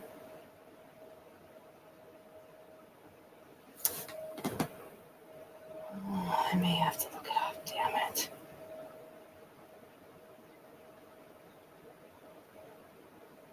Ooh, definitely. Juliana Moore. That. Oh God, thank. I felt like I was being suffocated downtown. Whew. Thank you, Juliana Moore. Whatever happened to her? I like her. I think she's pretty, like a beautiful. She's. I think she's. I find her to be very cute. Oh, Kevin. It's Kevin, moving forward, I think we may just have to do like a Jodie Foster and question mark, and we don't even have to say anything further. We know what you mean. It's so good. It's so good that we did that. Thank you for doing that, Kevin. Thank you for outing her in a different way that I needed her to be outed. We're not victimizing her in any way, shape, or form. I just have to. We had to figure a way around her in the chat, And you just did that for me. Yes, Doctor. Yes. John, did you have a Fonzie lunchbox? No, I'm not going to lie to you. I had a Pinky Tuscadero lunchbox. Oh, that says a lot about me, right?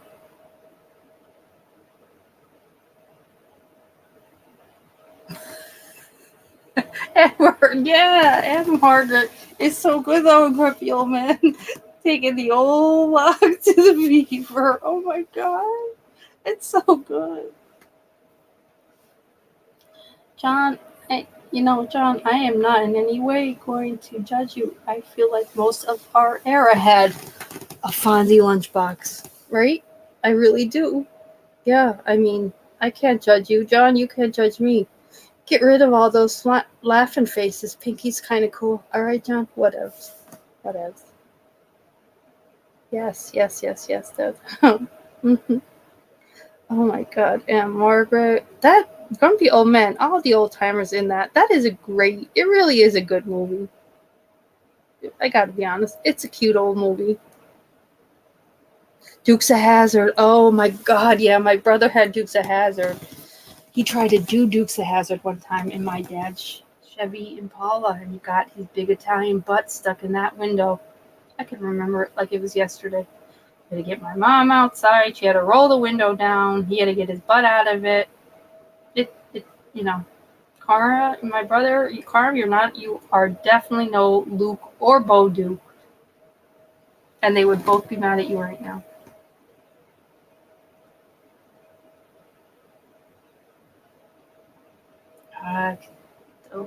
The Duke and Daisy and Boss Hogs.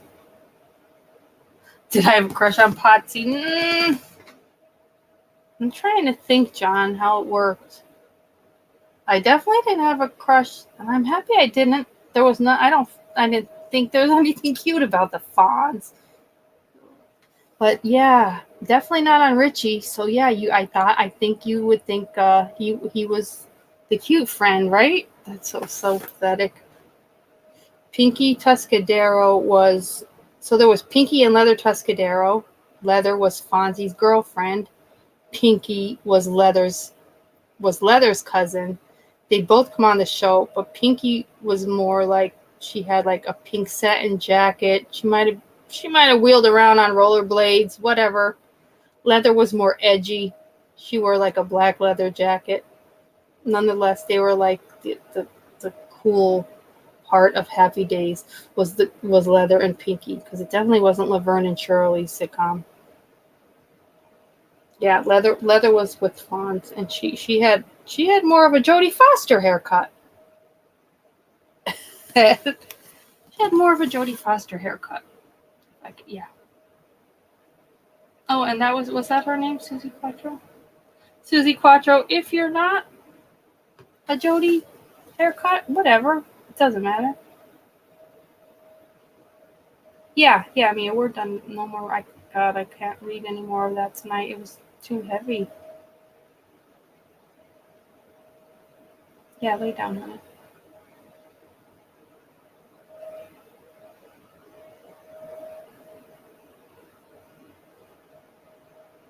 Oh, definitely, Laurel. Thank you for being here, Laurel.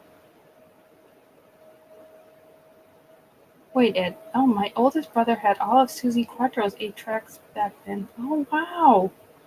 He kept a butter knife in his glove box to make them run. Oh, my God. Yeah, he did. He wasn't keeping a butter knife to have street cred for having any of Susie Quattro's 8 tracks in his car, but it was to get the damn. Oh my God, that's fantastic. Ed, that's a great story, okay? I didn't realize Susie Quattro was an actual rocker, though, John. No, I had no idea. And I hope I didn't hurt her, because she deserves whatever she damn is. Good night. Yeah, good night, honey. Good night, Laurel. Get some rest, babe.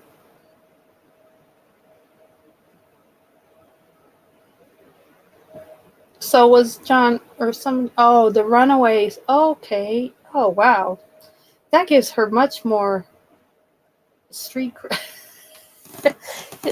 Kevin, he'll what? He'll butter you up a slice of bread. Girl, don't make me take out this bread and butter you.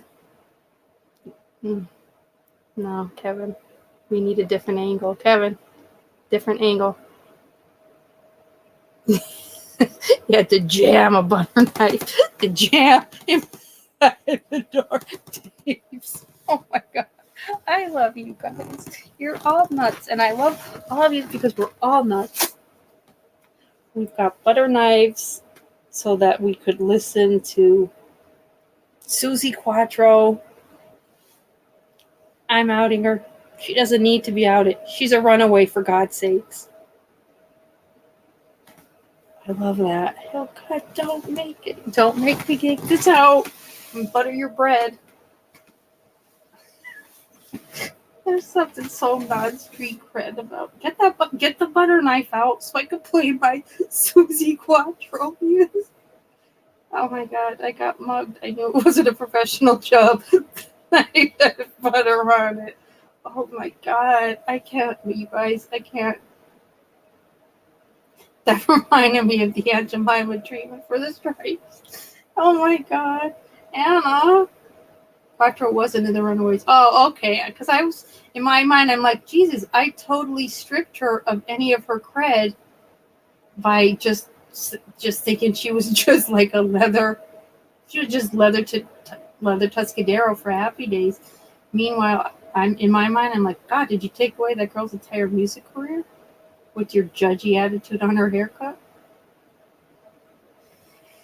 But no, I mean, really, when you do think of it, who could, like, no one's taking away Joan Jett's cred, right? Like, no, you can't, you just can't, right? You just can't need it. No one's taking away their cred. It can't be done. Vita Ford, yeah. Is Heart your all-time favorite downtown? Is it? Those are all badass women, though. They're all still here for a reason, right? They're all here. Vita Ford used to date Nikki Sixx too, which is odd. I don't know. I don't see them together, but yeah, they dated.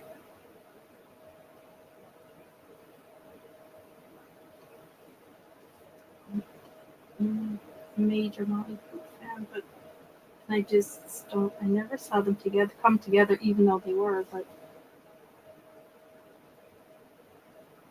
Barracuda intro is really good, though. There are just certain parts, even of songs, that are just like rightfully so deserve their portion of the street.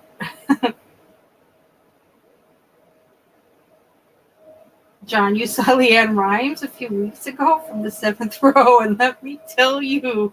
Oh, tell me, John. Tell me. What'd you think of her?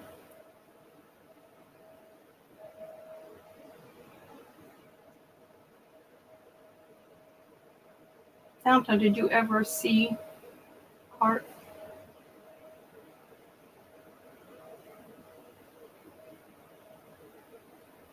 I do miss concerts. I do want to get. Last concert I was supposed to go to, and then they kept canceling, was like Motley Crue with Joan Jett. And then when they did it this summer, I was damn working.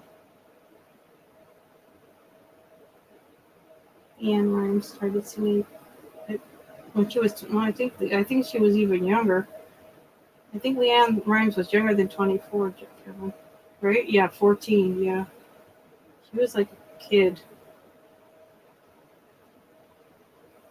But she does have a very strong voice, I gotta be honest with you.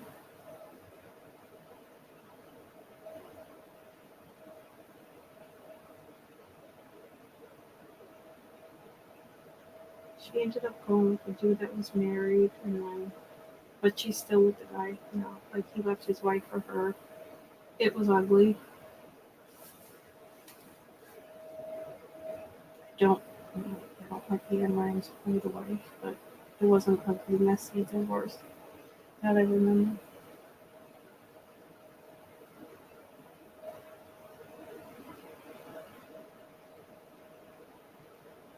Yeah, no, you were right, Kevin. I think she was around like 14. She was a kid.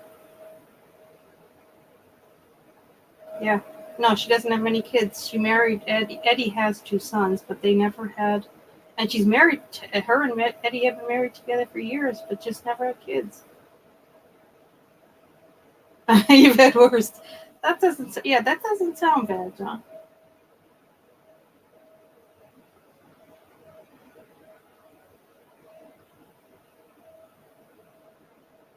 I bet you had a good time though, Ed, right?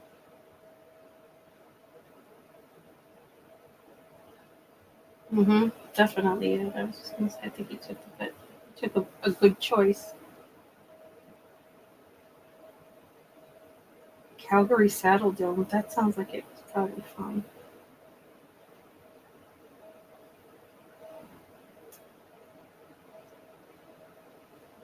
Oh, you won tickets to Aerosmith years ago. Everybody said I got it.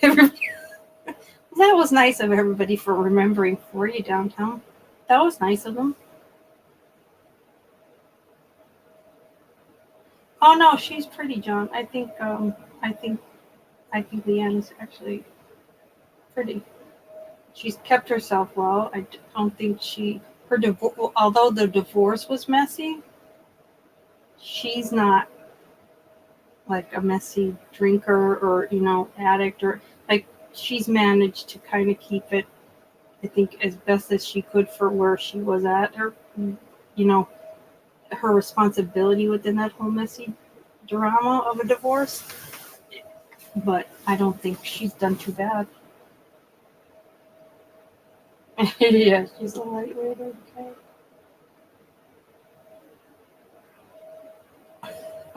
I'm happy you had a good time though downtown, and I think it was nice of them to remind you.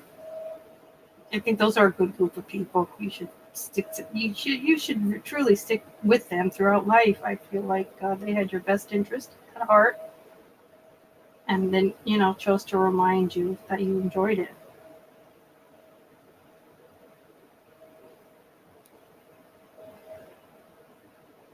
Yeah, Ed, I like your brother. I think I know him. I think I know your older brother.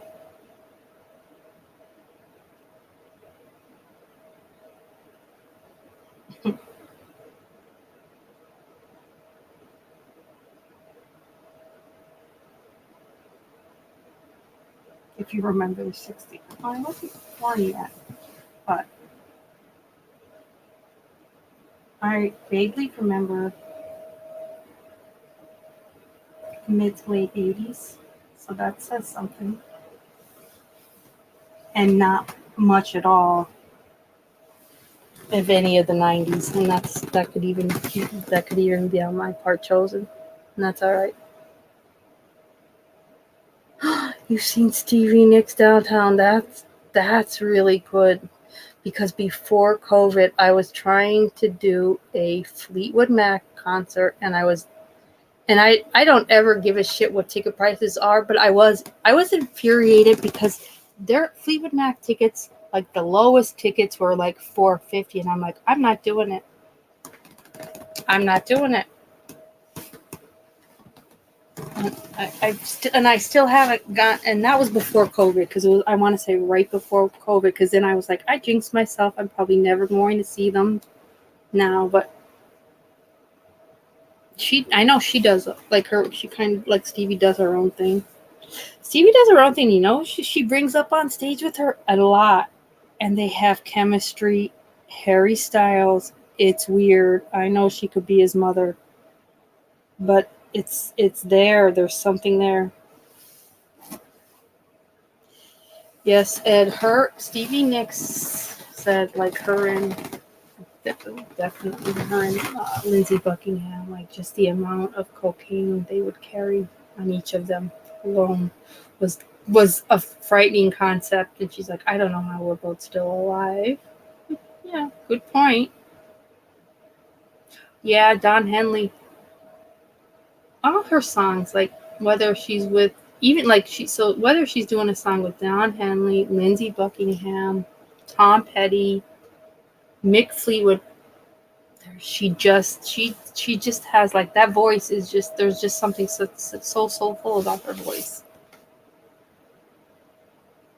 And she was like real crazy about like she's still real crazy about Don Henley, which I could look back on singers of like past eras and say like, oh yeah, he was definitely hot in his time or his time. I still can't find anything on Don Henley. If anybody can, let me know. But I'm like, whatever she saw, definitely it was just something chemical, I think, between them. Because he doesn't even trip up about her as much. Like, she really trips out about, like, her feelings for Don Henley. And I still don't get it. Like, I'm missing something. I don't know what it is, but I'm missing it. I sense more chemistry with her and Tom Petty. Yeah, Stop Dragging My Heart Around is so damn good.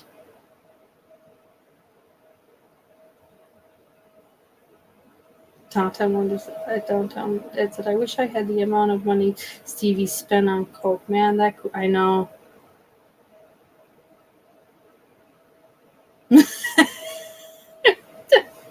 Oh my God, Downtown.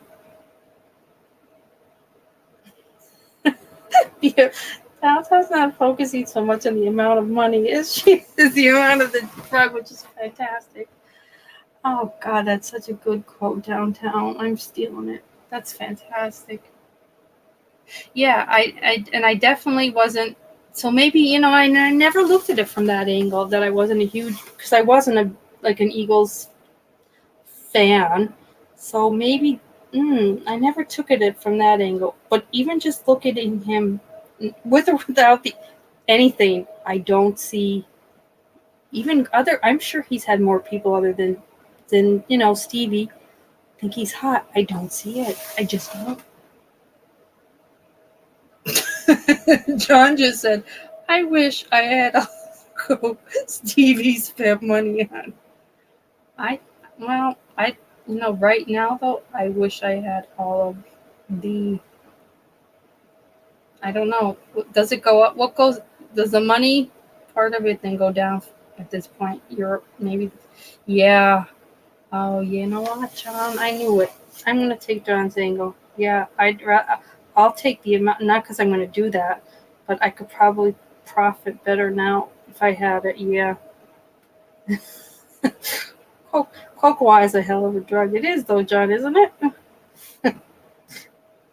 Do they make it? Do they even make it? Because I'll be like, oh, somebody be like, oh, was she doing cocaine? I'm like, where are we? Are we in 1984? She doing cocaine? No, not doing cocaine. Who's doing coke? Are they making it still? Are they even making it anymore? I don't know.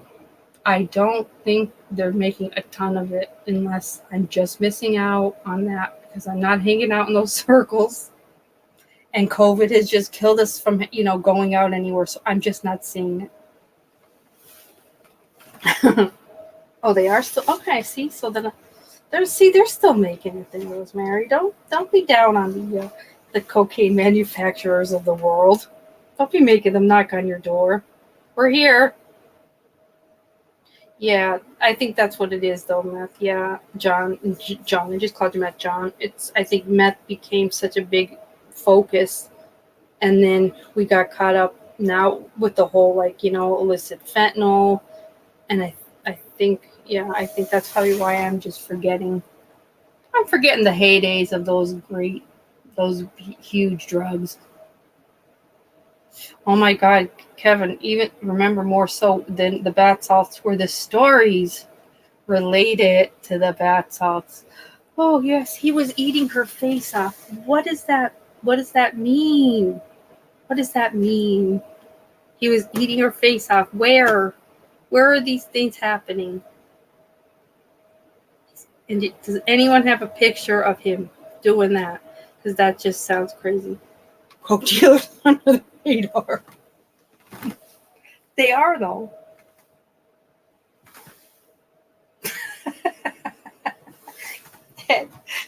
Just that I've never done any of that stuff, but I got so drunk at beer at the age of 9, I couldn't stand the taste of it and get it until I was 13. Yes, Kevin, it was a Florida man, wasn't it? That was on the side of the road seen doing that? I don't know. Oh, God. This is when social media really took off in weird ways that we were discussing. Just not the devastation, just where we were with addictions, but like, oh no, bath salts are really bad now, guys. People are eating each other's faces off. It's not good.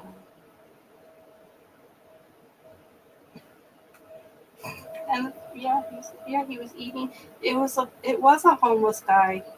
It was, because I'm like, what does that say about us? What's happening? What are we doing? Because he's homeless, you can't do that. You can't do that. Unless you're on a date with him, you can't do that. You can't touch him just because he's homeless. Come on. Yeah, it was like, I know, because I remember. I'm like, it is on. We are like, we're just walking zombies now. It was scary stuff. He was just crazy. Oh, I'm pretty sure he was. Yeah, I'm pretty sure he was.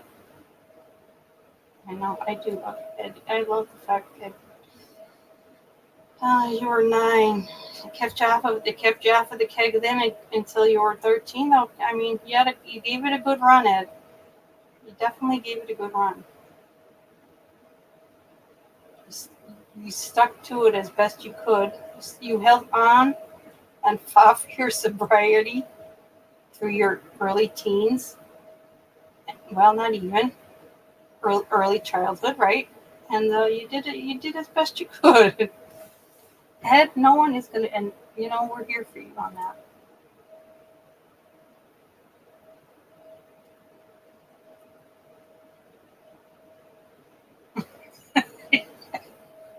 4 clean years. How old were you? 9, 10, 11, 12. And not bad. That bitch every year came in 13, and I gave it a shot again, and it sucked me in. Yeah, it sucked so much, it went right back.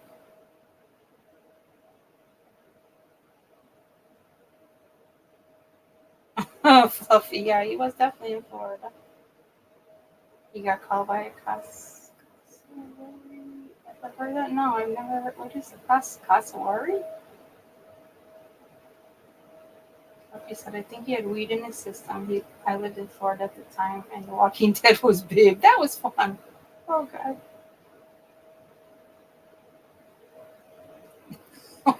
Downtown. I can't be reading this out loud, but I want to. But God, that's so good. That's a great line, downtown. Thank you for that. Thank you for that. Thank you for you, downtown, for being here, along with everybody else. Has just tonight, you've all added tremendously to just the weirdness that reminds me of why I'm here and why I'm happy to be in this, to be here. Like the idiot. Actually, Rose, I stopped outright. Oh, you did? Oh, that's awesome, though. It said, actually, Rose, I stopped outright when I was 24. I always had to be drunk to ask a girl to dance or dial her up to ask them out, so I quit drinking and quit asking. But you quit the first part of that, though, was to quit drinking. And that's awesome, man.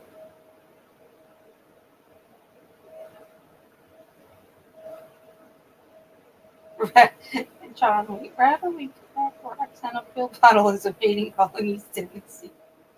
Oh my God, I do love you guys.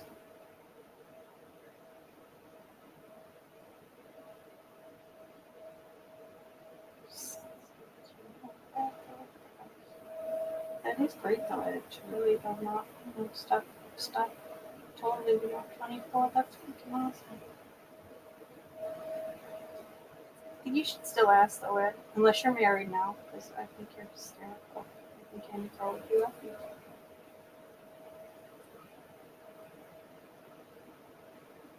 Or guy, whatever. I don't care either way. Whatever you I'm here for. Oh my god. What's happening to me tonight? I've become everything I don't want to be, which is politically correct, because I don't want to be, but I do love all you guys. And I do want you to always feel comfortable to be here. Whatever your date is, I don't care. We don't even have to mention dates. No one needs to know.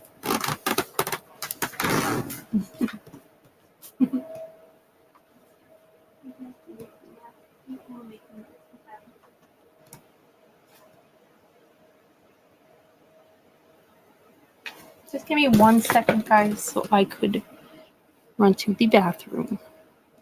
1 second.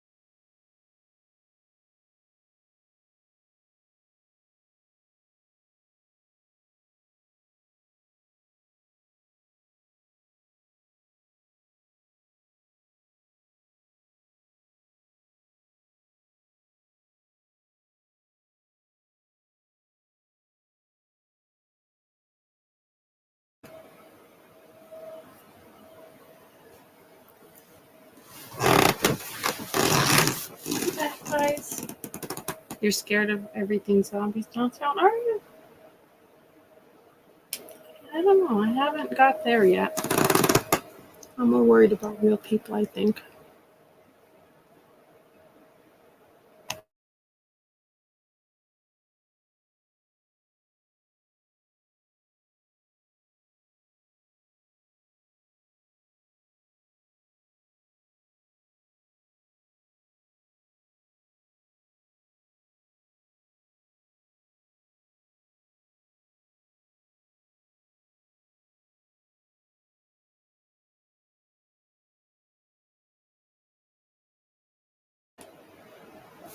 You eat too much? Do you eat too much?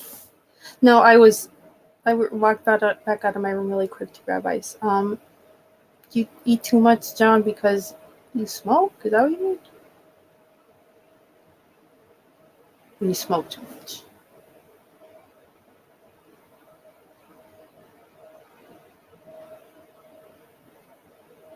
Yeah, we did, Fluffy. That's awesome.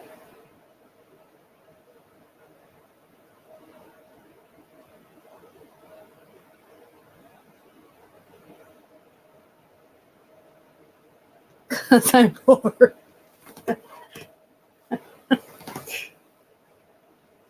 I know. I think a lot of us do things when we're bored.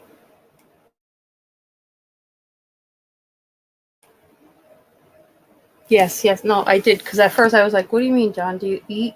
Are you eating because you're bored? I mean, because you're smoking too much? But no, you answered it.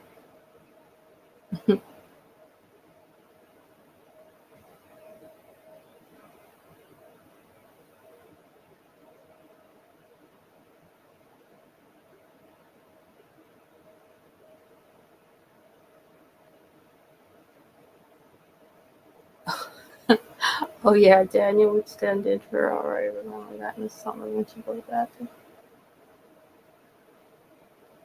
Yeah, weren't you doing some yoga or something too, right? Or Pilates? I forget what you're doing, Dawn. I thought so.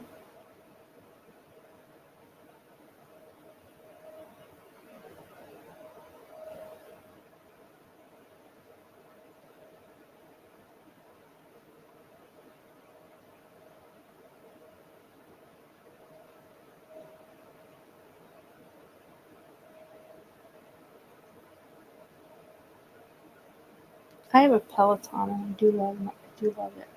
I do love my Peloton. That's right, John. We do like a guy to look good in his clothes. So yeah, the planks definitely you got to be doing those, and they do just make you breathe better, right? I thought that I forget what you had. Was it back pain? And then I think maybe after Kelly put her video out, I thought that helped maybe with your back pain. I could be wrong.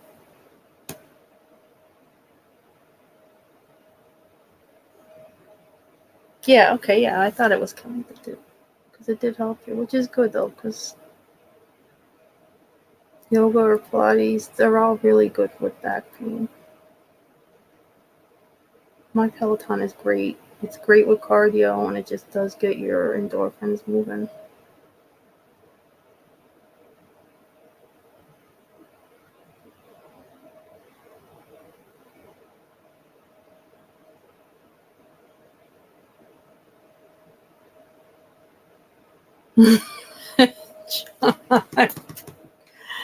John's got a 20 choice life. He's sexy as that. Oh my gosh, I love you guys. I really do. These thirst trapping. Best thing when I trash my back is swimming 75 lengths in pool twice a week. Into the water. Yeah, it does. Ed, I agree. It does. It just totally, I don't know. It gets your head, it gets your brain stimulated again. There is nothing better.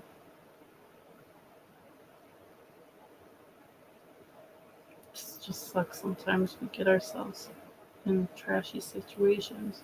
But that's just life. I think we all do that.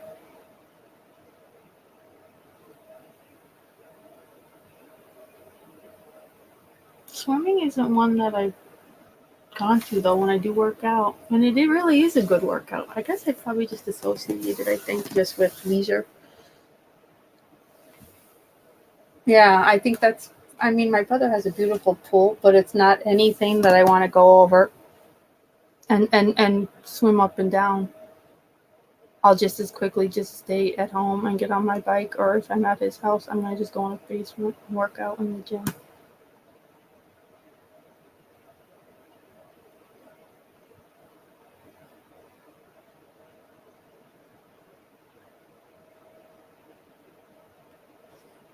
Thirst trapping. That is a funny term.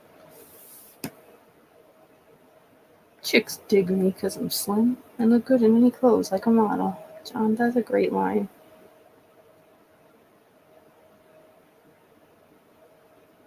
Do you work out at home, Ed, or do you go like to like a YMCA type? Unless you're at a hospital where they have like pools or settings like that.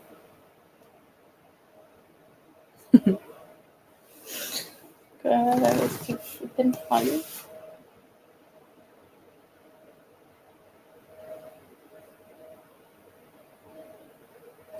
But swimmers like are lean, man. When you like think of swimmers, they're lean. They don't have an ounce of fat on them. It's a hard workout though. That is not there is no cinching on that type of a workout. There's just not. You're either all the way in or not. I could do like a low cardio on my Peloton and still do a workout. I can't do that in a pool.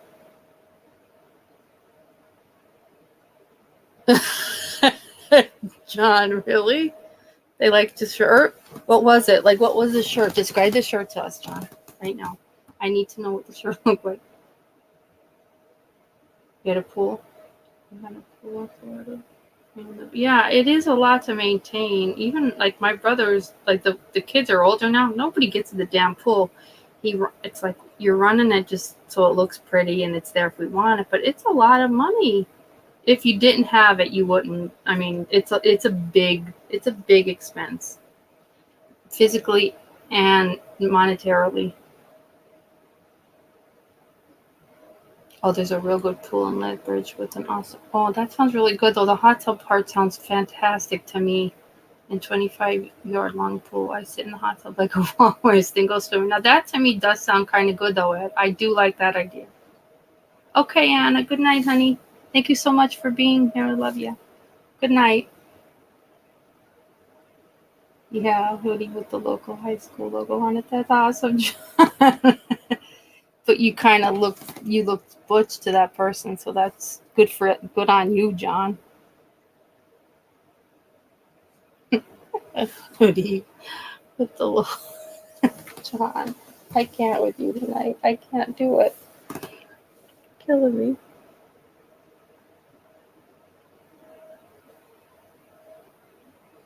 Yeah, see, the hot tub part and just like the 20-foot-yard long pool with the hot tub is nice to me.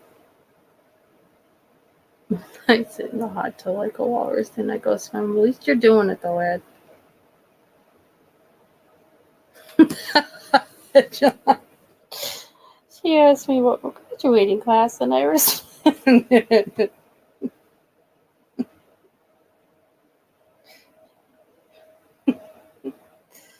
Oh my god, you guys kill me.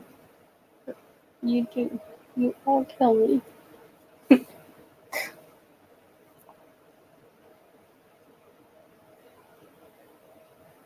What'd you tell her, John? 87 through 89? Class of. Or you could just say Jody.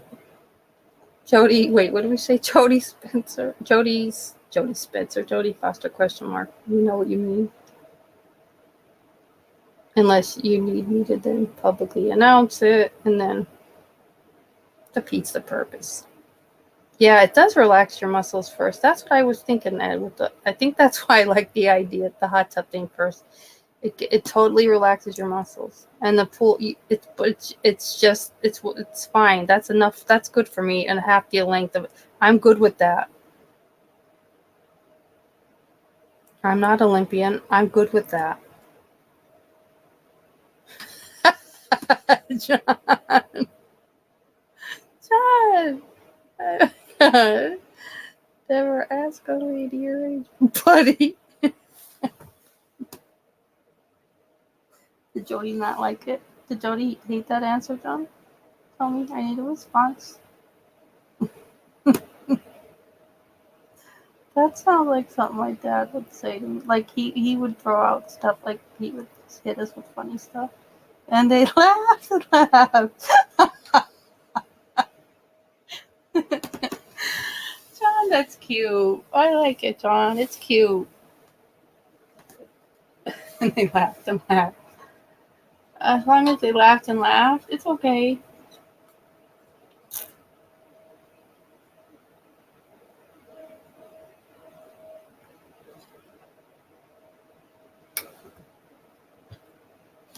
They laughed. That's making me laugh and laugh. So thank you for that, John. I needed it.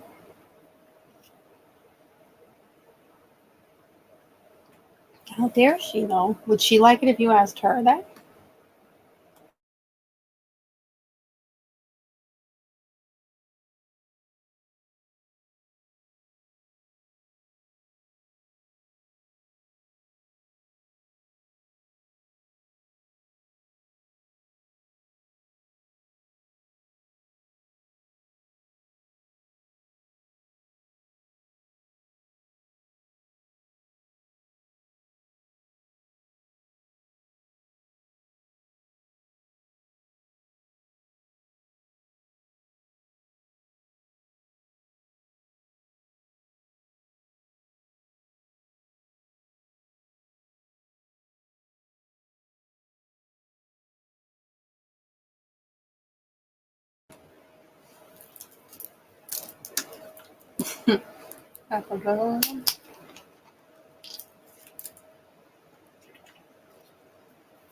It does sound weird, John. Where were you, John? Where had you lingered to?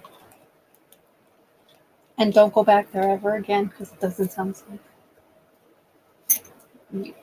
We already know you can't even leave your yard, John, at this point. The world is not safe.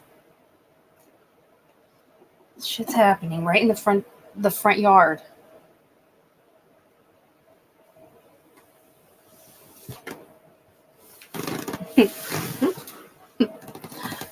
Babies and you.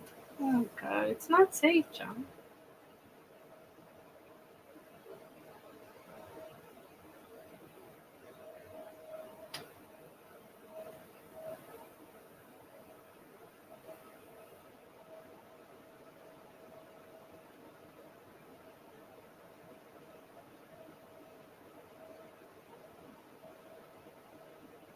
Ice Friday around the corner. That was exciting.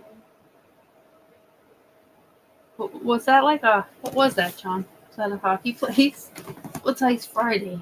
Am I missing out on something? I don't like getting FOMO, but if I'm gonna let anybody make me have FOMO, I'll let it be you. What's Ice Friday, and do I need to get there?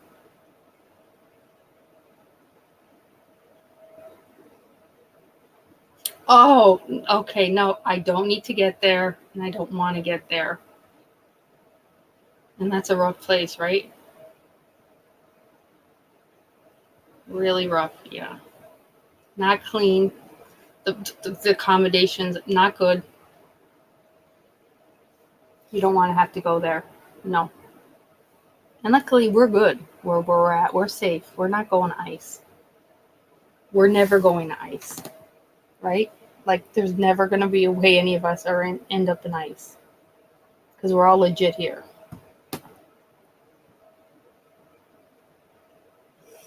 There's just that whole house full of illegals is enough to make me never leave the house again.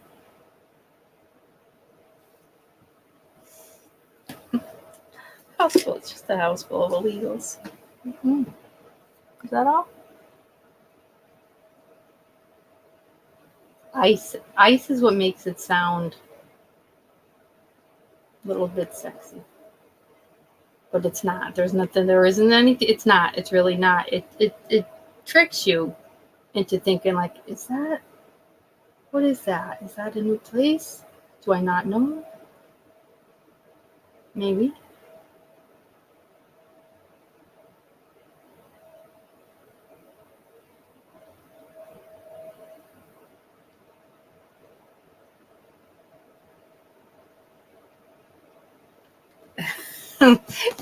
Downtown's leaving us with a Confucius saying, "Man argues with wife all day, get no peace at night."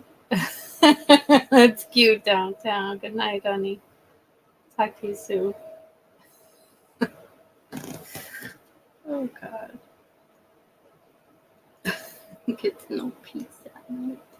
Nope. No peace at night.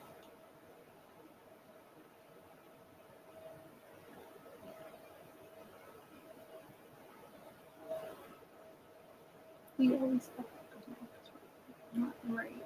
Crazy people got crazy here.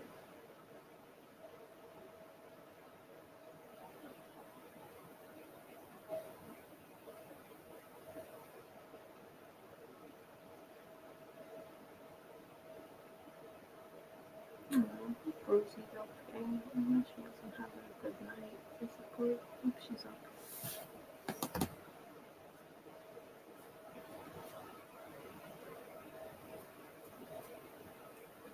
She's a good one. She's a good one.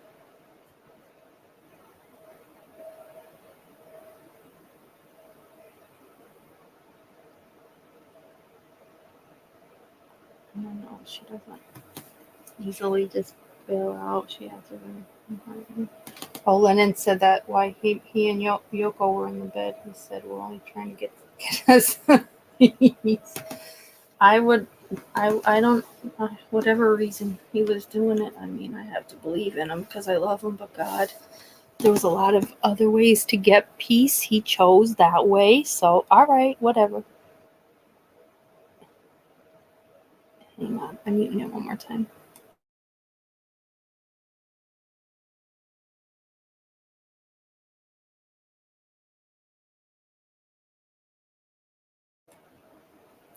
Yeah, Ed, I don't know. He's saying is give peace a chance. What did he mean? Give her? Like, did he want his friends to give her a chance? I mean, I did because I love John. I don't care. Then if that's what makes you happy, then go. I mean, that's it. If I'm not questioning anybody else and who they're with, I'm not questioning it. It's odd. It is odd to me, but so whatever. It is just, she's still here. I know. She'd call her mother. It's weird. It's to me. It's odd. It's just right. I don't know. But yet he was attracted to her. Like there's something still there. I don't know what but it could be a mothering thing. I don't know. That is weird. I try in my head to figure out, but I can't. I mean, you're not going to, and he's dead, so we can't ask him. But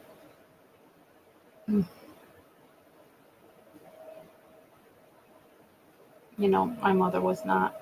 He was like a little boy when she was.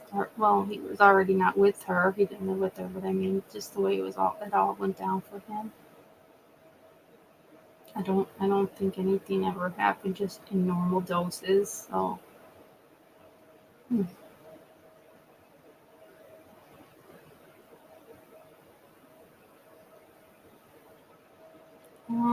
I don't know. I could look that up. Once John knows, but I don't know what years. I'm not really good with the Beatles. I'm good with John's.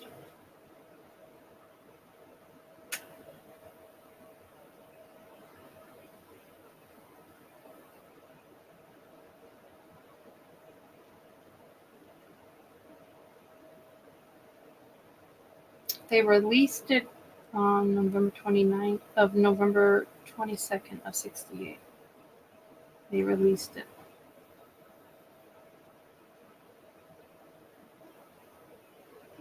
Yeah, you were a boy. You're a little boy.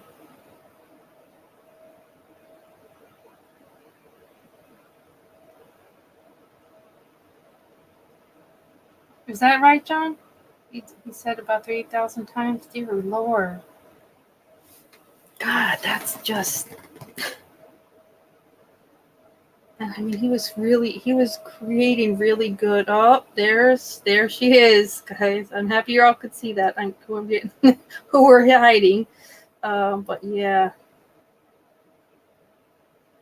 Where she's hidden. It's weird the minute we start talking about mother and Oko, we get that. It's weird. I don't know. Something totally not the slightest bit in my head. Sexy time would be that. But they're here for it. They're here. They want it.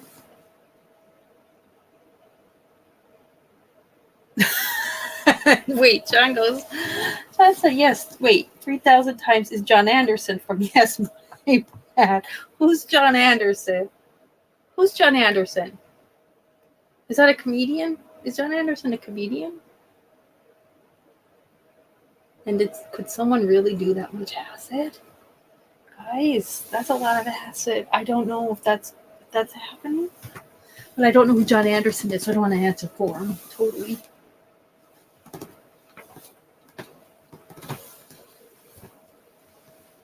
Oh, lead singer, yes. Well, it could happen then. I mean, I don't know. Musicians are different. They are just, they're in a different outlier. That's why I swear this channel, I try to figure it out. They have something else. So I don't know. It could happen, John. I feel like it could happen.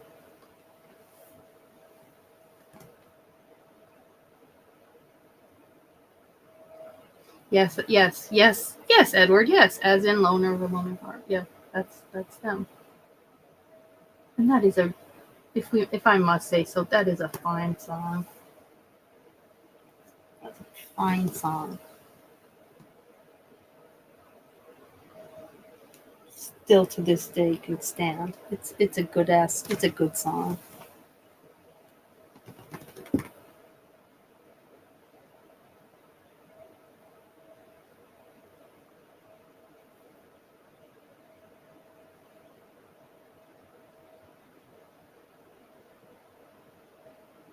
I think Owner of a Lonely Heart was like what, mid-80s? I think. But I really do love that is one of my favorites.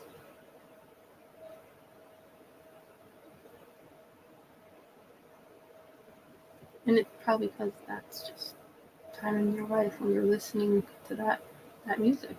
And you just remember it maybe in a different way. If you just hold regard to it in a different way, I think that has a lot to do with it. Yeah, I'm thinking me, like listening to them was probably mid 80s when Owner of a Lonely Heart might have really, like, we were listening to that, I think. Yeah, around the 83ish. Yep. Because I want to say I was like, maybe I was like, junior in high school-ish, maybe 85, 86. Yeah.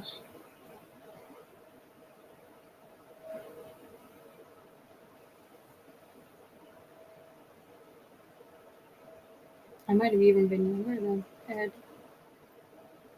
You were in 11th grade in 83, because in 83 I was still, when I was young, like I'm talking 6th grade-ish, 7th grade.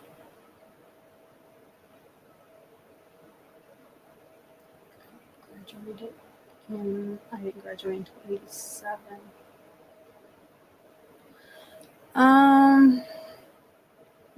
I wasn't not a huge Talking Heads fan. Not that I don't respect their music, but no, I really wasn't. Yeah, Ed, what? Tell us. Hurry up. I can't wait because I like stuff like this. You don't even have to ask. Just talk to us. Did you like any new wave though, John? I don't really think I could say so that I truly did really follow it. No.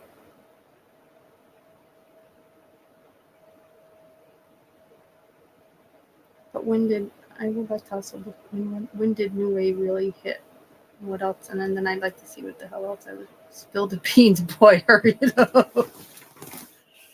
Ed, we're dying to hear it. Let's go. You've done more than one wild thing in your life, Ed. We know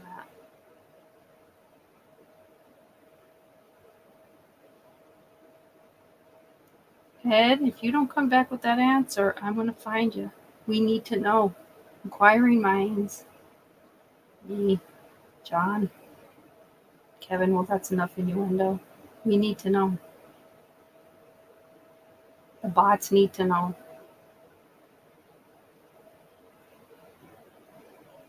John, if he doesn't spill it, there's problems.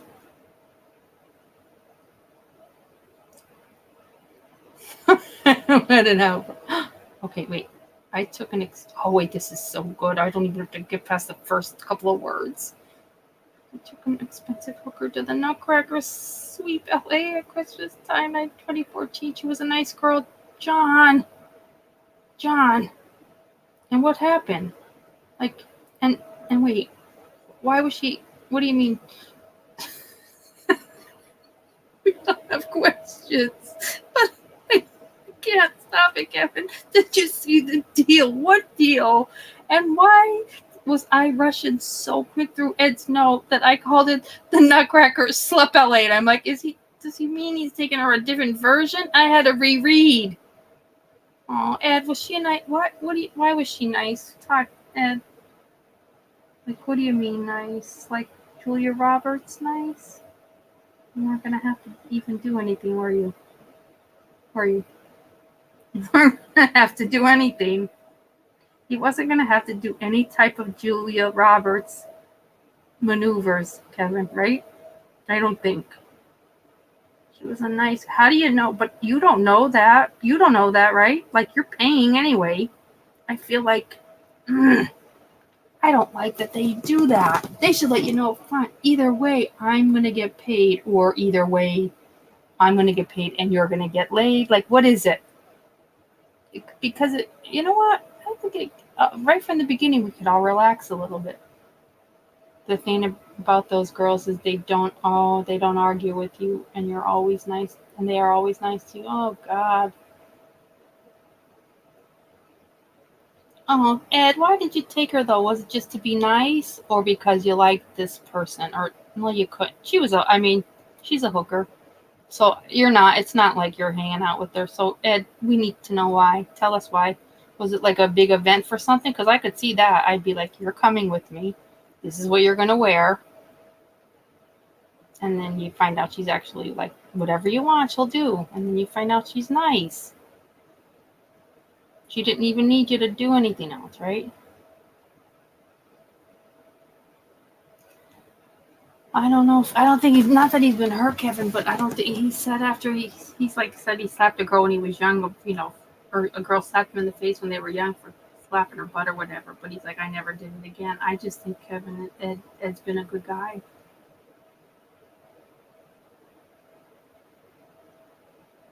And I don't think he emotionally maybe put himself out there then, that's fine. I mean, I get it. Who the hell wants to be hurt in life anyway? And some of us had what other, there's baggage all over. Hookers like what they do, believe it or not. Folks take a girl to a nice hotel and dinner. Yeah, I could see that though, definitely, John.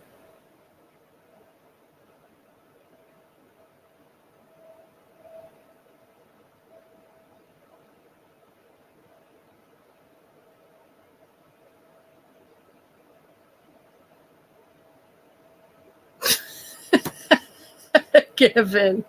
I knew a girl that went to New York City just to see hookers. Don't judge her. They are people just like anyone else. It's a business trend. Yeah, I got a smart one. Oh my God, Ed, you did? Oh God, Ed, you are really nice to her though. There are tiers of hookers, sir. Yeah, I guess so.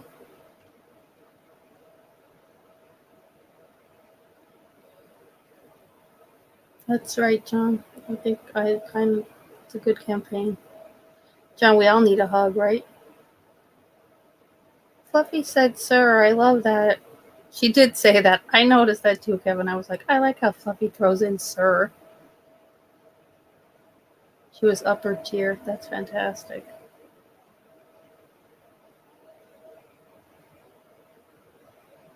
Yeah, I mean, you know what? She's a customer service worker, just like any other customer service worker. Just it's much more dangerous.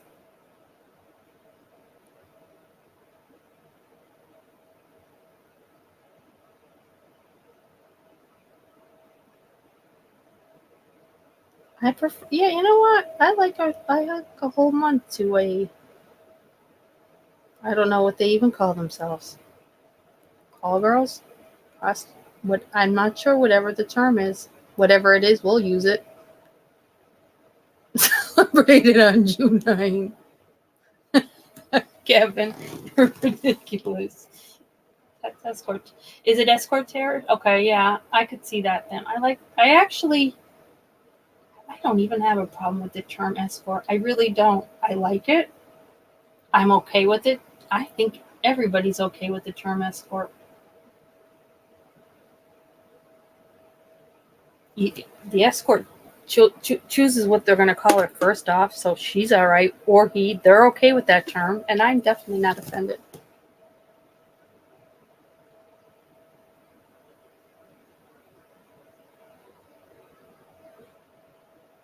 It's fancier. I love those terms. I love the terms. That's right. Kevin. That's what she's a guy. She's a gentleman's lady friend. Yes.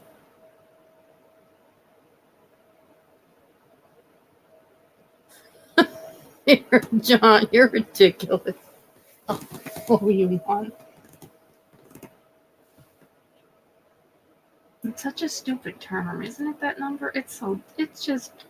There's nothing fun about it. I don't know anybody, even on a date in a relationship who wants to do that stupid positional. It's just dumb to me.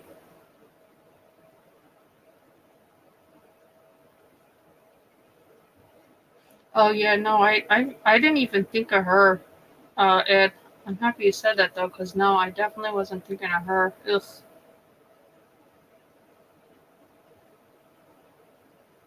Because she was, I mean, ugh. HF is gross. She's gross. There was nothing about her fancy or sir, or she's gross to me. And she didn't treat those girls well.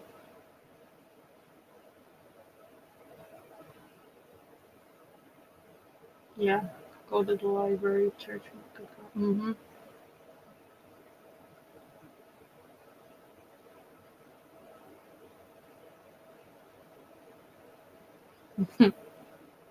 Thanks for not asking. Yeah, I forgot about that fucking idiot anyway.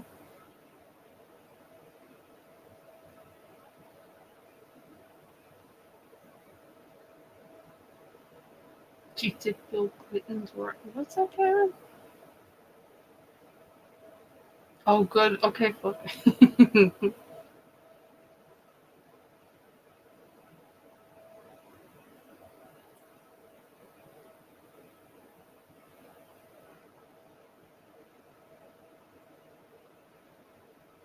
I don't think Bill Clinton got.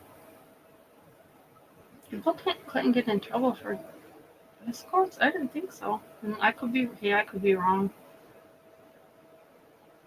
He's done. He's had a wide resume. I could be wrong. Oh yeah, Heidi was. I just didn't think. I didn't think Bill ever got involved. If you treat them like glass, I've never had a bad time. It's business, then pleasure. They always seem to want. Yeah. Mm-hmm. I thought so, Ed. I I kind of thought, yeah. Yeah, Kevin. I could. I mean, like I said too, he's had a wide array of issues. So I could just be totally off.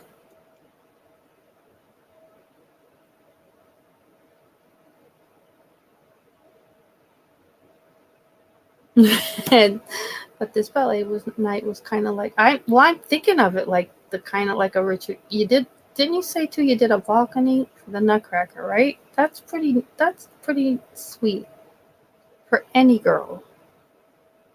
So we're not. You don't need to even do a limo. Limos are cheesy, and we're definitely not expecting a Learjet. So I just think that is just that gesture alone, I'd be like, what is happening? And am I out of this business now? Does this mean I'm out? Am I out?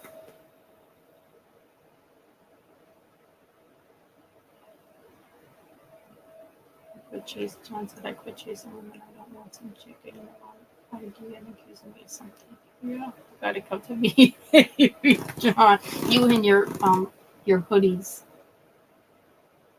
Yes. And your 28-inch waist, John. Stop. Want some? Yes.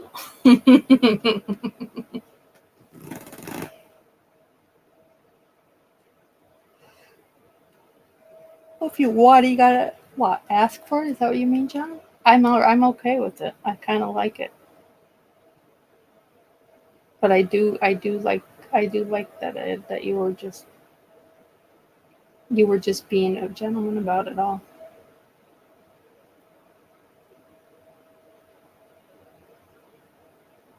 And if they do get their money first, though, they kind of know anyway. So I would think that she was probably like, "Oh, this is too good to be true. This is too good to be true that he's just doing this, and I don't even have to."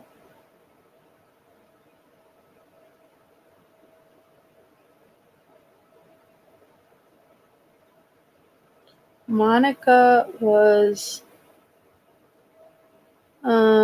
well, there was another. It was definitely the only woman that came forward that we know of. That, yeah, that's for sure. So, we've seen him, but we've also seen his wife in pictures on a former, now dead, millionaire, billionaire's, island estate with young underage women. So I'm not sure how, what was brought to light.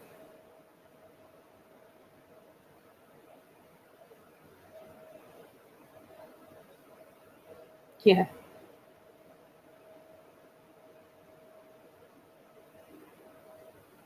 I want to remember Paula Tripp and John Goodman playing Paula Tripp on SNL. I don't even think Paula Tripp could have been mad at John Goodman because he was phenomenal as her.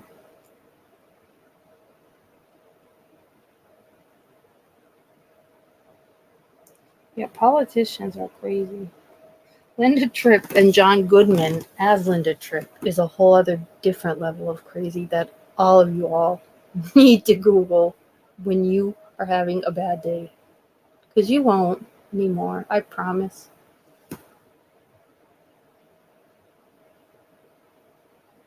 What plane, Kevin? And no, I don't think you told us. What plane?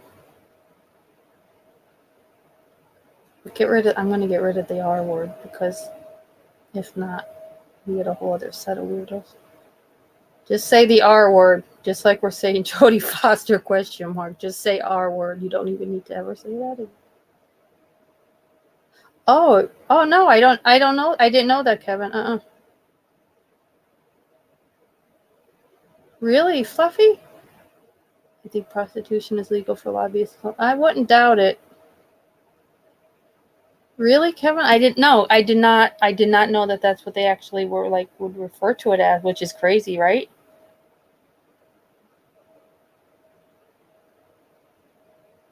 The plane. Little oh God, Hervey. What was Hervey's name? Hervey Villachez. Little Fantasy Island thrown in there. The plane. Really, Kevin? Oh God, is that a nightmare thought? And that dude's island, he's a nightmare. Just even if he wasn't doing it, his face is so scary to me. Oh my God, Kevin, I wouldn't doubt it. Kevin, I actually wouldn't doubt it because we've heard some pretty rough stuff. So even though I'm removing it, not that everybody can see it, but I would. Oh, wow. That is crazy. Ugh. Damn it. I wonder why Queen E died. Having in her head probably to figure out what she was going to do with that fucking son. Oh, God.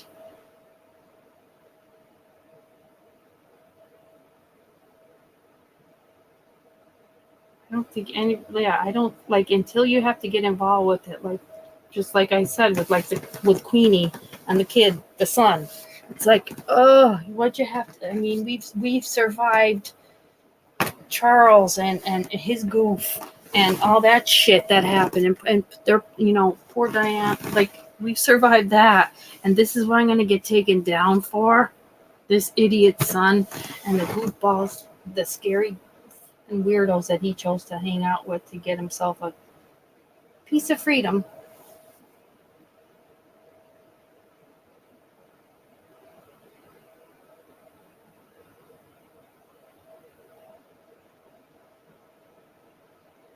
He's part of the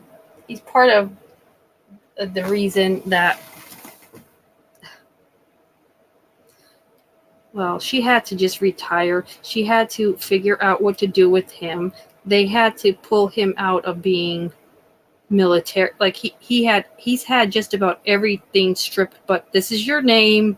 You're lucky we're still letting you have this name. And then, see, the queen died, so I really, like, it's still up for interpretation as to what Charles and then maybe his son are going to decide will be the fate of this boob of a brother and uncle. Because they're definitely not like him, so...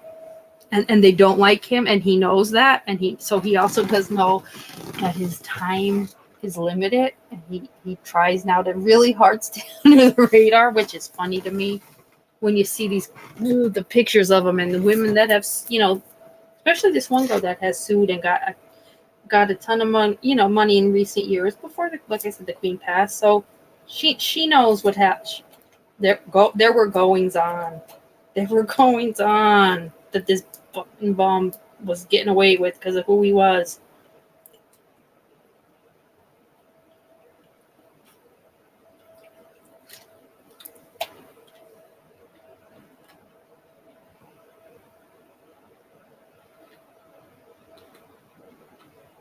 Oh God, really, Kevin? One of the planes, an engine was taken off. Hi, Haley. Good morning, honey. Good to see you, and thank you. Thank you, doll. Yeah, I know. That's a good word? That's a good term for him, though, Haley. Come on now. You're not being mean, that's for sure. I'm just hearing like some of the stuff Kevin is saying. I can't argue it. It to me would make sense. Because these people are the lowest. They're the lowest. They're with the Watts, the Colemans, the Annihilators. But however a child ends up being exploited, whether it's because they went down, their claim to fame was their fathers took their life out, or you're an underage and you're dealing with these pigs. Yeah. Oh yeah, no, Ed. Oh my God, Ed, you of all people. Come on, you would never even think that. We kind of just went off and we were just talking about other things with other people, but no, God, no.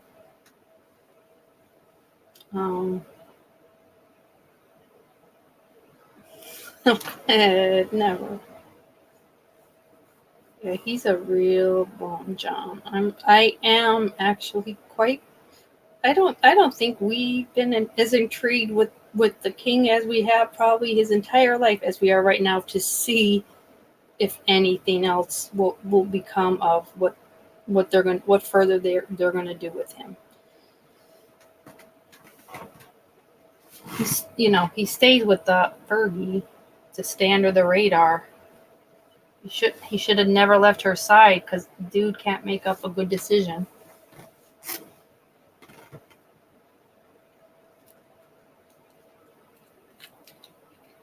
But I don't know. I just don't see Charles and William paying for him much longer. His existence may he may need to get unhealthy. Like, hurry it up. Let's hurry up this process. And we're totally recalculating who the royals are, the working class, and we're downsizing in a major way. To which they should.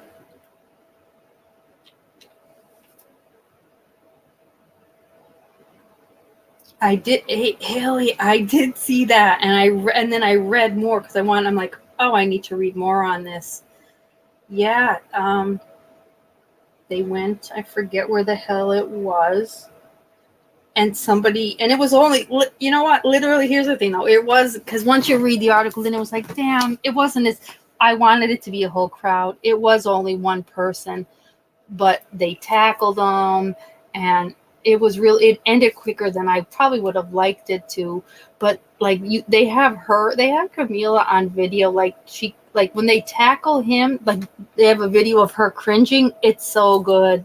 You guys will know when you guys, I'll Google it after you get up. You'll be like, oh, this is good. Yeah, it's her cringing as they totally wipe out whoever this dude is that's been egging them. But literally, the guy got out maybe 2 eggs, 3 the most. But he was screaming something kind of like racial in terms of what he was there protesting. Like when you and I didn't really read it maybe enough times so that I could speak on it as an expert. But you'll see when you guys if you choose to look it up what I'm talking about. It's quite interesting. They were being booed by a lot of people. That's what she's not cringing. That's what it is. She's not cringing when they tackle him. Camila cringes because they're being booed. That's what it is, you guys. It's comical. You'll enjoy it. You'll be like, thank you.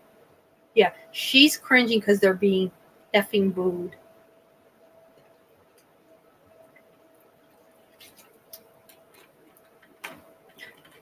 And the way they describe the eggs, they're like peasant eggs. I'm like, well, what else would we do as peasants but throw peasant eggs at a king? But just they had an actual term for whatever the effing egg was. It was a peasant egg. I'm like, oh God, this is just a crazy story. Yeah, they do, Ed, and that is why Andrew knows that they do. He knows that he's really put them in a heightened state of concern because they've been wanting to downsize this and out this family for years. And really, if the queen wasn't as beloved as she was, this was a scandal that could have done it. And that's why people are like, he needs to be very worried now because because Charles cannot afford any scandals. And Charles and William, they're definitely not going to tolerate any of his, even having to be the gopher for his stupidity. So they are all saying, like, yeah, he's shitting his pants. Yeah, the peasant egg, I thought that was fantastic. I'm like, it should be a peasant egg. We're peasants to these people. They're royalty, for God's sakes. Yeah, it is the video, everything in general. Haley, when you watch, you're like, what is happening here in a couple ways? Charles, there's an egg. Why is there an egg on the side of his suit? Like, what? Yeah. And you hear the dude being like, whatever he's out there throwing peasant eggs for, and you hear his voice. Then a separate one. It's like you're just hearing booing, watching that goofy and cringy because they're being booed.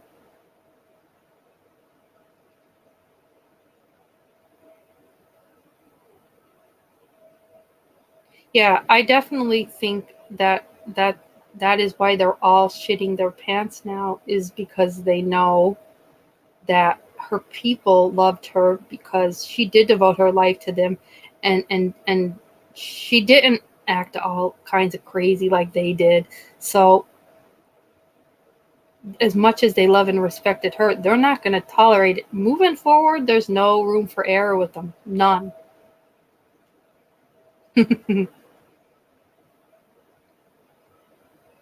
Yeah, I feel, and I don't think anything. Listen, we don't like Harry because of who he's with, really, at this point, and we love Diana. So this is not an easy world to come out and feel good about somebody like an Anne. It's not going to happen. It's just not going to happen. The world did find a way to really, and no, I mean, Meghan is pompous and entitled and wanted to spin it to I think make herself kind of look somewhat like Diana. You should never go there. Don't repeat history. Don't even try to. But yeah, somebody like an Andrew, in my opinion, there's no chance in hell. We're just waiting. She just died, basically. I think things will change. Yeah, I definitely think things will change. I think Charles will get them change prior to his moving on and William taking over, but I just don't see them putting up with and paying for fucking Andrew. if anything, Andrew might have, his daughters may have enough money, then like go live off of him. Get off of, because he still lives on it. He still lives on an estate. Him and Fergie live in, I don't know if it's Kensington, but they're there. They inherited the Queen's dogs. Like, they have the dogs. So they did find a niche. They found a way to, not that we need you, but yes, they inherited her dogs because they bought her the last corgi they bought that was given to her was from them. So they figured a way to kind of bring it back. Charles in charge. Yeah, they were terrible. The paparazzi were really, really bad to Diana, and Diana was a really good ambassador, let's be honest. Even if you didn't like what was happening, because she found out, like, oh, wow, he didn't really marry me for this. Like, this is not going to be well. She still never, ever gave up her role as a royal, and the power that it brought to so many causes that we needed it to be brought to.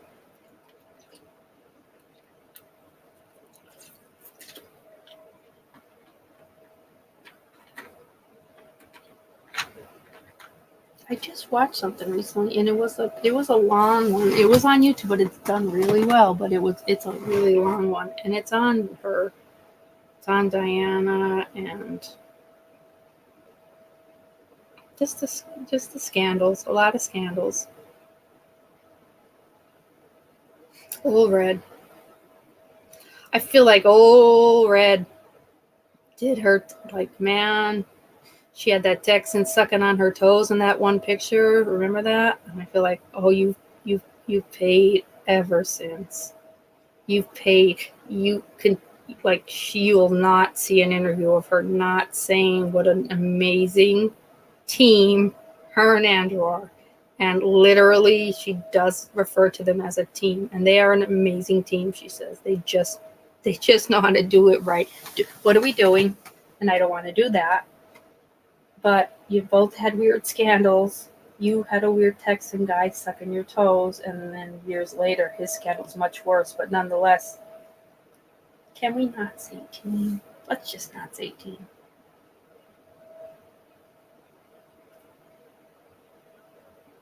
But also, I just don't think, it's hard, I think, to be in that family without, it's like, okay, either let us, like, you gotta either let us know, or believe me, everything does come to light. But when you look back at, like, Diana and Fergie being friends and then being there for each other as sister-in-laws, they kind of benefited off of each other's stupidity. Because if you're stupid tonight, tomorrow morning, it's not going to be, it's not going to be on me, which is, at one point, it was just back and forth with who was being recorded with some other polo playing idiot. Yeah, Ed, wait, what was it about the toes? Fluffy. It was I want to say, he was like maybe a Texan lawyer, but she ended up, Fergie, on the front page of the papers. Paparazzi snuck onto the island. She was with this dude, and she's getting her toes sucked. It was not good. Yeah, it was not good. And I just feel like Diana chose to trust the worst. Totally trust the worst. But also knew how to manipulate it, because her sons will say she knew how to go both ways with the media, hating her or liking her, and how she appeared a lot of times. She manipulated. Let's see. Wait. Kevin said, was that dude she was seeing a tennis? Maybe might have been somebody she played tennis with. They all play tennis, Kevin. Everybody has a tennis playing friend. Don't ever not go there in your head because it's true. Because Diana made sure that, like, her diaries, like her everyday journals, she tried to play tennis every day with her friends. But you find out, like, this tennis it's just a theme. They're all part of this inner circle. But I do know one of them. One of them was definitely her, like, lawyer or her accountant. I know one of them, because she's had a couple f ups, but one of them was definitely from, like a Texan. One of them was definitely either a lawyer or an accountant. One of them was definitely sucking her toes on a picture. So yeah, it's all there. It's just there are also, she's had, like I said, a couple scandals. So I could just be clustering them all into one, and they've really had their own right couple ways, because she's been in trouble a few times. Then she was on trouble literally on video, and I can't remember what she was trying to do, but it wasn't good.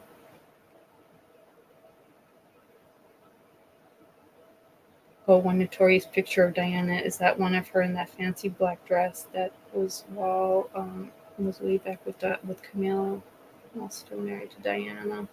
Yeah, there's a really sad one too that was in this documentary, Ed, and it's very, like, I mean, really early on in their marriage. Like, basically, we're off our honeymoon, and now he was going alone, and I want to say it might have been something in Australia, but right prior to him getting on the plane, he also answered a call from Camila with Diana sitting there. So then once he's on the plane, there's a picture of Diana in the airport, and I mean, bawling her eyes out. It's heartbreaking. It's really heartbreaking. They're only, and I mean it, they're only married weeks. So,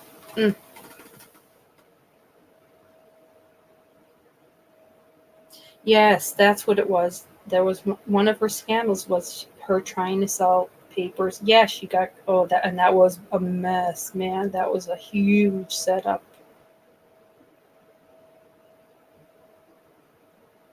No, see, Ed, well, and really, so Diana came from, like, an era of, there is an era of royalty that she truly did come from, and I can't remember. I just watched 9 hours of this damn biography, but I don't, like, I I want to say Fergie's dad might have been, I don't know, was he like Navy or something like that? I can't remember, unless that was just what Harry was. I don't know. I'm trying to think. But man, that one, that it really blows up, because it's after, once she did that scandal, Fergie never didn't, like, she never did another scandal again. We barely heard from her ever again. They had a huge sit down with her. We've never ever, she's never done anything bad again. And like I said, any any time she talks, it's to say what a great team her and Andrew are. So it's a narrative that's not, it's never going to go away.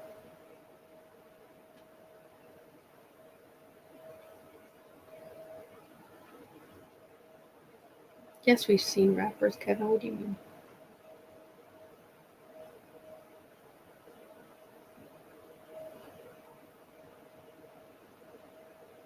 Monica. No, Monica like class.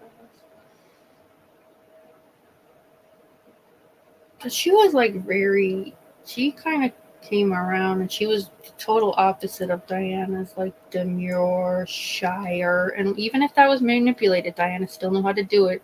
Fergie was like the total opposite of it. Just a loose, and they did refer to her at one point. She was like their loose cannon. Andrew can't sweat, and he literally can't sweat. Like, he truly can't sweat, which makes me not like him more, because that's just, you're just weird. I'm sorry, that's odd. Oh, because of the. Oh my god, Kevin, I can't with you.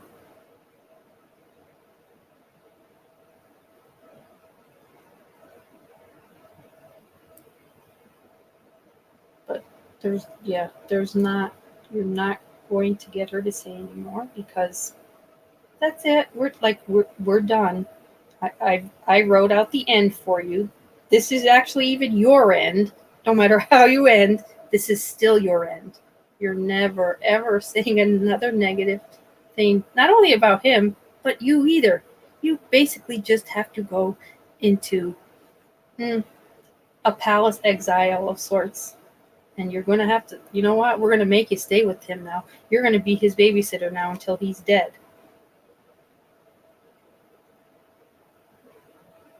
Oh, definitely. Oh God, Fluffy. Yeah, they all hold a weird place at the tables. They all hold a weird place.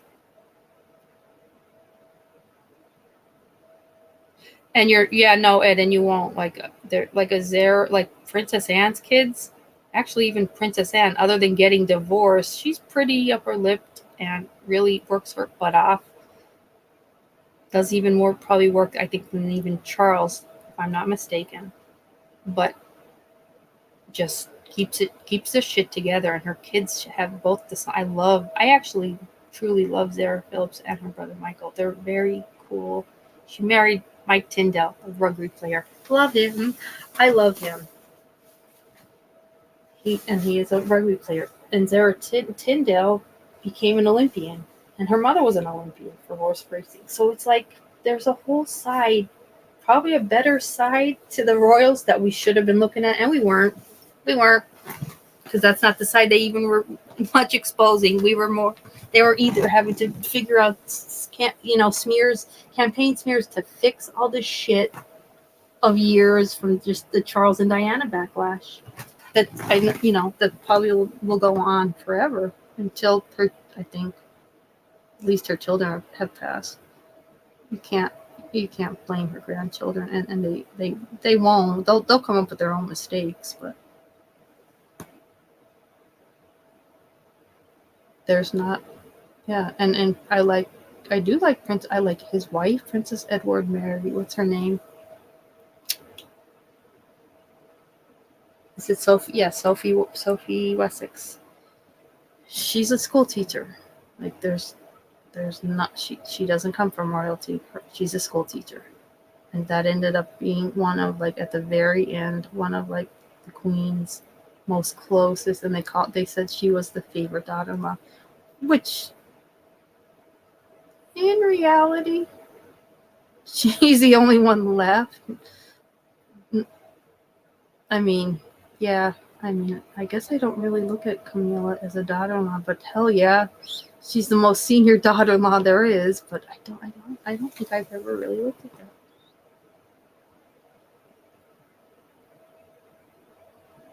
Yes, I love that, Ed. I love that video of Prince Edward saying, "Just take the other picture." It's so damn good.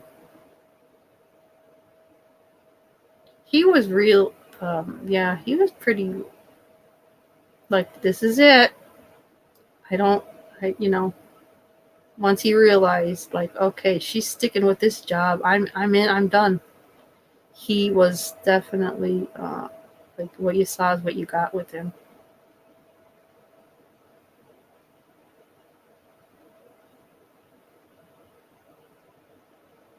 Just take the bucket. There's also a really good one too of him. He was into I don't know what they call it, but it's like the horse racing, the horse carriage racing. And his granddaughter, Prince Edward and Countess Sophie's daughter, has taken to it now. But she was little with him. Oh my God. And they're racing. And you're like, this carriage is definitely going to tip. And it tipped. Oh, it tips all right. And everybody runs to it. And you got to watch that too. He doesn't like anybody bringing any attention. Oh, it's a good one. You're welcome in advance. I know the Queen was crashing cars, right? Didn't they take his license away because he was doing a number on the what is that? What do they drive? Is it the Land Rovers that he drive? He was driving the shit out of those Land Rovers. But in the end, he drew remember, guys, if I'm not mistaken, Prince Philip drew up what would be his very last Land Rover, which was it carried his coffin. I know that's weird, but I'm telling you that's true. It did happen. But he was just wrecking. But it's like, why do these old people? Why are we letting them drive? God, don't we all wish we had drivers for our mom or our dad when they're in their 80s? Shit. But that's to them was like and it makes sense. That was their only freedom, getting in a car and just driving. I do understand. I'm not ignorant to it. But when it became a hazard, Dad, we're going to have to take that. We're going to have to take the license now. You've given us no choice. We've asked you nicely to stop driving past 10 miles an hour. You've ignored it. This is where we're at.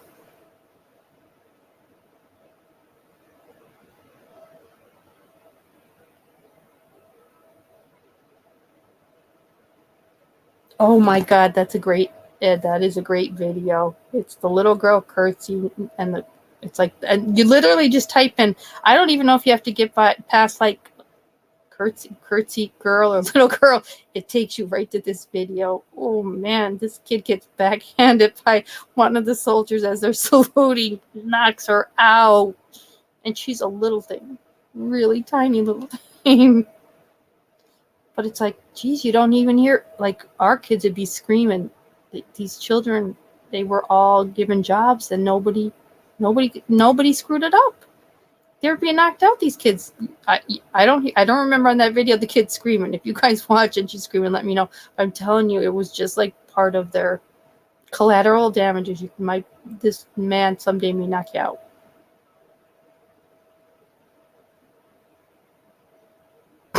He was literally hanging upside down in a Range Rover. That was like one of his very last events. Yeah. It was just, you got, at this point, we're like, all right, you know what? Let us know if any of these end up his demise. Are any of these doing anything other than, okay, yeah, we're not arguing it. It just became his norm.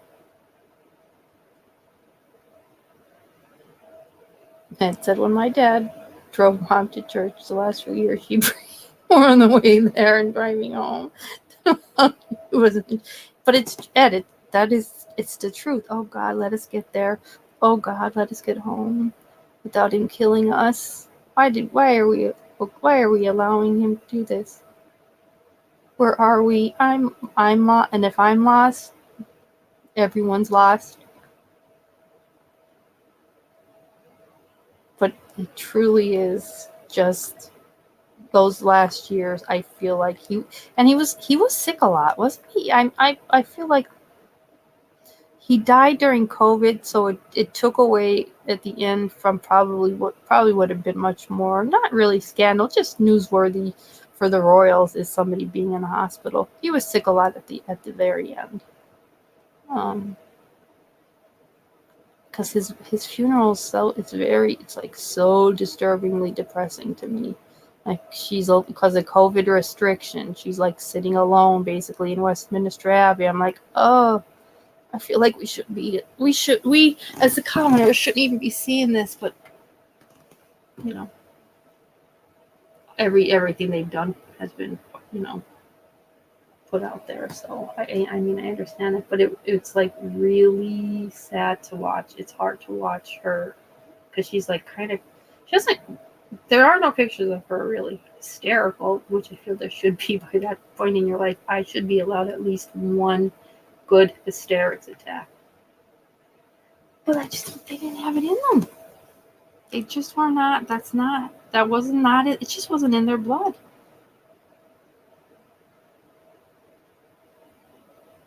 Yeah, he had a lot of UTIs and the confusion and just, it was a lot at the end. Probably more than we needed to see, but then at the very end, like I said, COVID, we didn't see a lot, which we shouldn't have. I'm okay with that. Yeah, it's a really sad moment. I don't And it's like one I tend to gravitate to when I think of like all the stuff she did in her life. But like that was like because it's one of her last really big events. It's sad. Very, it's disturbingly sad. You really got to see just how isolated these people are. So I'm like, it's the queen. If she says, I want Charles to sit near me, I'm sure she could have, but they didn't. If it's like, and that's why I think she had the respect that she had, was because they just didn't do that. They didn't. She did not come from that do as I say, not as I do. Now Charles did, but she didn't. She definitely didn't. She, she did her best to also just stay as decent a person I think as possible. Yeah, we saw a lot of moments. They've given us endless hours of video footage to look back on with, fond memories. Oh yeah, we definitely would have seen a lot more. COVID really pinched us in that entertaining way, Haley. I feel like there was so much more we were gonna see. But it took a pandemic. It took a pandemic to take that freedom off of us.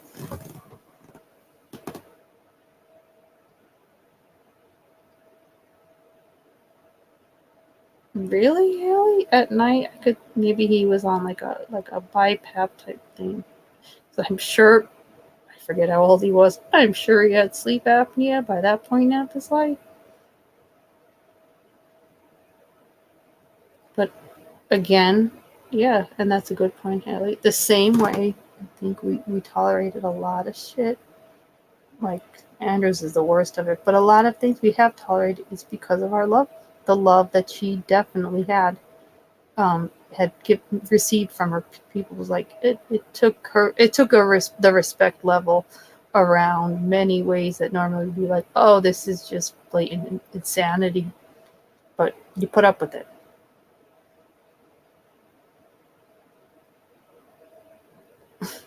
A weird ventilator. It's gotta be like either a CPAP or maybe a BiPAP machine, Haley. But nonetheless, just you putting it in there as a weird ventilator makes it weird to me. Even though I'm a nurse, those machines aren't weird. You saying it like that, I'm weirded out now. I'm forever weirded out now by any CPAP or BiPAP machine. Oh, you have CPAP? You have sleep apnea? Nope. No. I'm diagnosis weird ventilator. That's what you're getting. That's what you're getting because Haley said it. That's why. Talk to her. I can't get rid of it now. It's there. Yes, that is definitely why Charles and Camilla need to be very worried. One fun thing they did with Jujutsu, that was helicopter skit. They did at the 2012 Olympic opening there. Wait, the helicopter skit? I'm trying to think. And was 2012 London?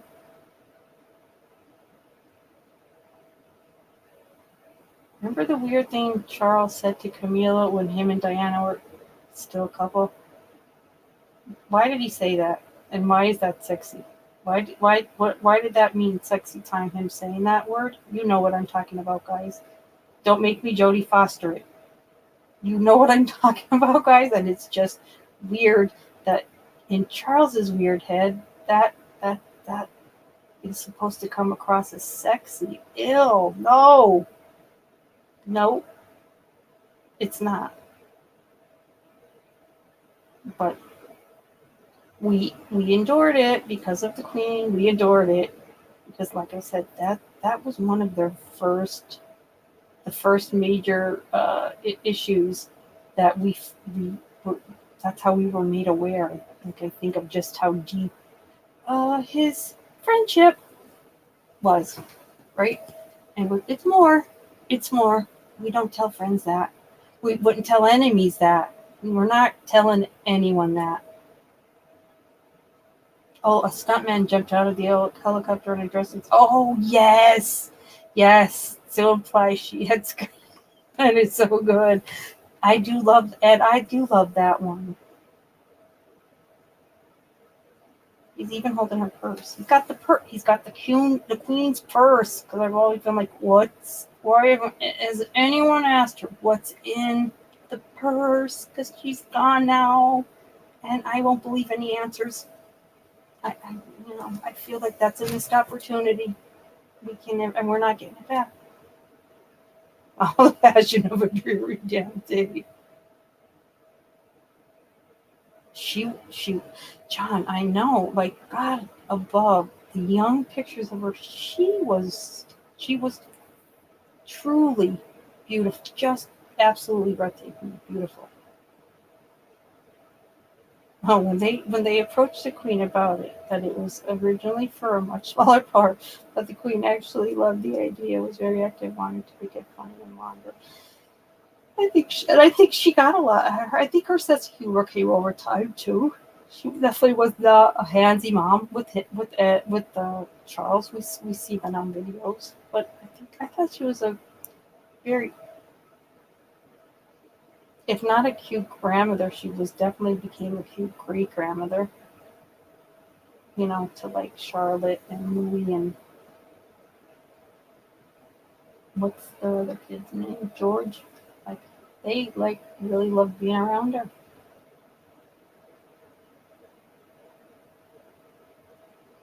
Because I'm a major Royals enthusiast.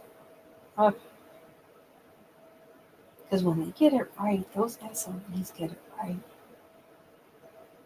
Right down to the smart coat they're wearing and the hat they have on their heads, they just get it right.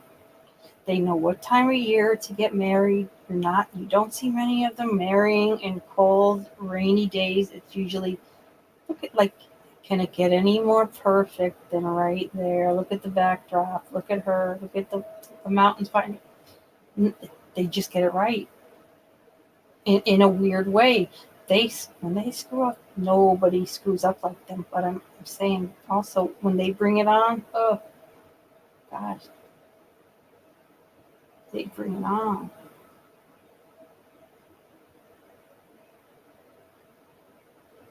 It ain't like that. Baby fingers.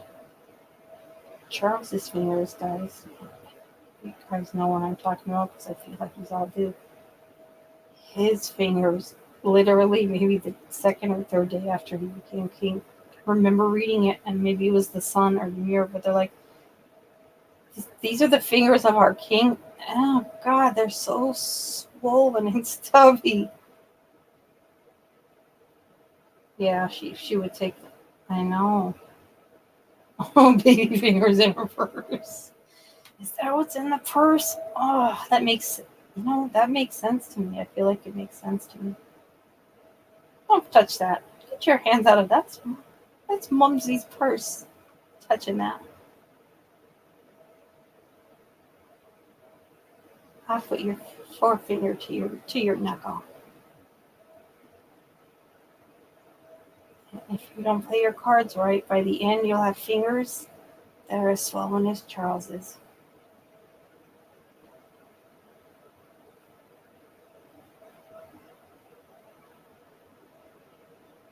Yeah, I feel like John, right now. All right, freeze it. Freeze. Right now, Royals freeze. William, take over. Tell us how the rest of your father's life is going to play out, and just let him and Camilla go and drink gin. She likes to smoke cigarettes. Whatever it is, lay it out. And you need to then, moving forward, have people like Prince Edward by your side and his wife, who your grandmother adored, and Princess Anne, and get your shit together. And let's wind this crazy family's working titles down to a couple. And that's what they said they're trying to do, is literally get it to pretty much one hand, two hands the most of who's royally being paid by us. Because, Jesus, think about the 80s. There were so many of them. And everybody is on a plane or just massive stuff happening. And not even the queen. The others. Yeah. Diana would take her sons on like totally extravagant trips to make up for whatever she felt she was doing to screw with their lives. Everything was just in excess. Yes, but the banana hands is I like it better than sausage fingers. Did a short on those sausage fingers. Did you, Haley? Haley.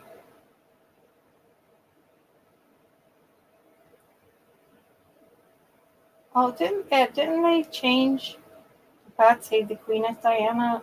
And I thought they did.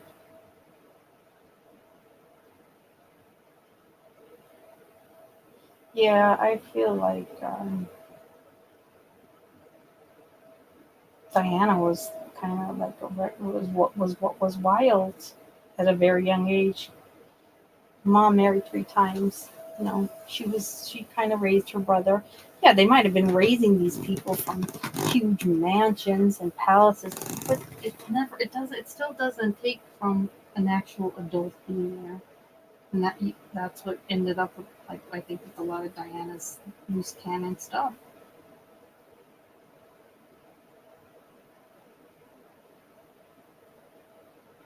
Oh yeah, Kate, and the Kate had, like you said, Haley, Kate doesn't have any problems with being. You want to call me a commoner? Yeah, yeah. My parents came up on their own with that. What is it? Is it Pieces of the company? I think it's one of the Pieces. Whereas Camila don't. Like, I don't like being referred to as a commoner. I'm not. Well, you are. And this was before. This was while she's still with her husband. Charles is with Diana. She's just pompous, and because of the power that he gave her, he always like Charles likes hanging out. Like he likes to be around older women, older rich women. Camille, married women,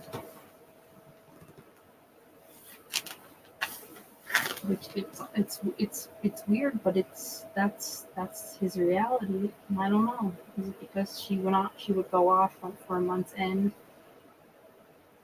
I don't know. I know he loved his nanny. I do know that because she was a part of this one. It's like Charles loved his nanny, but she at the beginning Elizabeth did not like to see him liking nannies more than her, so you had to balance it out.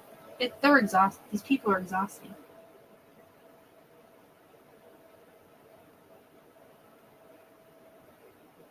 But Camila's Camila comes from a line of, and this is truly how she introduced herself to I forget who it was. It was like,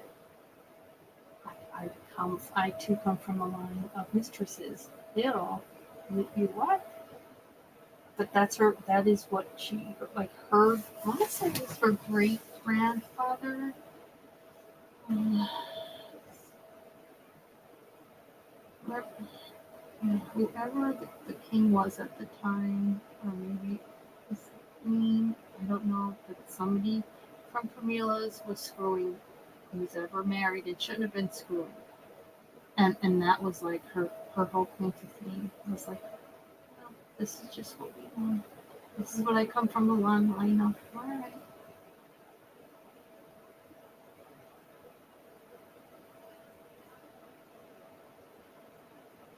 Yeah. She, well, truly did all. Kate. I mean, they moved to be closer to her this past summer. They just moved to where they were literally like right around the block from the queen. So that's part to me is sad. It's sad. That's what happened. Um, trying to think of the name of the place.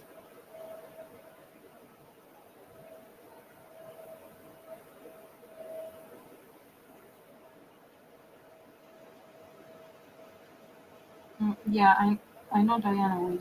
I want to say Diana was buried in the Abbey, and that's where Harry got married.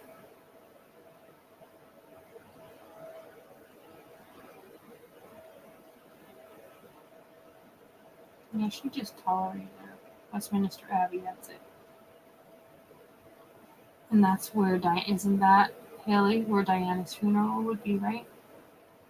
Was the Abbey, and it's gorgeous. It's breathtaking.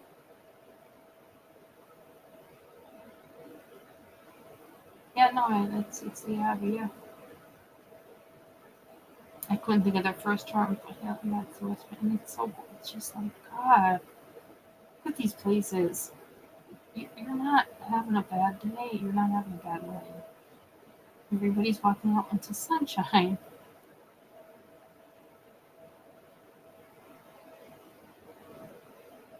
Oh God, yeah, Haley. To me, I just think it looks. The Abbey is. You felt it. You felt the Abbey when Diana passed, like especially at the end when it's like the Queen and the Queen Mother walk in.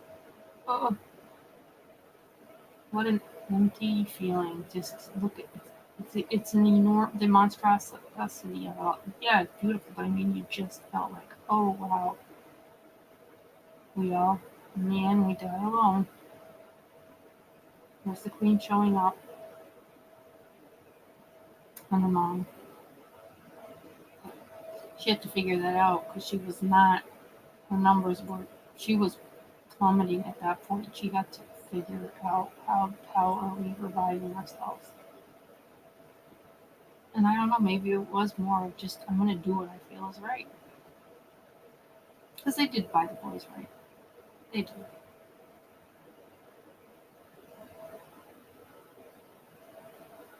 Yeah, oh my god, Dad, I know, you need to see all that. I would love to see all I just think it's all just so gorgeous. Just unbelievable.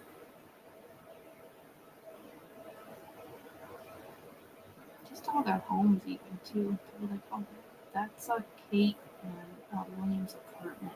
Like these are not they're apartments because they're within a compound and there's other royals living in other apartments, but they're still attached mansions. Really, her wedding is the saddest thing ever. It's the worst. Oh God, her brother in the church, the boys having to walk behind their mother, the boys having to greet the public before her funeral, like all those days. Oh God, how would like when you watch that, it's like how did those little boys not just mm, like most boys their age, like in a fetal position? My mother's dead. She died a tragic death in a in a tunnel. It's just horrible. Yeah, I think they've all paid a significant price for their lives, their lifestyles, but and yeah, I know it's like being a part of being a royal is being out there, but I think I think they're good. Their dance card's full.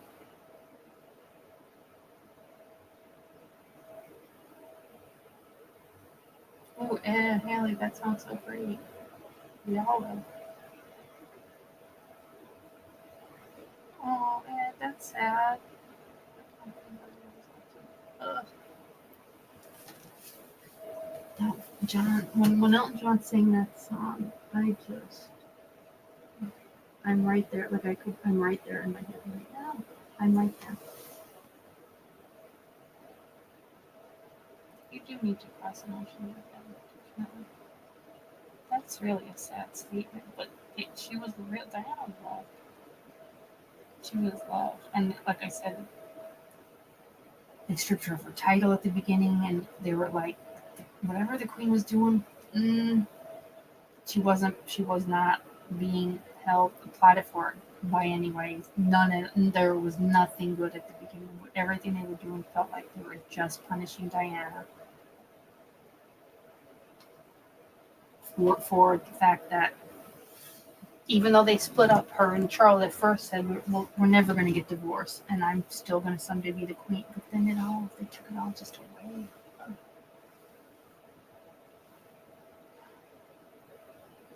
Do a house swap. Yes, Haley, we want to do a house swap, and then we'll do a live on it, because I think that would be fantastic.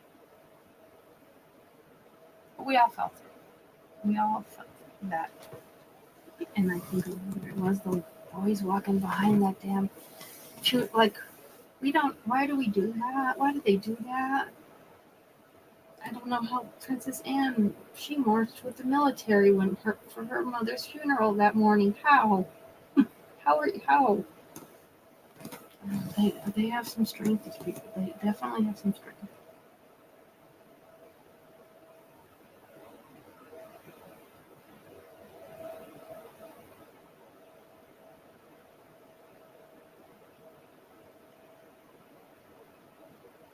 Yeah, I don't know what they were thinking of that Mercedes that night. Well, they weren't. She didn't have. They stripped her of the security when the title left. A lot of the good parts left too. So, awful. And then we, come to find out that the hell is his name? That fucking idiot, John. Is it Paul? I can't remember what the hell his name is, but God, he was a mess. He was drinking. He was on, I think, antidepressant. He was a mess. And his toxicology, it shows him to be a mess.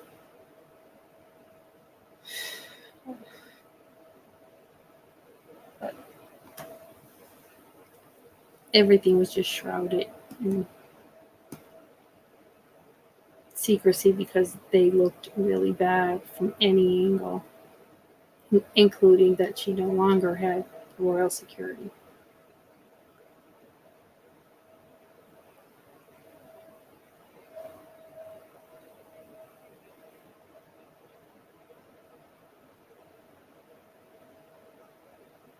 Oh, no, I did not know that.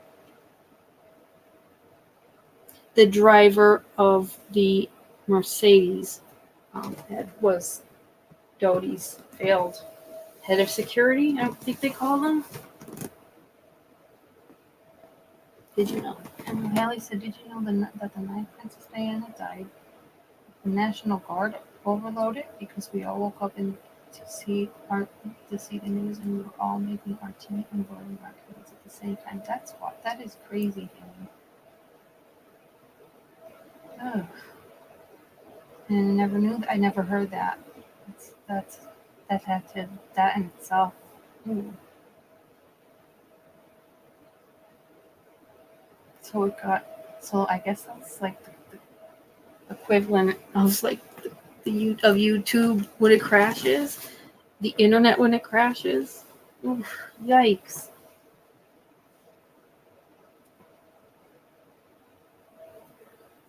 That's how it seems like they're awful behind them in their data, right? Am I right? You got to update. Yeah, I know.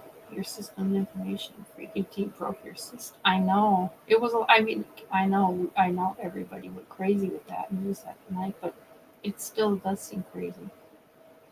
That it's all it took was one massive event, and they were done in the middle of the night, and no one knew.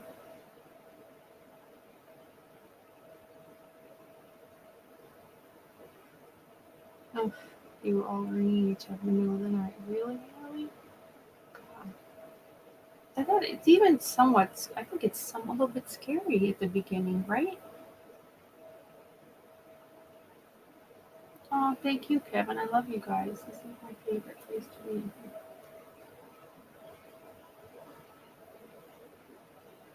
Haley said everyone was turning their lights on at this.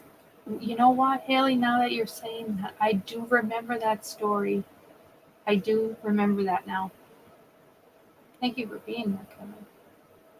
Well, that's enough innuendo, Kevin. I love that name.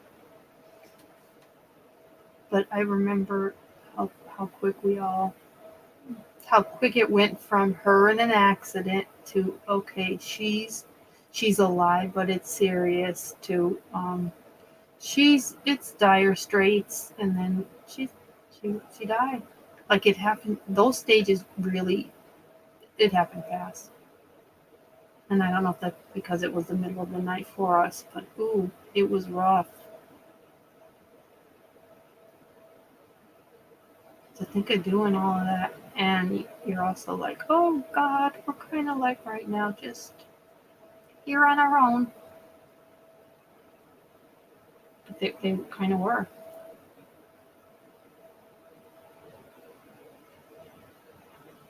God, it had to be so bad for those kids. Oh.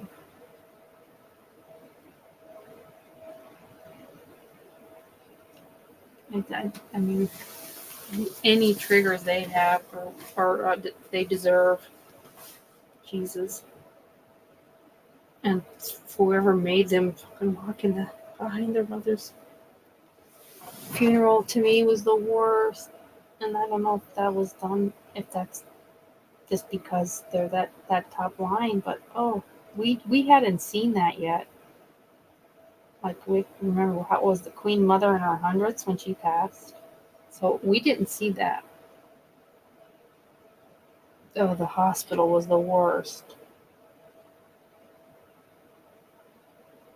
Yeah, the ambulance that took her to the hospital pulled over more times than I would know of any ambulance would ever do that here in the States. We don't. We're gonna get you there.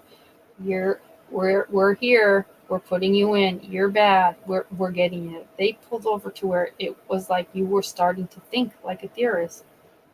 Yeah, I think she was. Yeah, I mean, so we, whether she's 102 or 3, we just.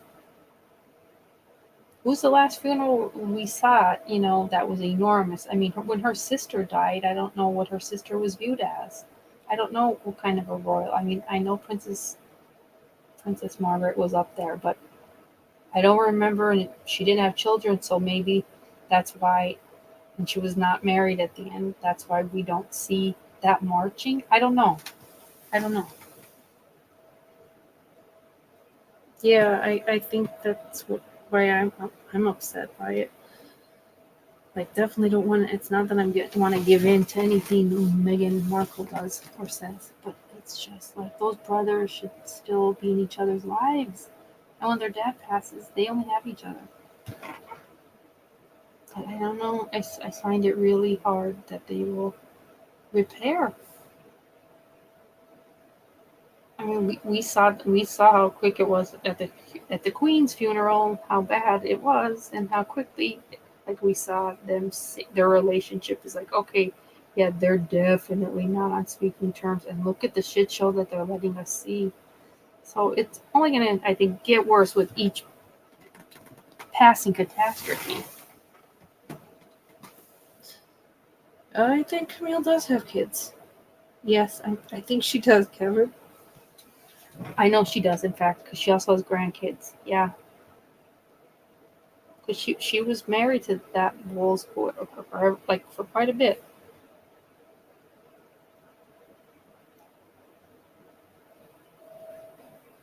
But those kids knew. Shut up! Don't let them know who we are, because we're hated.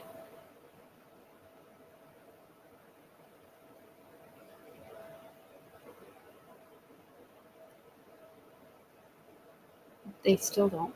They don't make themselves. They're not out there because I'm sure the amount of trolls is astronomical. People, Princess Mark. Oh, I didn't really. Oh, wait, Lady Sarah. I think probably because they don't do the shit shows that we're used to, so we don't associate it. So then, Haley, did they march? Did anyone march behind Princess Margaret's coffin? That's what I'm trying to see if we could. Other than that, it would have. What would have been the next huge royal death would have been what? Her father's death when she became queen. Hmm.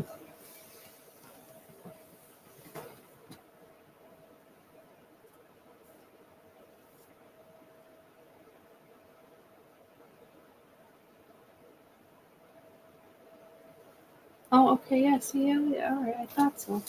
Yeah, they've stayed under the radar. So I'm gonna have to just look it up because Princess Margaret she was sad. That was a sad story with her. But I think the Queen in the end, for a lot of it, just took the heat and was like, I'm just gonna be the fall guy for all of us.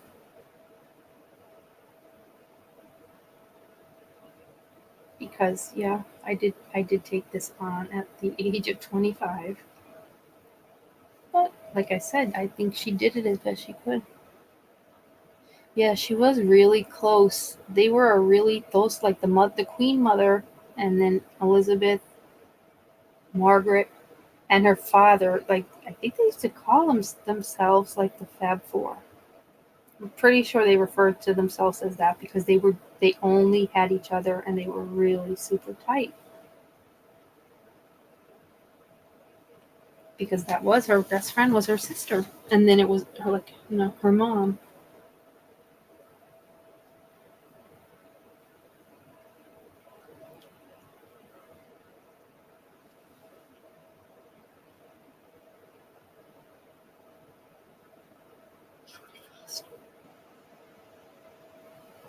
Oh yeah, they never Camilla and Charles never stopped seeing each other. It just really didn't happen. Maybe for a little bit in the very beginning, but once he knew that the paparazzi were never going to just like him, he's like, screw it, I'm going to just keep seeing her. And he did. She left Parker Bowles, and they were basically just a couple behind the scenes for a long time. Years after Diana passed, right? That we really allowed her, I think, to go to these types of events, and then look at where she is now. The Queen gave her the highest title she can get. She gave it to her, like, I'm letting her have it. Yes, she can have it.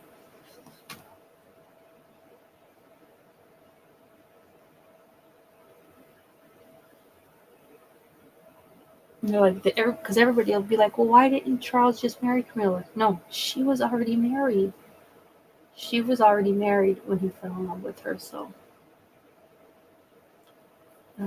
he was not going. One of his picks was not going to be a divorcee with children.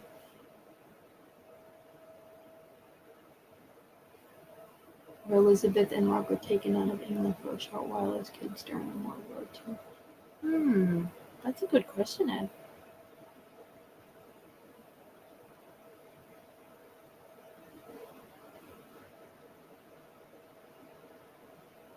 I feel like they were. Yeah, I feel like they went to one of their stable places, like a Scotland. Yeah, Haley, I agree on that. I think they were just taken to somewhere else that they owned, but that was on a more stable ground.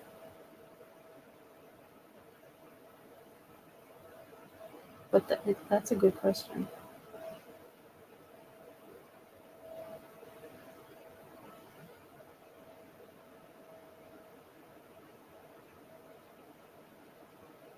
So then I wonder. I'm trying to think of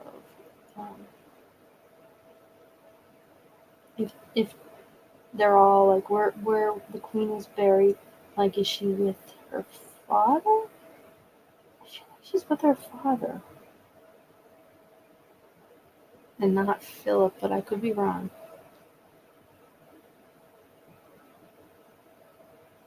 Yeah, we definitely saw Elizabeth driving in a lot of military trucks and ambulances. Yeah, definitely agree with that.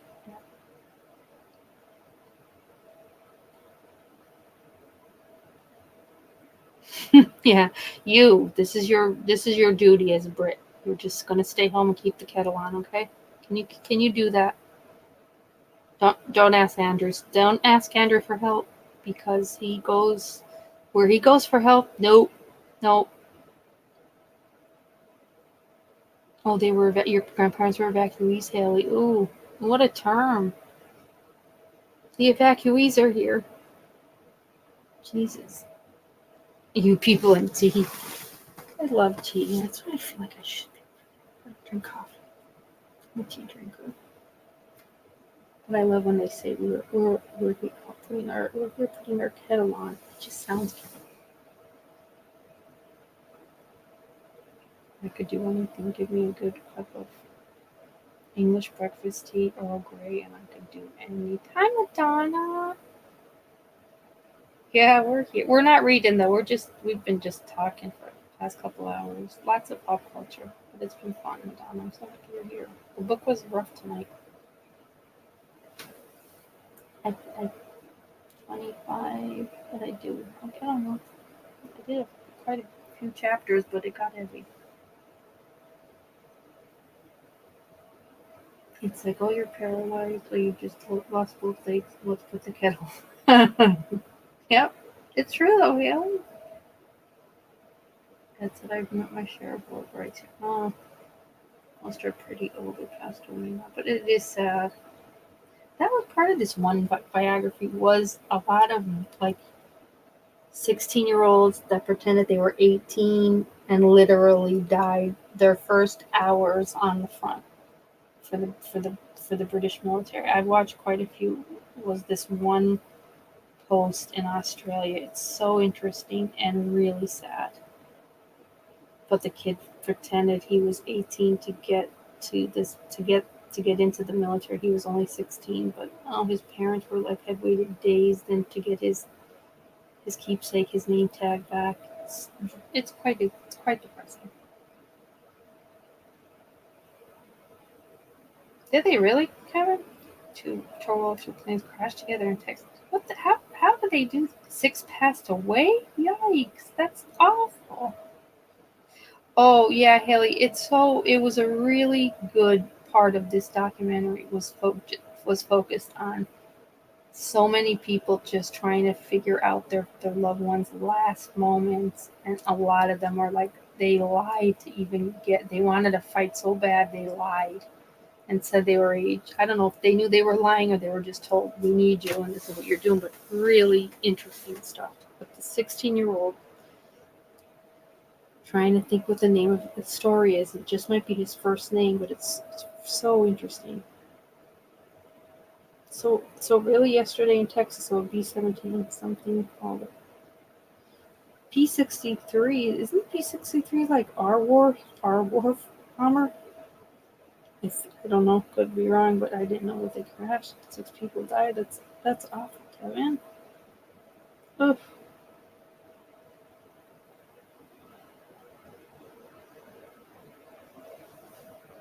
Jesus.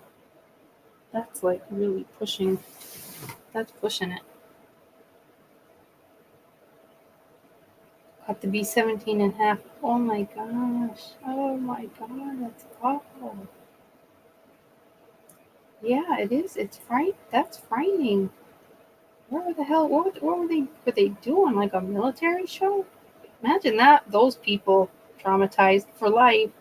An air show. There you go. Oh God, a B-17 is a W-2 bomber.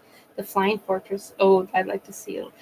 I mean, those air shows. I feel like if I don't know when it happens, I'm like, oh, are we that surprised? We've gathered this.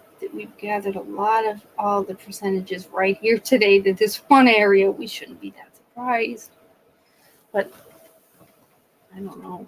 It's just hard to see. Well, you were in both of those, Kevin. That's interesting. Oh, God, those people that were in the crowd. Jesus Almighty.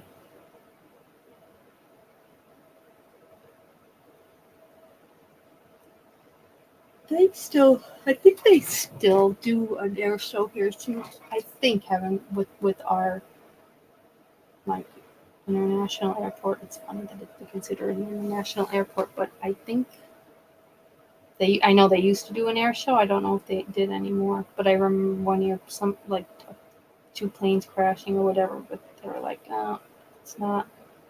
It's show related, and they were having engine problem prior. I'm like, well, that isn't that great.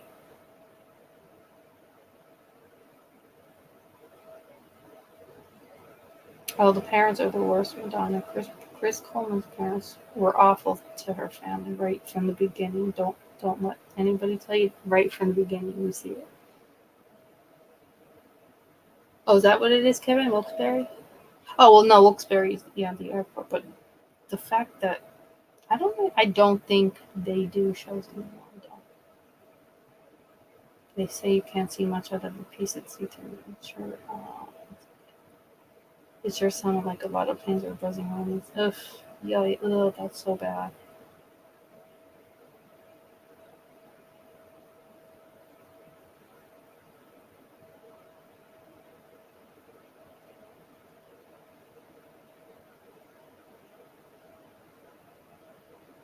Who died, Madonna?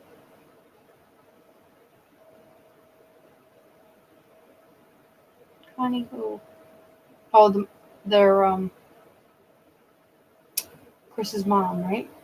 Isn't she Connie? Did she die recently? I didn't know that. Because somebody was actually asking if they're still alive. I'm like, I'm pretty sure they're still alive, but maybe. Okay, Connie. Okay, thank you then for that update, Madonna. I didn't look into that, but thank you. Yeah, they are just, they're rough. They're like super rough, rich people. Jesus.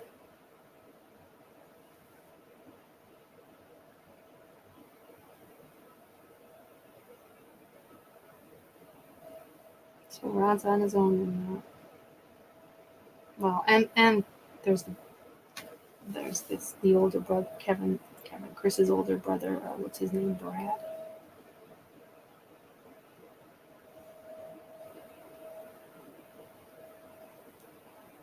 These are interesting stories with history. There's so much out there.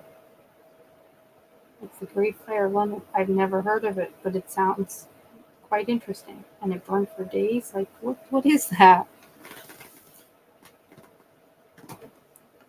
We do get to, this platform brings us a lot of information, and then we can just decide what we want to see. But I think it's just fantastic that it brings it to us.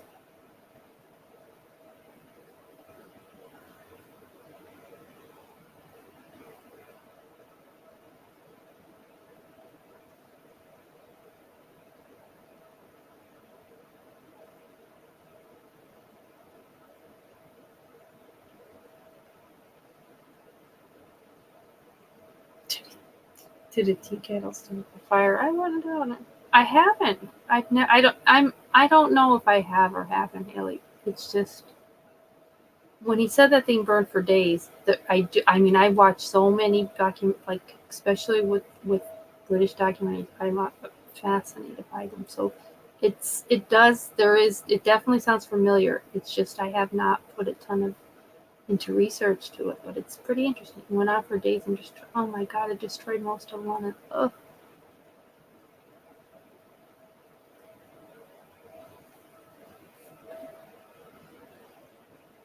Was that the 60s, really?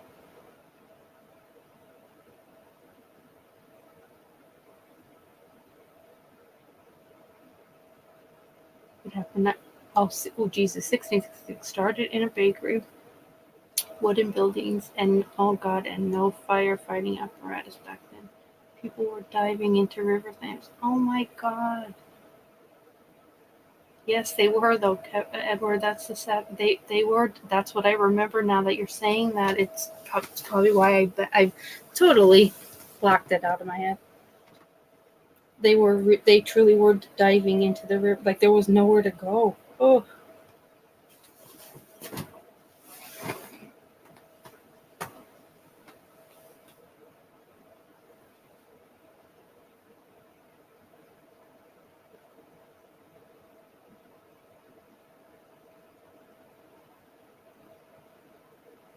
I don't know, Kevin. What is that? Holmes. Part of H.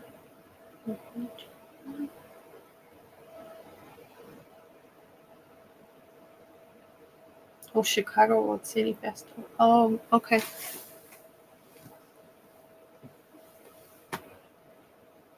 He built a murder motel. Oh, did he?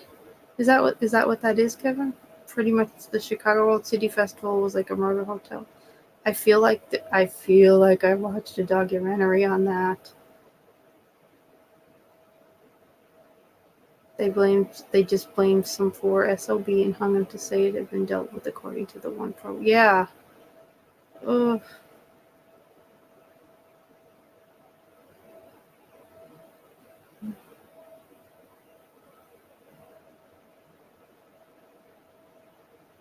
We've dealt with him.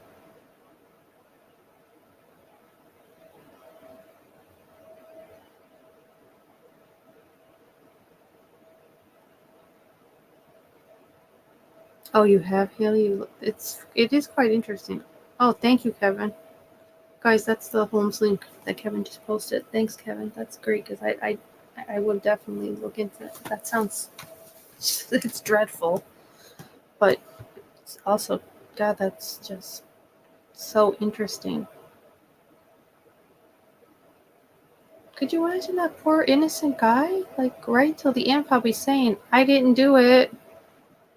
Ugh. So he gassed people. Wow. My God. What a sicko, the house he made into a house of horrors. Oh my God. False doors, gas rooms, hidden... That is dreadful. Oh my God. Oh God, the false doors alone, that's enough for me. I'm out.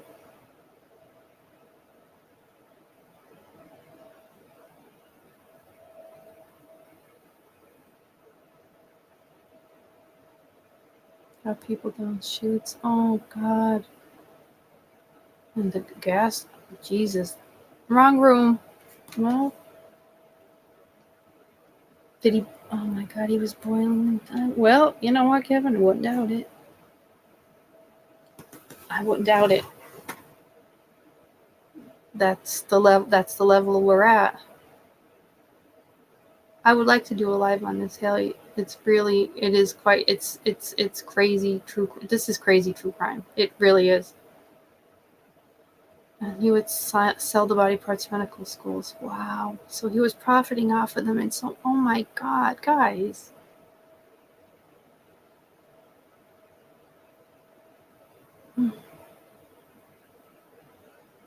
Wow.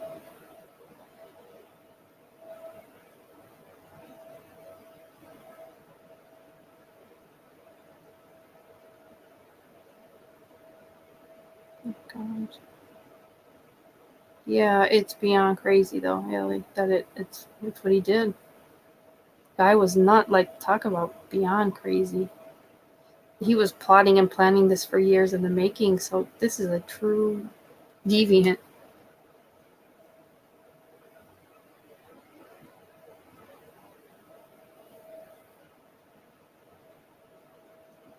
His family members, has to be the worst ever. No one even, like, to this day. That's just... Whew. A lot. Oh, he was also linked to Jack the Ripper, as he just happened to be in the... Oh, really, Haley? That's a coincidence. Ed has a question for Haley. What was the street where the fire started? Penny Lane sticks out in my mind. Am I wrong? I've never heard of this H.H. Holmes guy.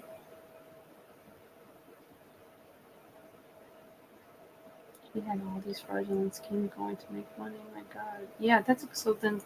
That's Haley's follow-up. Then is like, so if he left to go back to America, like, I'm wondering, so everything stopped then wherever he left? Like, is that how they knew?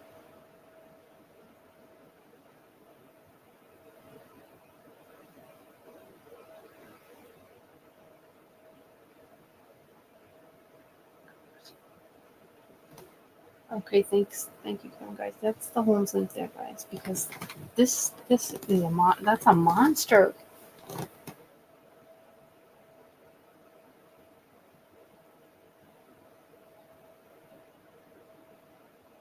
But it definitely would.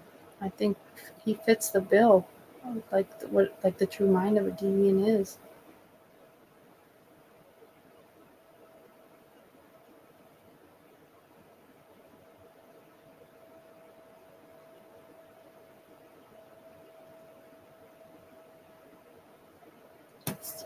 That's too much. God bless everybody. I can't. Just the magnitude of destruction that he was able to reach with what he was doing. That alone is horrifying. Like just the mass destruction from one guy.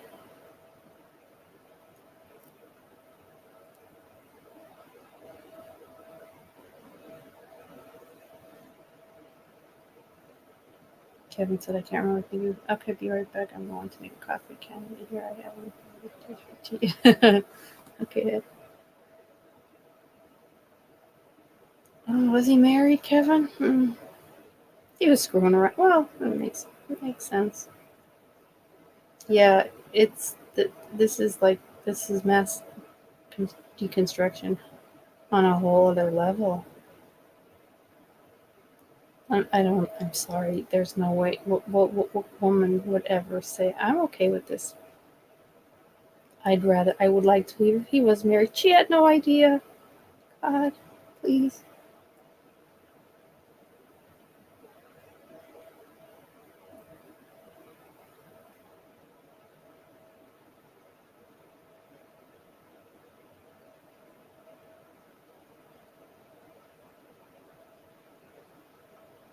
He was screwing around. Oh, God, Kevin.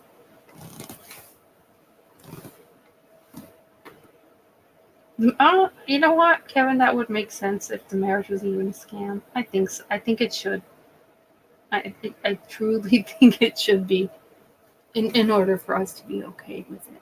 Just as long as it was a scam, I'm all right with that.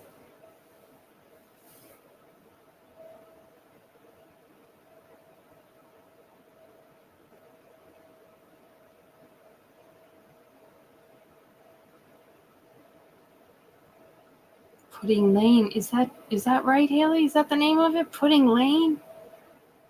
Well, that ruined me.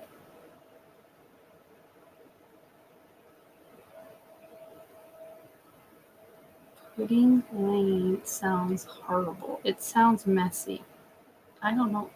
I don't want to live there on a good day.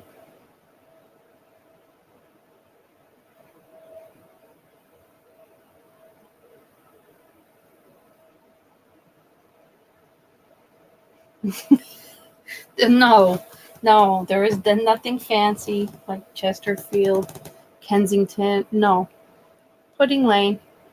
You guys need me to pick up the kids, head home over on Pudding Lane. All right.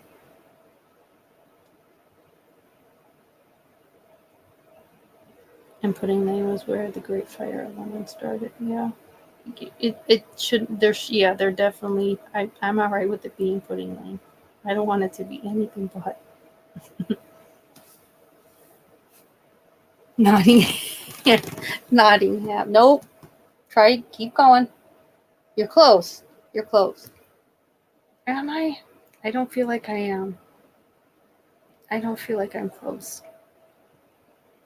I feel like I'm going the other way.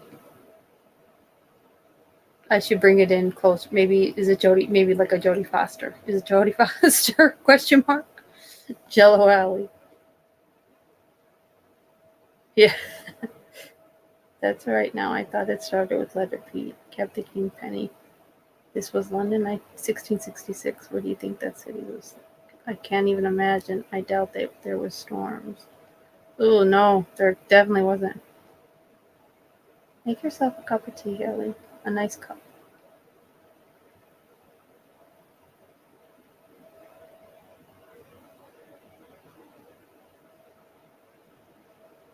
There's definitely. I mean, their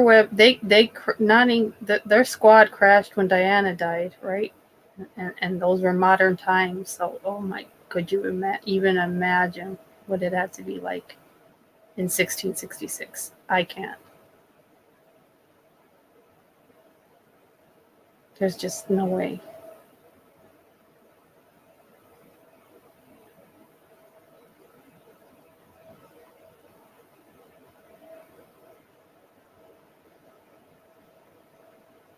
Oh yeah, the sewage had to be. Oh gosh. Think about what's the bugs. The bugs. Oh my god. It's 7:30 there right now. Oh, that's kind of creepy. Are there flies royal? Do you think they're royal, Kevin? A Big Mac is still just a Big Mac, so I don't know.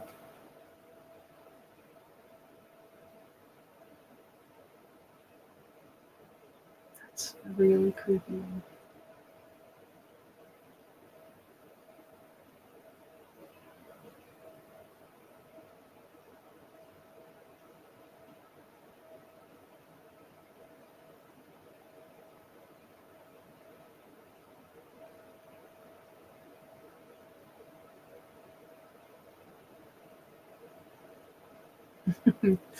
Royale with cheese.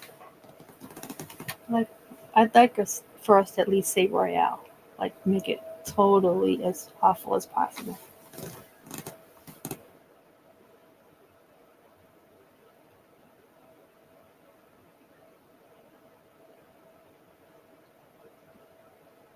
Oh, the sewage, the bugs, everything just had to just. The streets had to just be just massive destruction of burned buildings, dead bodies, sewage.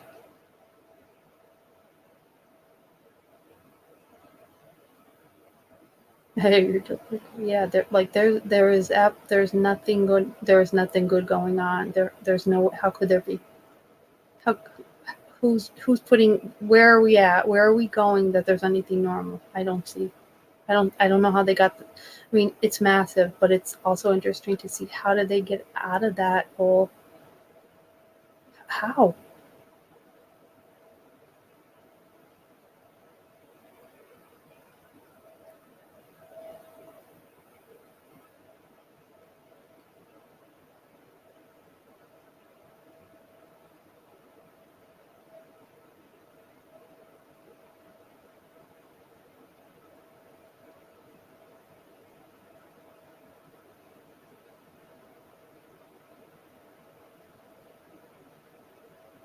Are you Kevin? Not Kevin.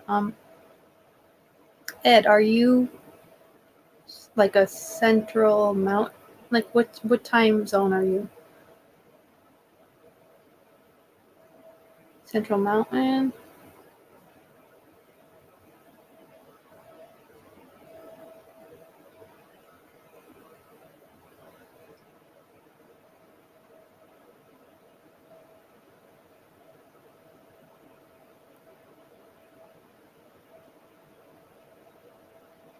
They just need to sign off on a bill, and next year we're not going to do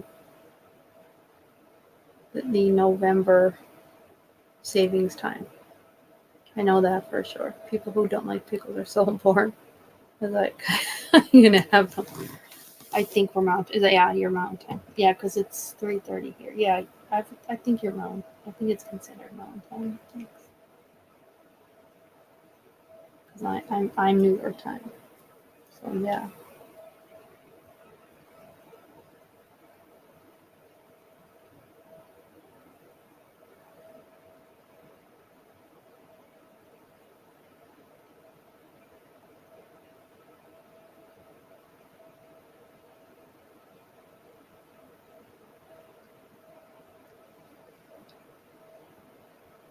So then this is like California now.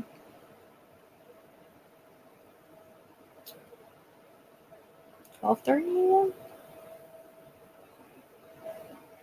Okay.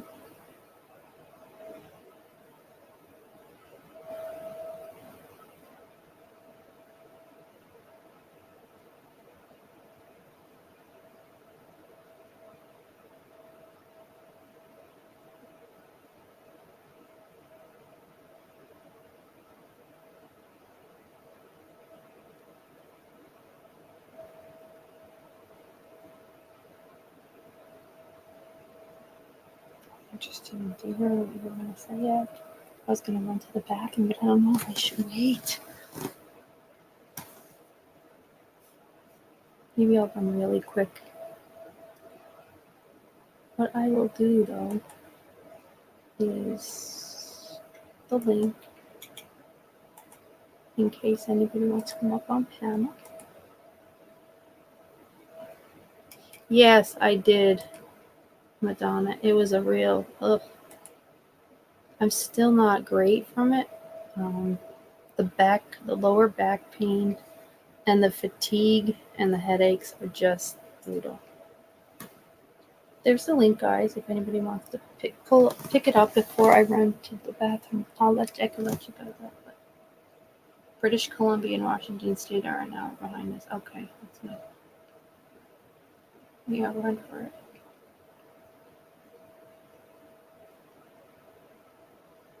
You working tonight, Kevin?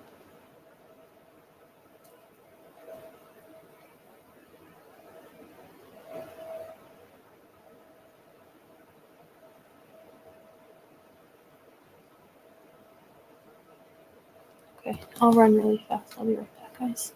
I'll be right back.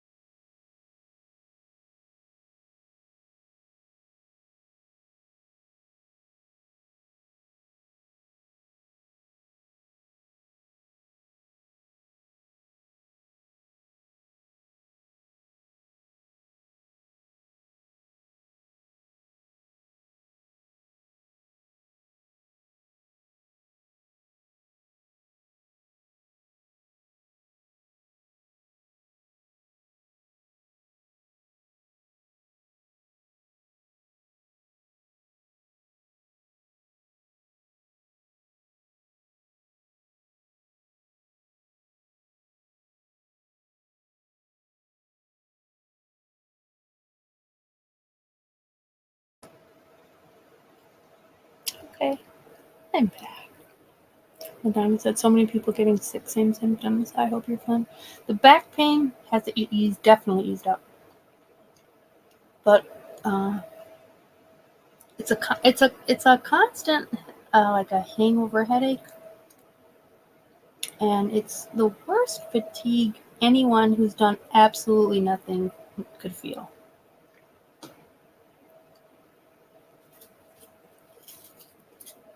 No, you're not, Fluffy. Oh, yeah, Ed. Wait, Ed, is Haley back? Because Ed has a question for Haley. And it's at the same with Haley. I've watched a number of lectures on British history with an historian named Susanna Lipscomb. You ever heard of her? She seems to be really up on that stuff. That's good, Ed. This last one was the worst.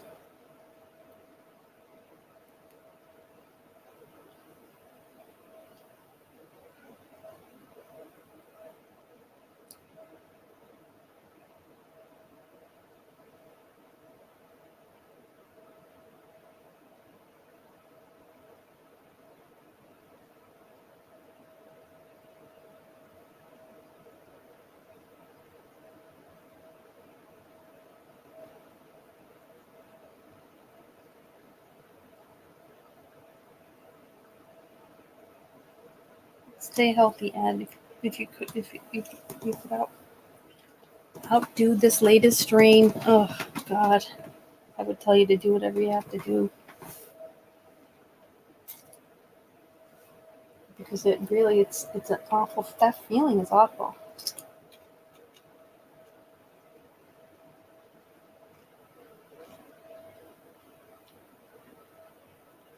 Oh, John went to bed, yeah. And he doesn't sleep great either, so it's kind of like if sleep finds him, go do it.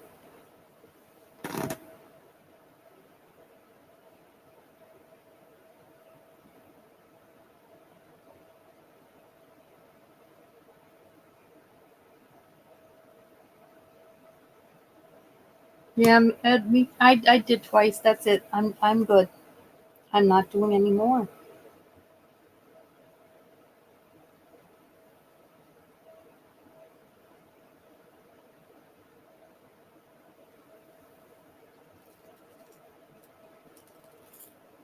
Like that's it.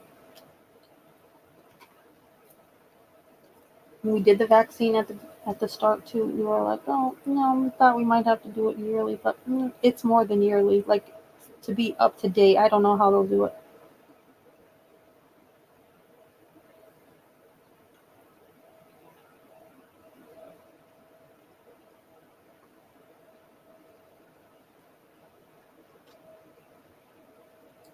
Yeah, I'm the same way. Like I'm the same way. I did the two, like that initial two.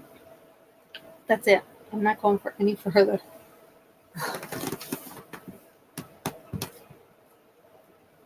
Oh, definitely. My God, yes. Pfizer and Moderna would be thrilled if we said, okay, all right, well, just you guys just keep updating the vax. We'll keep updating our bodies. Hell no.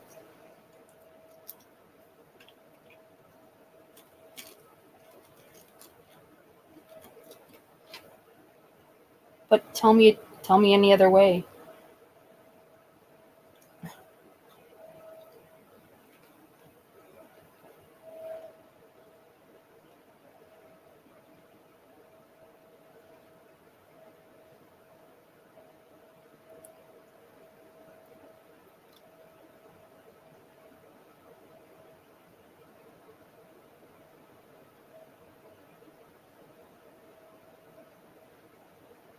Yeah, anybody that could stay isolated if you could is best.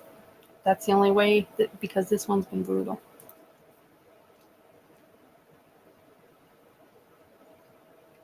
Oh, Moderna's did it. Yeah, that's really sick, isn't it?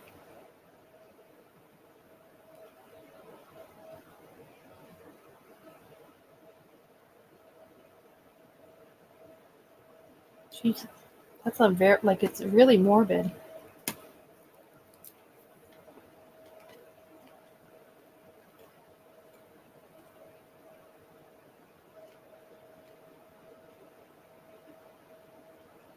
On Google Find. Oh yeah, I'm sure. I'm sure it shows a steady influx because when did it happen? We really hit like we went into isolation May 2020. So I'm it should have just increased. It just could have should have kept going up and up for them. I would assume. Yeah, no one. No, we just we're testing at home. There's guidelines out there, but if you're asymptomatic, like, and you can come back, I don't know if we're at 3 days, 5.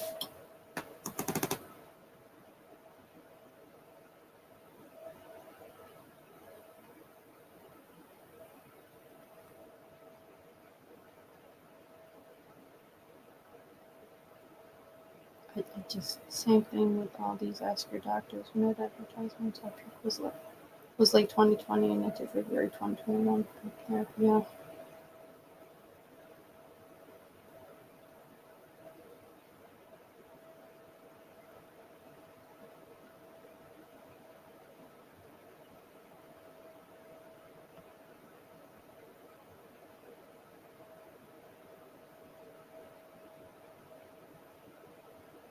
I'm gonna have to look to see what they're doing now with testing.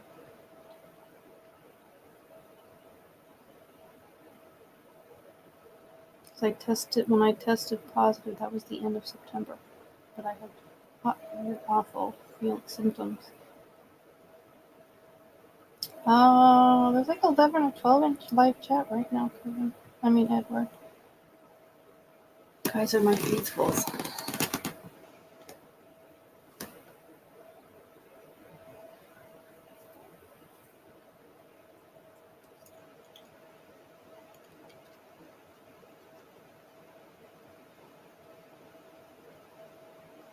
Yeah, I think that looks like live chat. 12. Oh, you tested it? You tested last in early September? A home test? Oh, you were negative. Okay. I texted at work because we had an outbreak and tested positive, but I had been having the back pain and the headache probably 2 weeks prior to it, but kind of just chalked it up to a new job that I'm like just constantly at. That's just really what I thought was happening. I'm just not getting enough exercise and sun. But it was positive.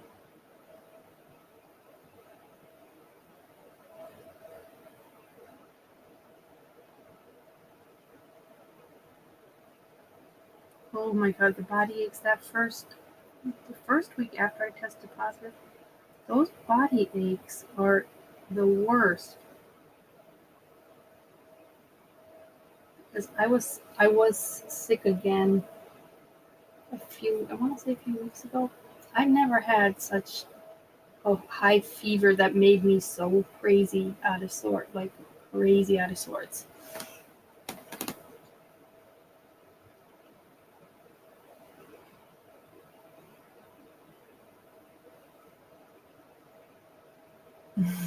Oh, that's good though, Fluffy. The babies are sleeping, and you could draw while you're here with us. Absolutely. Oh God, see, Madonna, see that I know that it's the worst. The pain was the worst.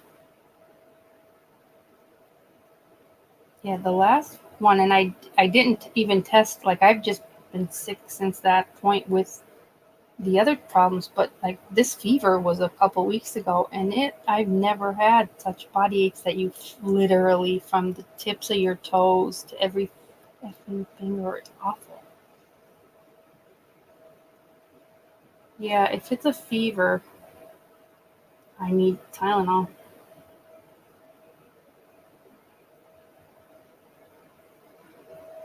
And usually, if I'm like crampy or have aches, ibuprofen usually works. It did not. It did absolutely nothing, and it has not helped me ever since. So I don't know if I'm screwed for life now with ibuprofen, but it doesn't do anything for me. Absolutely nothing. And I don't want to waste the Tylenol. If that's why I can use Tylenol, my life is for just for fevers. Well, at least I have something because it was really high. But I was not right. And I was like yelling for my son to get up. I don't do that.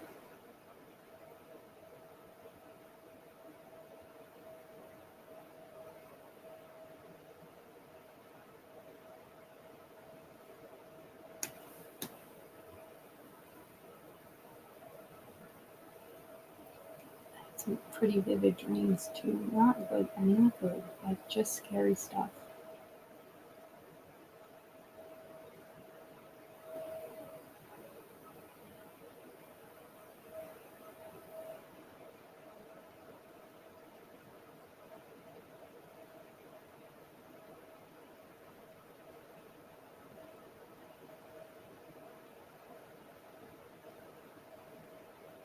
No, I never had migraines before COVID.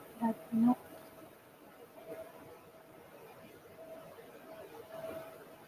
Really, Ed? That's wild. Okay, hang on, guys.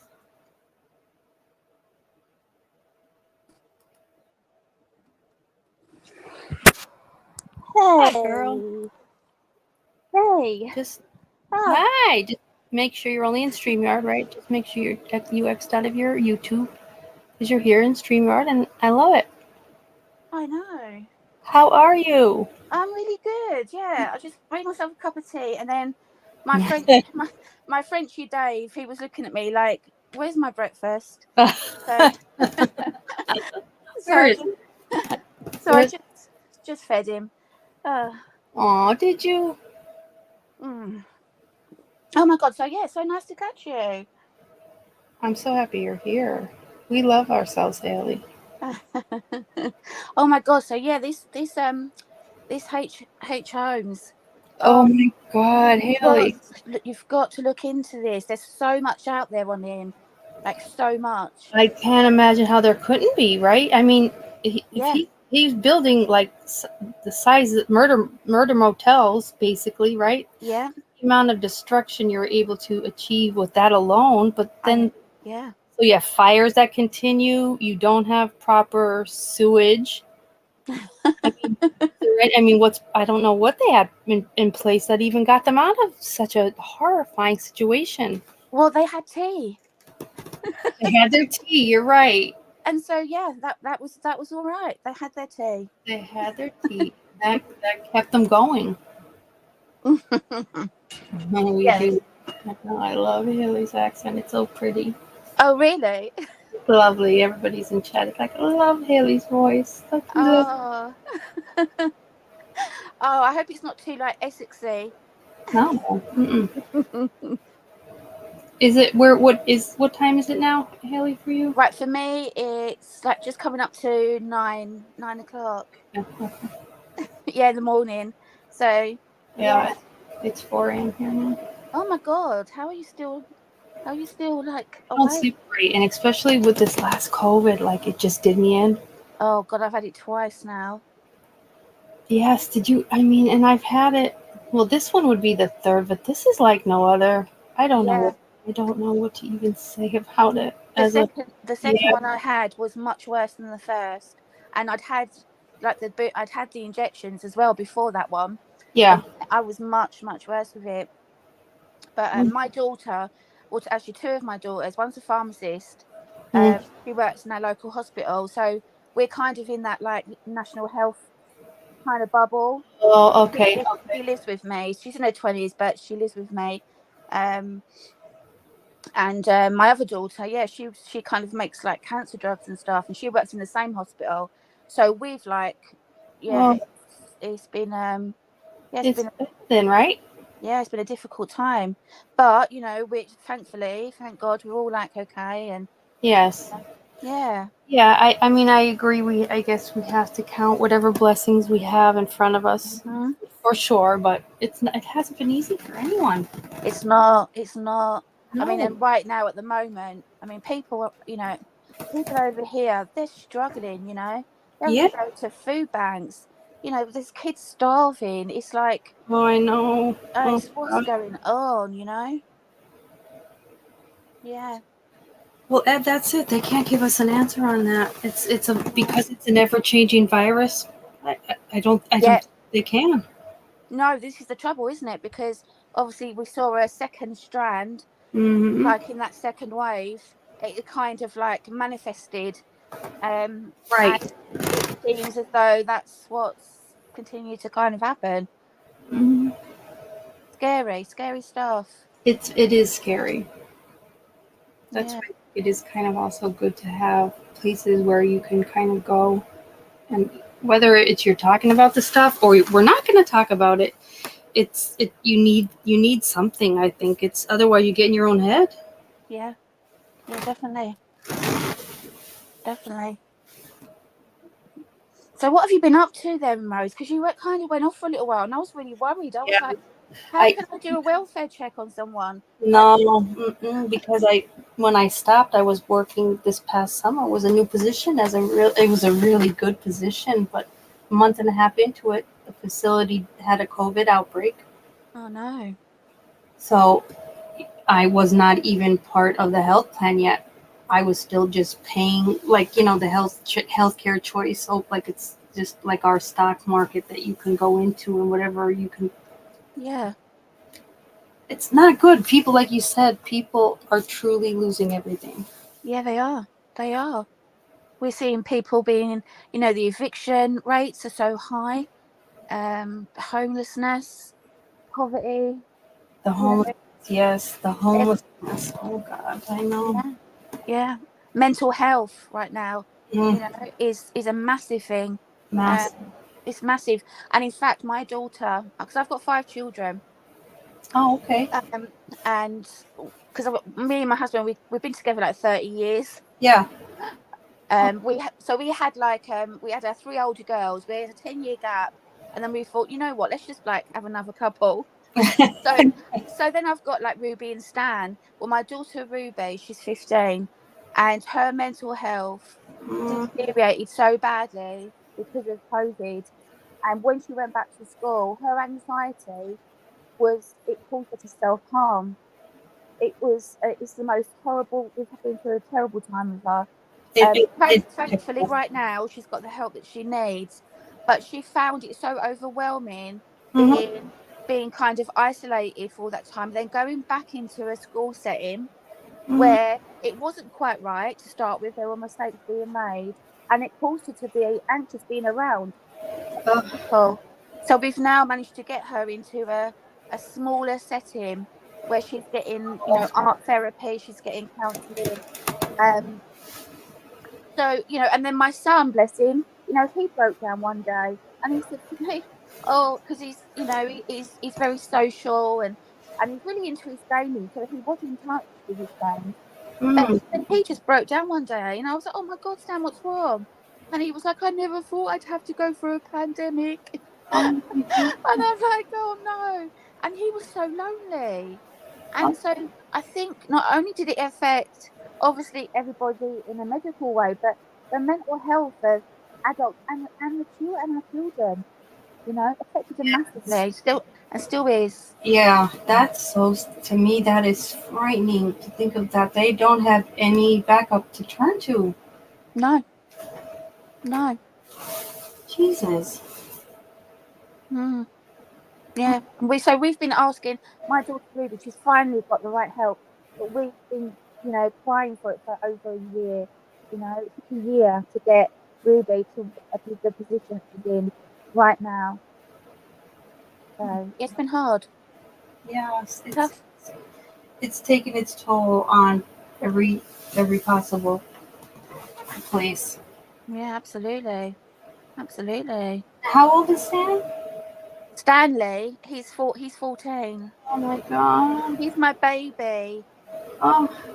I know, it was really funny because I had the 3 girls. We had that 10-year gap. I had Ruby, and then I said, "Look, you're gonna have to go get a vasectomy. Like, this is too much now." Like, our house is like, we've moved since then. Oh.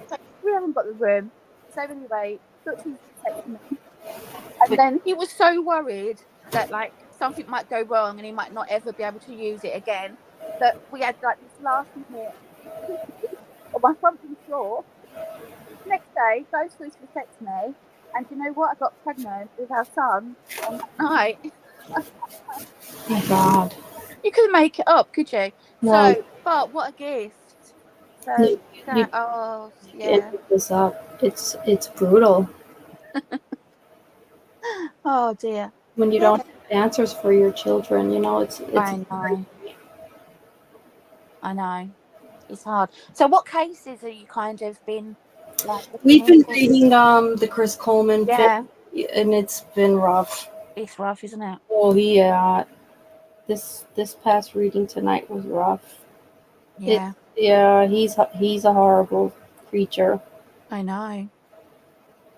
Don't you think though that we're seeing a lot more of these kind of cases, like regarding like the children, like Quintin Hyman, and this poor woman who Ashley Bush recently, who was murdered for a child. I mean, we're seeing a lot of nasty stuff going on that's beyond comprehension. It's beyond, because they're when you're going back, we're able to go back and look at their information and their texts and their emails, and they're basically saying like, I'm not leaving you, so what are you going to do, kill me? Yeah, I know. I mean, we could never go there in our brains, but God, he did. Yeah. Hey, Kevin. Kevin's back. Hi, Kevin. And Madonna, what's Madonna? Oh, she's saying she's popping out for an hour. I don't know Madonna. Yeah, Madonna when I introduced the next book, she was like psyched because she's been watching, she's been Yeah. looking at this. And when you do go onto those YouTube, like his interrogation, Yeah. you just wiped your family out. You're Yeah. in interrogation saying you're cold and you say yeah to a blanket. Yeah. I know. Oh God, it just shows you the level Mhm. you're at with this type of mind. I know. I know. It's just, yeah. And his parents never ever once skewed from him being innocent as well. Like, Oh, and I'm yeah. right from those beginning hours on that initial date, the amount of disrespect that his Yeah. parents showed her family. I can't even believe. I just can't believe it. I know. I know. It's beyond. It's beyond. It is. It's just a whole new level Mm-hmm. of insanity, and you know, Yes. and I understand. I mean, what a position, like we've seen recently, haven't we? Like with Dharma and Lionel, and Mhm. the interview. When he breaks down, and he's got a lot of backlash for that. And yeah, you know what? Let's look at it. That I understand. Like I understand that. Well, no, I don't understand because I don't have a child that's a serial killer or a murderer. Mhm. But I kind of can get that, you know what, you never stop loving your children, but there's Right. a point where you have to say, like, come on, what they did was wrong. What my son did was you need to, you have a responsibility, don't you, to the victims and their families, Yes. to acknowledge their pain. Yeah. And I, I, I feel you yeah, have such a basic level of decency to these children that you've created and put out in the world. So that's your very basic level, is just being a decent person for them. But you not only could you not be decent, but you took it to the yeah, extreme. yeah, yeah, You yeah. betrayed your own little kids. I know. I Mhm. know. And that's why I find it so difficult with the Chris Watts thing, Mhm. because, her parents, I don't get it. No. I don't. Why? Why do they have all this hate for creators that are Mhm. trying to help them? That are Mm-mm. saying, look, there's an injustice here. Right. What's wrong with these people? If I. that was my daughter and my grandchild, I would be thankful that people were saying, look, this is dodgy. Look, this is not right. Look, Right. I would be grateful. I mean, I agree. it's beyond weird. It's, It's beyond. Yeah, it's beyond it for the level yeah, that where we see where these people go in their darkest hours. We could not even imagine it. no. No. And then I don't get, or like the island stuff and all the rest of it and all the hate. Mm-hmm. There doesn't need to be all of that. Mm-mm. We don't all have to agree No. to really come to the same conclusion that what happened was really fucked up. Was Right. was so fucked up. There's no winners here. With No. everyone lost. So let's look at it as for what it is. We don't need to fight and argue over it. Certain people don't need to. And I'm angry with Chris as well, actually, because I'm just doing his next postcard, funny Mm-hmm. enough. But I'm so angry with him right now because he's allowing his parents to be fed to the dogs right now and Yeah. be paraded around like circus animals because he won't tell the truth. Yeah. And His. he, Yeah. yeah, Yeah. and His immorality. That's right. absolutely, absolutely. But fundamentally, what happened? We should all be on the same page here. Yeah. It's fucked up. So this justice has not been served. No. So No. to me, it's simple.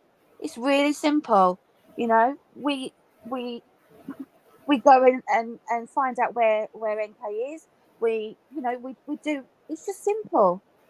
Yeah. It doesn't. You don't need, like you said. We don't need to complicate it No, to we don't. know that there has been a massive injustice, Right. and we don't need to. We don't No. need to say, I'm okay. Oh, that's why you come to your. I don't need to come to terms with why you decided Yeah. ever come to whatever conclusion. I don't need to be on that page with you. But No. somewhere along the ways, they've done that Yeah. where I they know. able to talk about, like, to bring it to a light where we shouldn't be able to speak at all. What? I know. And do you know what? I feel a little bit. I feel a bit kind of. Oh, what should I say? I've got my own kind of channel, and I just do my own little thing. Like, Mhm. I love I'm really kind of quite arty, and I love creating, and more I'm really more into like the visual side of stuff. Right. You know what? There's things that I would like to say or create, and I don't, because I fear the hate, Hmm. and that's so sad that I feel like I can't say what I really want to say, Yeah. because I know that I'm going to get a backlash. Yeah, and though, like, morally, you've never had a moment where you're like, oh, I'm embarrassed I said that, because at the very basic, we've never strayed to why we're here. Yeah. Like you said, a massive injustice is what brought us here. Mhm. Not anyone else's narrative. Just that No. basic knowledge has brought us Mhm. here. But there's still so many Yeah. that take it to such places where, because A, it didn't have to be there, but B, you allowed it. Well, Mhm. then we've made that common ground. Yeah. It's And so sad. it is. So wrong on every single level. But I just can't get my head around the Rusex, and I, I just don't get it. yeah, I know as a parent I couldn't go where No. they've gone. I couldn't. I don't, No. and I don't think my grieving would be on social media. No. No. And I don't know why they took it. That's where they brought it. They did. They did. Yeah. I know. And So. it's so sad though when you see, certain people, and I think we know who I'm referring to, Mhm. who literally are using these poor parents as Yes. some kind of like tool. Like, look at me, Yeah. look who I'm talking to, look at what I'm wearing. Oh, I Oh, know, like, throw it in our face. sickening. It makes me sick. It It makes makes me sick. Do you know what? Leave these people alone, because you are not there for the right reasons. oh, and You are there for right, you're there for money. You're there for to get your to get more subscribers. You more know, supporters, and and it's so sick. and the way that you're doing it in a really aggressive way Uh, is sickening to me. it It is. and do you know what? I've never known. I've never seen such ugliness and such No, vile behavior I hope in my life. we never do. How on earth is someone able to go live and talk absolute shit and attack people in the way that it That's happening. Yeah, is beyond me? it is Beyond beyond me. me. It is beyond. How everybody and people are subscribing to that. If that's what you want to watch, go ahead. You know what? Mm-hmm. Fill your boots. But I'm sorry, I need to sleep at night. Mm-mm. No, they've shoved, like you said, and I think that's where we've all too been. Unfortunately, oh, it's the most Yeah. sickening feeling. And I see it, and I've had to back off, because I'm like, you know what? I Mm-hmm. can't have any part of that. Mm-mm-mm. That's not why I created my channel. It's not why I do what I do. And That's so right. for that reason, sadly, I've just had to come away from that, because there's nothing right about what's going Nothing on there. right. And after a while, you're left feeling like you're hitting your head on a You brick. do, you do, you really do. Yeah. I And know. yeah, I think we're all at right now frustrating point, because look at that. Like, turn the TV on and we see an, some fool wearing his jersey Yeah, at that house. that was sick. Oh, it's so bad. I mean, it's really bad stuff. Like standing in front of pictures with, and you're holding what? Like, I know, and the pretend or crying, yeah, the it's acting. the I mean, antics are just. I they, can't understand how they don't. How this family doesn't see that as no, an antics, though. I don't I know. know. I honestly, right, I want to go and shake. And I love, I've got so much love for Cindy I and Ronnie. I know. really do. Do you know? I mean, they have shown. I mean, when you look at the footage of her with those children, the Mm-hmm. love in her Mm-hmm. eyes. I mean, Oh, that I feel for them, and I think it's for that reason that I feel so bad that yes. they're being manipulated. And I would say to Chris, God, if he ever listens to this, do the right thing. Please Right. do the right thing for your parents because they're being fed to the dogs, they're being paraded around like they're in a circus and by the wrong people. And you need to step up and somehow make this okay in whatever way you can. And Whatever whether we. that's by telling the truth, by, taking, but you need to get the heat off of them. Mm-hmm. Jamie, she needs to intervene. She needs to, like, how does she not see what's happening to her parents is so sick? I don't. I know. That's where I'm like left boggles. I think Yeah, they need protection. They need protected from that kind of evil because they they do. don't need it. And I mean, they can't even see it. They've invited evil into their home. They've invited it to stay overnight. Oh my God. Mm, Yeah. but And if I don't care if he hears this because honestly, it's so, I see through it all. We all see through, I'm saying all of us do. mm-hmm. And then I think, maybe there's like that sick kind of, maybe some of those subscribers are kind of like to see that kind of thing. Like the drama of it, like the Mm-hmm. I don't know. I can't get my head around I can't why. get around that. How though No, they would still continue to allow. And like you said, he's allowing it every day. You don't speak. yep, It's just another day of yep, being an yep. enabler to their victimization. Exactly, exactly. While you're breathing still, Chris, Mm-hmm. look what you're doing to your family. Look what you have left them to out here. Because for me, he's got it quite cushy, really. Yeah. Do you know what I mean? Just the fact that he's still alive, that he's protected, isn't he? He's in like a nice little special place where there's people just like him. So he's all protected. He gets on, does his little bits and pieces in the kitchen, Right. and out here, his parents are fucking suffering. They're suffering, and he's totally protected. His channel was taken away Yeah. and brought back, so he was like, it's like he was rewarded. I feel. Oh God, yeah. He shouldn't be where he is right now. No. Put him back into put him back. Take him back to fucking Colorado and Hmm. make him stay there until he tells everybody exactly what went on. That's right. Yeah. Instead of taking him to a club med of sorts. Yeah. Do you know what I mean? That's why I send him postcards every week because I'm like, you know what? There's people out there that are so sick. They're sending you love letters and all the rest of it. You Oh, know what? I want you to suffer every single week. I want to remind you of all your favourite foods, of hmm. all the things that you are missing in life. I want you to think about what you are and what you did on a daily basis. Yes. I love the postcards, the weekly postcards. Oh, did you see the last one? Yeah, I love your postcards. Oh, I've got another corker coming out Do actually. Yeah, you? I'm going to be posting that one today.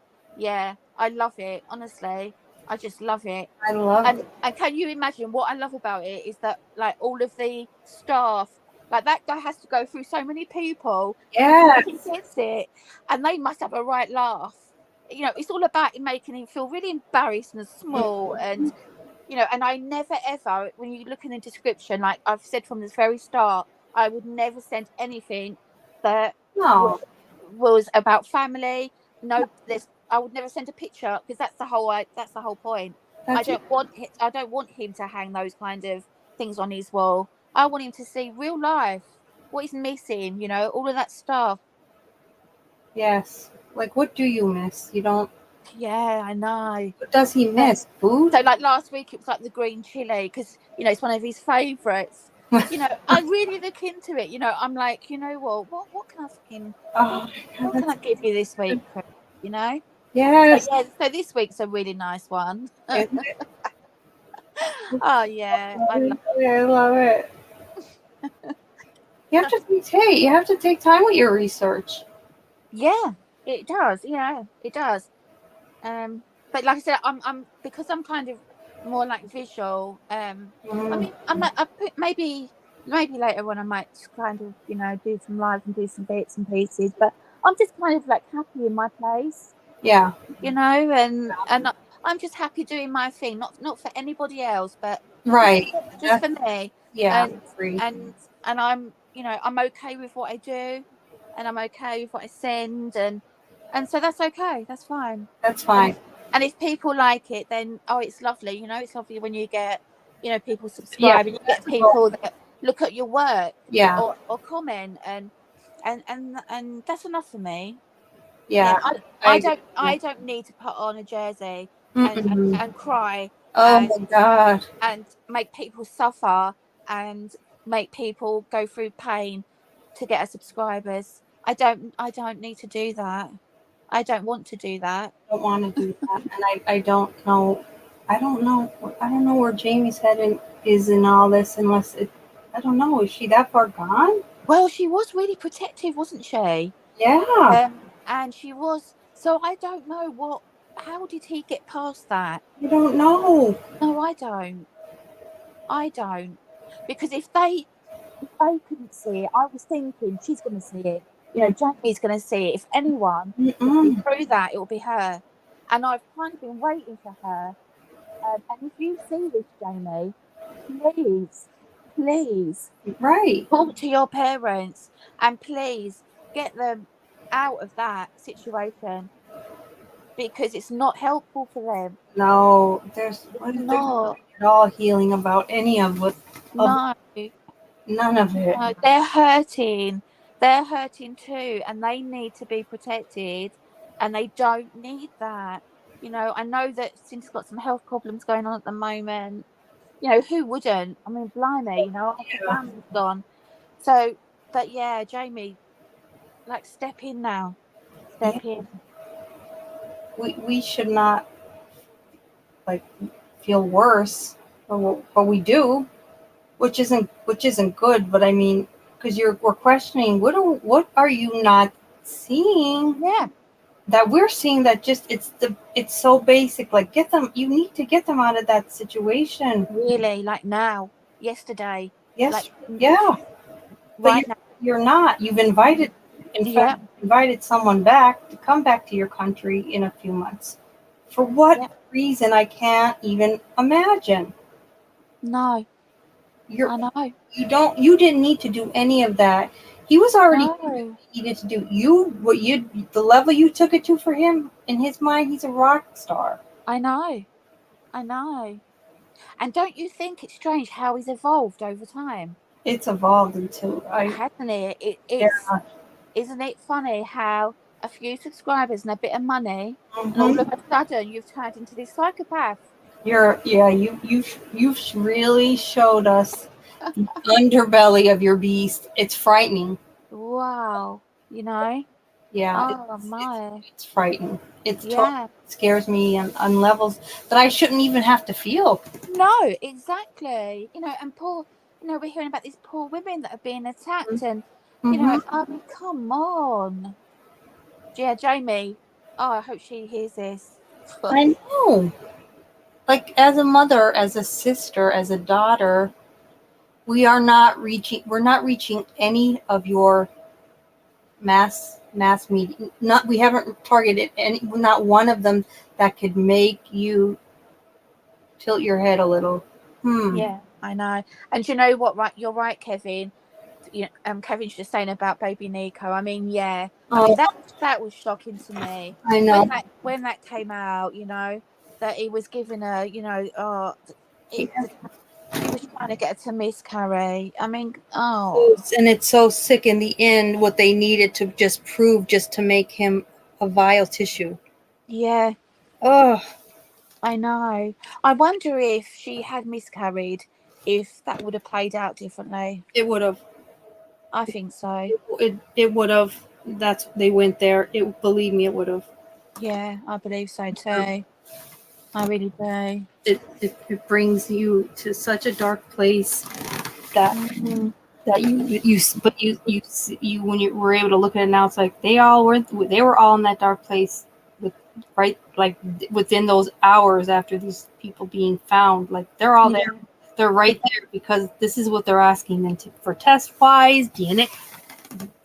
We're looking at it years later, but man, they were right on it.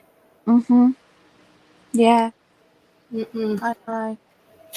Yeah, so basically, I stay out of both camps. I'm just, I just do my thing. I'm just here for like victims. I'm here to say, look, Right. yeah, No, God, because no, and you got people that you don't know what they like or not like because no. they've done the gamut. Yeah, I mean, it's not my place to judge. Who am I to judge? I know. I'm not perfect. We all make mistakes in life. It's not my place to judge anybody. No, we all make. I just go on facts. I go on facts and on what Me too. and on convictions and yeah. That's right. But I do have that kind of urge to just kind of point out where something might just not be quite right. And I do like to call Chris Coleman on a weekly basis. We do because it's hard for us because we're seeing like the texts of. I'm like, oh, he let me hold them today. What? He let you hold them, so you're happy with that? Or Sheri Coleman, Oh, I know. I'm not going to divorce you, so what are you going to do? Kill me? Yeah. I guess I'm going to have to kill you. Yeah. And he kills you. No. And I know that she, there was some stuff, I mean, she had her issue. There's no doubt about it. Oh, God, yeah, but like she really did, and I did, it wasn't it. What it comes down to is just it was a family in crisis. It was a family crisis, bottom line. I feel really sad that those children didn't get the help they kind of needed, Yeah, and I like, especially like with Gabby's family, what they're trying to do with her fund is like prevent these families in crisis from reaching this level. Yeah, I know, Kevin. Those red flags, they were everywhere, weren't they? Everywhere. And they were all carrying their own red flags. That's the thing, Yeah, I don't. I mean, I wasn't. You weren't. I didn't work with her. I wasn't her friend. I do know if I was her friend or associating with her on the level they did as colleagues. If you're going to have me watch all your videos, I'm going to say if something doesn't seem right. Absolutely. Yeah. Absolutely. Yeah. And I don't know. And everyone sat back and allowed this and just watched it go off. We were seeing the way they were handling it. They kind of tiptoed around her. They really did. You don't look what ended up happening. Yes. And that's why we say if you see something, say something because it matters. Absolutely. And I think that's the most important thing that we can all take. That's yes. From this story is that actually if you see something that you don't think's right, do whatever you can. Whether it's make that phone call or you have that chat or do your due diligence so you don't ever feel horrible for not absolutely sit right where you. It's probably not right. Yeah, because I know for a fact if I I'm not a big Facebook kind of person. I'll be honest. No, but we all know those. Weirdly, I'm like really antisocial. No, I know because we see those families that then post everything, and it's like, why are they trying so hard? But I do know if I posted half of the stuff that she had, I would have had my family at my door. Yes. Like, what are you doing? What are you doing? I know. What's wrong with you? What's wrong with you? What can we do for you? Call the doctor. We would definitely be there. Yeah. Instead of just seeing her sending a picture and then just saying, "Oh, hon, you need sleep." No, I think that's a picture of her showing she hasn't probably slept this past 6 weeks much. Mhm. That's where you're already there. We know she's not sleeping, but she's not sending all of us her pictures. You got this picture. You're her girlfriend. What are you doing? Yeah. And worryingly as well, people on Facebook, that always tend to like kind of put their best parts of their life They on do. show. And so if that was the best kind of, Uh, what was the worst? yeah, What was the other stuff that was going on that she couldn't post or yeah. didn't post? That's right. Those Or those videos were the best you had. Oh goodness. yeah, yeah. Or was it that she just didn't see it? She just didn't see it. And because nobody told her and nobody said, I did hear one thing that she cried over. She cried. I heard it a couple of days ago that Well, she cried over a certain post. Oh, I know what it was. It was when she went. She took the baby to the zoo. She just had Cece, and she posted something about taking. I think the Cece was like 2 days old or something, mhm. and it was kind of on. It was kind of about the fact that Cindy was here, and they'd arranged to do this and take Bella to the zoo, and they were saying that Shan was so controlling that she couldn't allow them to go on their own, so she had to take the baby and go with them, Right. and kind of push her around in a wheelchair. Um, and Ugh. apparently, a lot of people on her Facebook feeds pointed that out to her and said, "Why? What was she doing taking her newborn out to the zoo?" And apparently, she cried over that. She got Crazy. really upset. Yeah. So, and I just found that was really strange. Like, of all the things that she did, that was the one thing that people went, "Oh no, not the zoo, not the zoo. You just had a baby and you've gone Oh to the no, zoo." not the You know, zoo. like We, we don't care about the rectal thermometers. You took a baby to the zoo. yeah, you took it to and people were like, "All right, get the kids ready for the zoo." Yeah. I'm Yes. like, what? What's going on here? It's What mad. I know what's going on is the question that you would probably I don't know if she was putting up doors. I don't know. Is Mm, they all work together though? They don't tell me they were not on the side like what is happening? What are we gonna do? I must have been. They They have. must. I mean, if not, do they? I mean, could those women really have no empathy? Because says something about you as a human. Then. See, again, you've got to look at. See, this is when you start looking into the MLM, isn't it? Mm-hmm. That to me Yes, is actually played a massive part in this. I think so. And I would go as far to say that, again, a bit like if she'd miscarried, this might not have happened. I believe that if she hadn't become involved with MLM, I think things Mm. would have been different as well. Yeah, her red flags and her roadblocks were detrimental. Yeah, they were. The MLN as an entity alone is frightening. Absolutely, almost cult-like. It, And then it I is. think what happened then with Shanann is that she then, and then I think it's so like when people say, why? It's like when you put yourself out there, onto that platform, and you present yourself as look at my family, Mhm. and look how perfect and look how warm it looks and inviting and look what I'm That's doing. right. That's And right. isn't it? It's so hard then. Even if she'd wanted to, even if there were days when she thought, "Do you know what, this is this is all going horribly wrong." She'd built herself up so much that she couldn't. I do agree with that too. Like Yeah, I she have she couldn't. push this because I created. I can't go back on this now. Yeah, Yeah, I she'd don't. gone too far. I She'd don't built have any. herself up and Yeah, put herself on such a pedestal that right. she was unable, and she surrounded herself with like-minded people who were Mm-hmm. invested in making money. They weren't maybe there for friendship. They were there because they were all wanting to make money. And so again, that kind of making money kind of took over being an actual friend. Right. So all of that basically it erupted I because I there agree. was nowhere for her to go with that then. No, I don't have I don't have any other go-tos. This is it. This is all I I. mean, what was she going to do? Was she then going to post, do you know what? I'm bankrupt. MLM is all of This these people. fraud. Yeah, I mean, she couldn't. No, she couldn't because people would be like, "Wait, we've been watching your Yeah, video. You've been pushing this. We thought you, yeah, we thought you were making a success. yeah.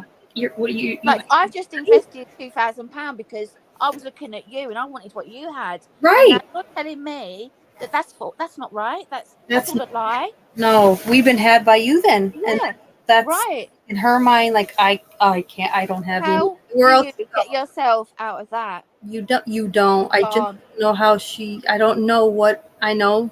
Her friend. There were friends talking of moving Mm, there, and she was going to get money from them. But I don't know how readily that cash was going to be available. no. She Not knew. I mean, she knew, didn't she she, knew. that the cards were being declined, that it was coming to a head, and what a it's sad. It's so sad, isn't it, that the last kind of few weeks of her life, it had all gone so horribly wrong, Just and made she her. and she really couldn't talk to people like she wanted to because she couldn't. No, it was at such a devastating level. First of all, I don't even know who'd believe her. You'd end up saying like, "Oh God, come on, are you? What is this all real? Like, come on, don't be a drama Mm, queen. Nobody likes a drama queen because it's so bad that you almost want to be like, there's no way this is all really happening. yeah, I Is know. we really don't even have money for groceries today? Yeah, can you imagine? I No, mean, how would that have looked? That just would have destroyed everything. That was like, you're it was right. almost like the last. She was hanging on to it with her fingernails, but she knew she was sinking, She was and, thinking, and there was nothing she was going to do, and she knew that she was going to be outed, and that yeah, right. and Because and those then how people are they that taking were, children to school with no money? I mean, this is it, and those people that had invested were on her downlines, it would Mm-hmm. have affected all of that. I mean, they would have Right. they Yes. would have scattered. I believe had that have gone on, and obviously it would have come to light because she couldn't hide it anymore. She didn't have any more money to use. Right. That those people that she thought were her friends, they would have abandoned her ship Oh yeah. really quickly Right. because Right. that's not the mess because they'd already invested their money, and they Right. wouldn't have wanted Shanann to have done to come out and say that No. was going on because hold on a minute, where does that leave me then? Yeah. I don't look much better. Yeah. Right. So yeah, I think they had to as best they could without looking like horrible people separate them. Mm, they yeah. Yeah. You know, but by that point you want to say, "Oh, girls, no, no, you stuck on to this long." You're like I don't think any of them should have been able to so easily walk away, but also because he just said I did everything or whatever. Mm, No one was really put under a fire I know.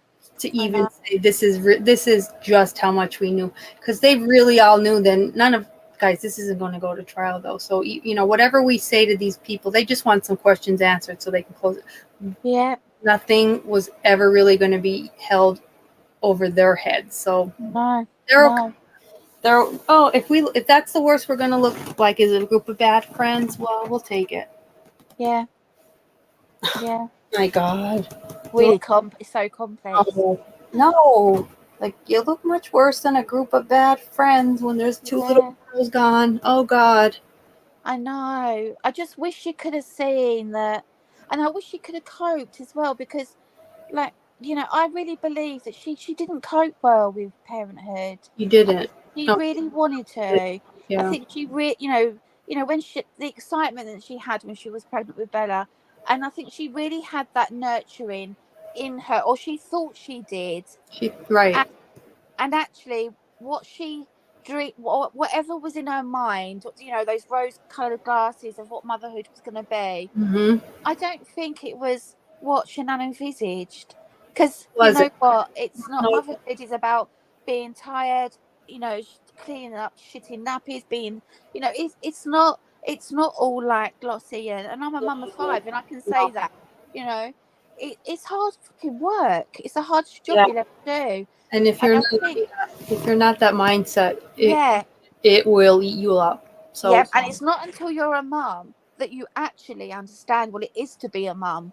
And the amount of yeah, and dedication. you can read all of those parenting books and you can think, oh, I'm going to be the best mum ever. But actually, you know what? Sometimes you can have a child and actually maybe you should never have had one in the first place. And right, and then it's like, and what do you say to that? Too late, because Yeah. well, it is. I think they were in nursery because I think she really couldn't cope with it. You couldn't. And I also think as well that there's a little bit of me that thinks she might have been a bit agoraphobic. And maybe that was hidden. And I say that because actually, and I will say this about me, my diagnosis is antisocial borderline personality disorder, and I struggled with it for years. But I'm very agoraphobic as well, so I have not left my home for. Last time I left my home, I don't know, maybe about 6 months ago. I generally go out maybe once or twice a year, so it's a massive struggle for me. Yeah. And I recognise a lot of me in her. And Yeah. when I say that, like, so for instance, like all of the photos were mainly indoors. They weren't outside. And I don't think it was because I really think she was like, I think there was a part of her, I think she struggled with agoraphobia. Yeah. And she struggled to be in public places and stuff. I think she did. I do too. But then but then you kind of look at the MLM as well, because she went on those trips. So I kind of think, well, there were points. It confuses me, the whole It picture. is confusing, and I don't know if that was also her trying to, like, if I shove it in their face and I go on all these trips, maybe I'll get over this weirdness I have. Yeah, with going out in public. I'll do the extreme. Yeah, was it the anxiety of her being on her own with the children outside? Why did she feel so vulnerable? Yeah, that is a good point. Where was her vulnerability? Yeah. Was it failure as a mother or just failure as a basic? Yeah. Like, what level are we on? Yeah, exactly. I think she was really afraid of bearing, the other side of motherhood. Like when we lose our temper, when when we might shout at one of our children that little bit louder than perhaps we should have done in hindsight, or because we all do it. We all make those, like, we do it. That's part of parenthood. When you just want to strangle one of your children. Right. She never really went there, did she, with that? It was almost she overplayed. Did she not, like, I guess what I'm trying to say, did she lose her temper, I believe, like a normal mum does? But for some reason she was scared to show that side of it. I think she was scared to show it because we only saw the opposite. She didn't know how to nurture them the right way, which was inconsistency with like telling Cece, stop that. That's not right. That's not funny. And you also need to stop laughing at her. But we never saw that. We didn't. No. And the sad thing is that if she had have shown that real side of it, she would have got a lot more understanding as well, because we all would have gone, oh my God, you know what? I nearly strangled mine yesterday over that. Oh my God. She would have learned that it was okay not to be perfect. It was okay to struggle. It was okay that, because that's what it is. That's motherhood for you. That is motherhood, yeah. And I think that was a good part of what did Cindy immediately do after she had Celeste? They moved out there. Yeah, I know. And she'll say, I knew my daughter needed me after having Celeste because of her health issues. No, I think that was a definite like a place for her to pretend. Maybe that was where her anxiety was. I just don't feel that was primary. She needed to maintain that, though. But normal mother and father, just like our answer to her having her second daughter is we're moving there. Yeah, I know. So then you have to wonder, when we look at, well, where did those vulnerabilities come from? So then what went on with Shanann as a child? where was that learned? Some of that learned behaviour I think stemming I think from? I Yeah, do think it was because I don't see that as being the norm for most families whose daughter no, is presenting to us with her second child, newborn, and so for whatever triggered in their brains off camera got them scared to death, yeah, and they moved there for 17 months, and then because her and her mother got in such a heated argument, it all ended really abruptly. it did. Another red flag. It did. Oof. You didn't even say goodbye to Chris or the kids. It was that abrupt. Yeah, You had your words, and you said, I knew we'd have to leave that day, so we did. yeah. What? And it was really strange as well, wasn't it? How she always seemed to have one. It was like she could only manage one prominent kind of person in her life at the Yes. same at Yes. one time, and she kind of flitted, didn't she, to whatever suited her best. So to Yeah. me, whoever was playing her game, whoever was saying the right things to her at that time, in whatever was going on in her life, that was the person that would be around her. And the minute maybe that they didn't kind of fit into what she was doing, they were gone, and then the next person would be shipped in. Yes. I agree on that. Mm. I definitely believe that we were seeing that in bits and pieces. They were, Yeah, they were still giving it to us the way she was in her mind, still feeding our narrative. But when we're able to really go back now because of such a devastating events, we see just how intricate all of these people had in each I other's know. mess ups in a million other ways, and we don't know what the trigger was for the R's to move out there. We don't know what sent them back home to No. right, like all were massive though. All played massive Hmm. roles in her final destination. Absolutely, absolutely. Ugh. They was all on that road. They was all on that path, Yeah. wasn't they, to Yes. destruction. Everyone. They all played their part. And like I said, at the end of the day, no one won. There's no winners in this. No. And it isn't about that.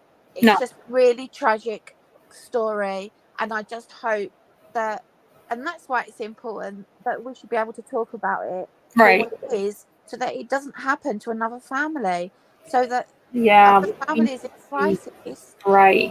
can see, put the brakes on, you know, Yeah. What before it gets to that. it before it gets to that, and sometimes we have to realize part of putting the brakes on to make fix this is maybe Yeah. she's not we're not going to go to her maybe with everything, because otherwise we're all going to be gone.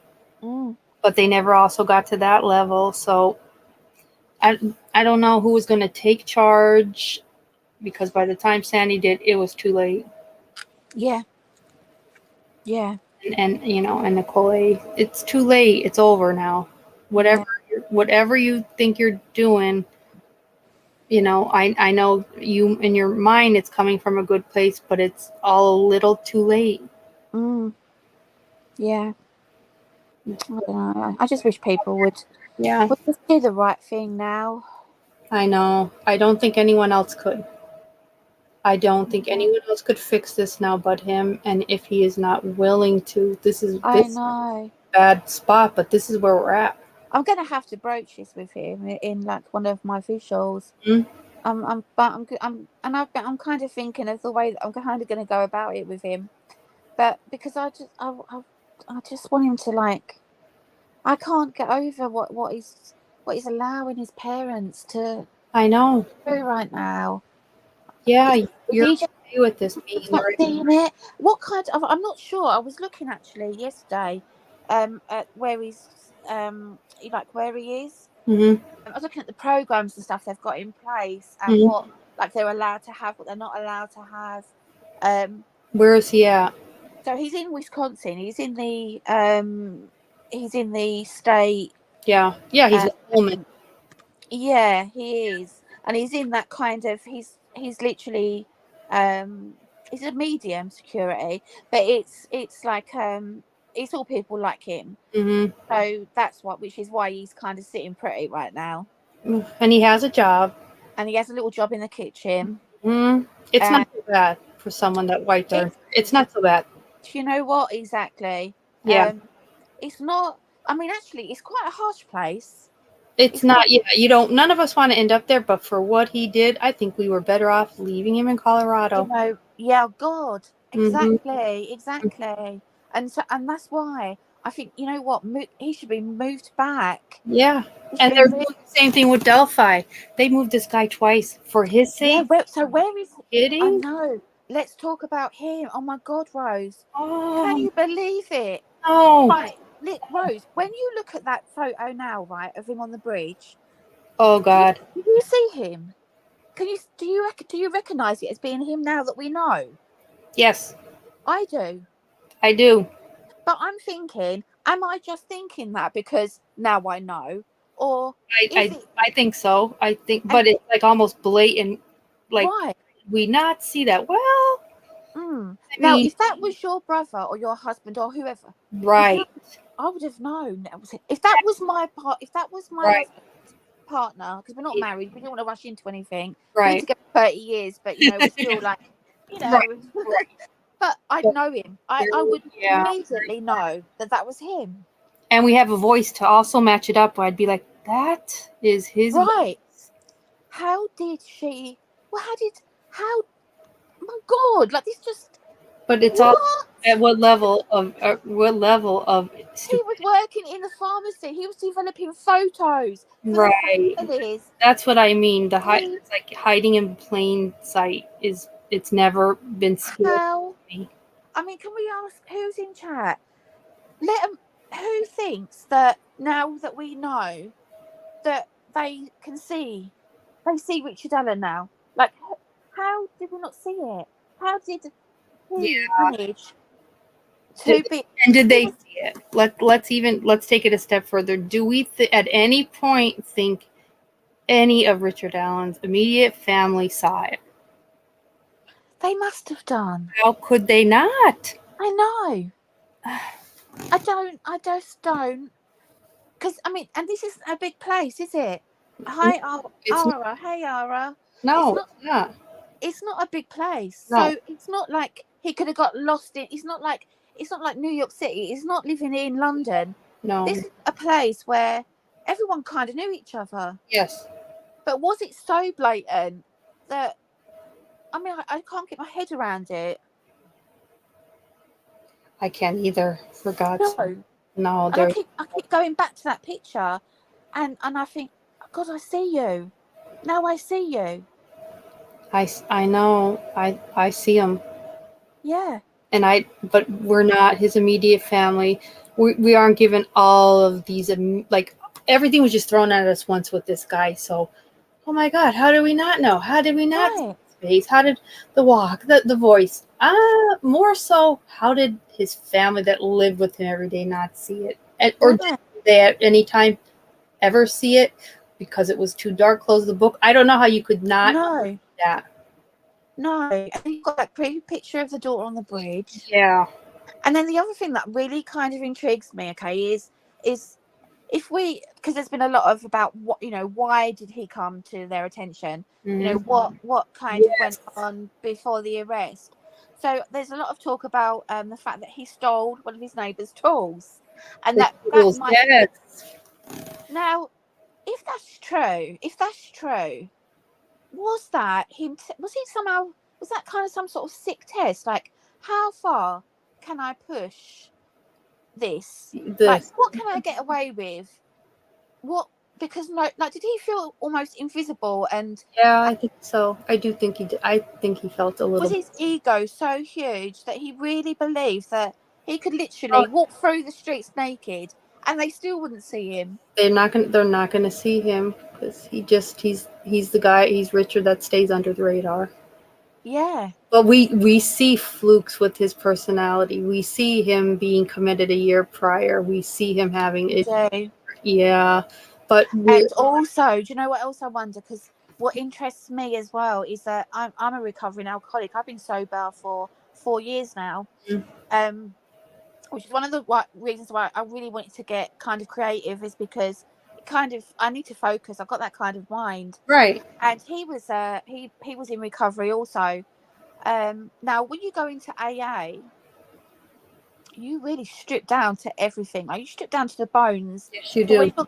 when you're going through your steps, when you're going through your 12 steps, you know, when you get to that where you're making your amends Mm. and you're talking to your sponsors, you know, you hear some, you know, I've sponsored and I do have a sponsor. Yeah. And, you know, I'm telling you, it gets like, some of the stuff that you hear in meetings is shocking.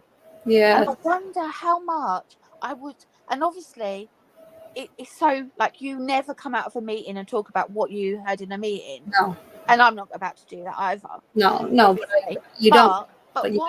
But what intrigues me is, oh, I wish that I could go to a meeting in one of, and what did they know? What were they thinking? What was their feelings about him?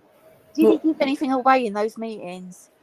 Did anybody, yeah, or was he not sharing? Was he just attending? Yeah. I don't know if he was. Did he do a chair? Yeah. Did he? Yeah. You know, I've done numerous chairs. Mm-hmm. You know, and they always tend to be different, because you're you know, you never really know where your story, what part of your story you're kind of going to go to. Right. And when you're sharing in the meeting as well, you know, it can get really emotional and really gets to the wire, you know. Yes. I've had to walk out of a meeting before because somebody brought up something that they'd done, and I was so angry. I wanted to kill her, and I had to get up, and I literally had to leave the meeting. Yeah, just for your own. So you'll be really shocked. Yeah, I got people say. Yeah, so I do wonder about that. Intrigues me a little bit. Yeah, me too. Because we don't know, was he truly committed? Was he? They're in a lot of bars and they're playing a lot of pool. I don't know. I don't know if he. See, this is it, isn't it? Yeah. And also the other thing. I mean, when you look at the isms or the traits of an alcoholic, so, you know, with me and my alcoholism, you know, it was a career for me, and do you know what? It was a very successful one, because I almost died. So, you know, I ended up on life support, and, you know, I mean, I went beyond rock bottom. But what you do learn as part of being in a career, you know, and living the life as an alcoholic, is you learn to be really devious, and you learn how to manipulate and hide, because you have to hide your alcohol. You know, you need to hide what you're drinking. You start to find really clever ways of hiding who you are and pretending to be to be able to function. And so those deviants and those isms are in every one of us who have those issues around addiction. And that must have kind of I think that would have played a part. Yeah. In his behaviors. And also when we even look at his pictures, the initial picture when he was arrested, you know, to two jails later, this is his picture now. Like, he looks crazy now, but does he really look that much different? Not really. No. But he looks like, to me, looks like such a scary guy now. Yeah. Like, truly insane. I mean, we'll look at AWP. Right. Right. When everything is really taken back and you're stripped, you're naked just for who you are, and it's scary. Like, he's scary. Yeah. Isn't it amazing though how so many people literally are hiding in plain sight? You know, I mean, look at BTK. I mean, you know, and actually the Green River Killer. I mean, you know, that they too, you know, they were so ordinary. They were so, you know, I mean, BTK, you know, he was going on like camping trips with his like scouts, and you know, and he was going around measuring people's grass. He was so. It's just That's see. It is, isn't it? Yes. It really is. It's so crazy. Yeah. Wow. I'm wondering what the wife, where she is at, because that letter that he put at the, he's throwing himself at the court. But why? Like, why today? Like, did she today say, I'm done? I'm no longer hiding any of this, because he didn't throw him. Your circumstances didn't change. What we arrested you for is what you're still here for 2 weeks later. But 2 weeks later, you're now, what are you doing now? Thinking, shit, I'm not getting out of this. Or she come to you and say, I'm not helping you get out of this. Like, we don't know where we're at. No. Don't know. No. But I'm really intrigued about, did he like, I mean, to still, after doing, you've committed, you've killed 2 children, and then you know that there's evidence there they can leak to you if you ever get in trouble or arrested or whatever. Yes. And you go and you just steal some tools. Yes. Like, I feel like he was just really taunting. Me too. Yeah. Me too. There's no other. And then that's where I think there's a lot of similarities, like, with BTK, his ego was so big that, he gets caught because he sends in a disk from a computer that they can trace. He was so arrogant. They become so arrogant. Little things really annoys the shit out of them. Little things that we're talking the massive level to what you've done. It's something could be so minute, though, is what really sets them over the edge. It is, isn't it? Yes. This is what intrigues me. This is why my life is 24-hour true crime. Oh, but it's true. I think that's the difference. Yeah. I think as well, because I've got my own stuff, that it also intrigues me because, I can relate in a lot of ways because of my mental health, and my diagnosis, and yeah, I mean, it's not, yeah. Yeah, and we're even just like the amount of isolation that COVID took us to, right? So we're always. For me, I loved it. I loved it. Some of us, it wasn't so bad, but some people it was worse for others. But I just don't know. I hope we'll see, though, where the cracks started to really hit on this guy, at what levels of his ego. Yeah. Because otherwise, he got away with it. God, yeah. Yeah, he got away with it. So for whatever I think little things annoy the shit out of you, like stealing something so simple as a tool. Yeah. Neighbor. I know. It doesn't add up, does it? No. Like, there's more to that. There was more behind that action. I think there has to be. Yeah. These murders happened in 2018. Why is there a sealed affidavit? Yeah. What is so? If he's your man, what else is so groundbreaking? I know. I hope we find out. Oh, it's me too. Me too. And that press conference, I was like, oh my God. I was like, shut the curtains. Yes. I'm not answering the door.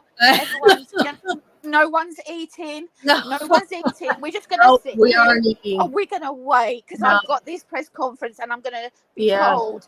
And it's all going to make sense. And then it's like, what? No. What? So what did they do? They sealed us in with now wait, no one's eating now until November 22nd. I'm like, no. I've got something going on. And on November 22nd, I may have some answers. So until then, no one's eating. Yeah. No. Honestly, I was terrible. I was so bad. My husband's like, what's going on? I'm like, right, I can't even tell you. You wouldn't understand. Don't even ask.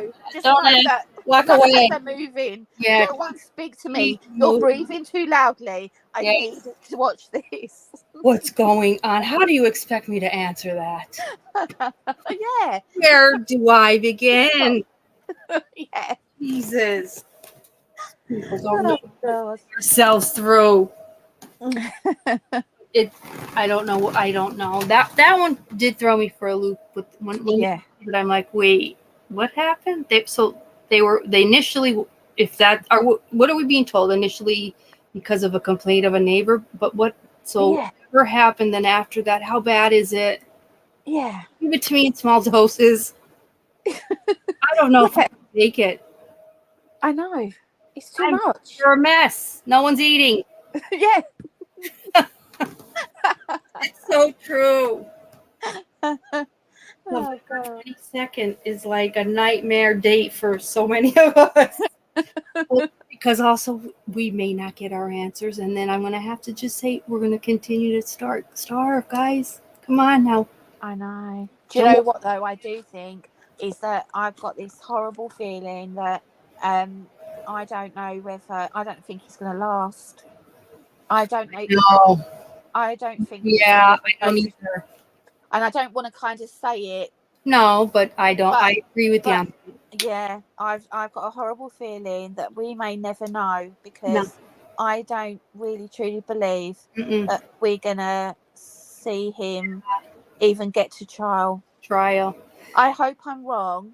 I know. I don't, but we don't. And the person like that called in from jail. He's like, oh, and since they brought him here, he's not eating. All he's doing is sleep. Yes. Yeah. That's what we're expecting him to do that. What do you think he's going to go in there and start? Is he like the clown there to paint smiley faces on all your stupid convict face? He's there for a reason, guys. We think he killed the Delphi girls, so he should not eat. He should do nothing but sleep and not want to leave his. That's what so he better be doing that. Exactly.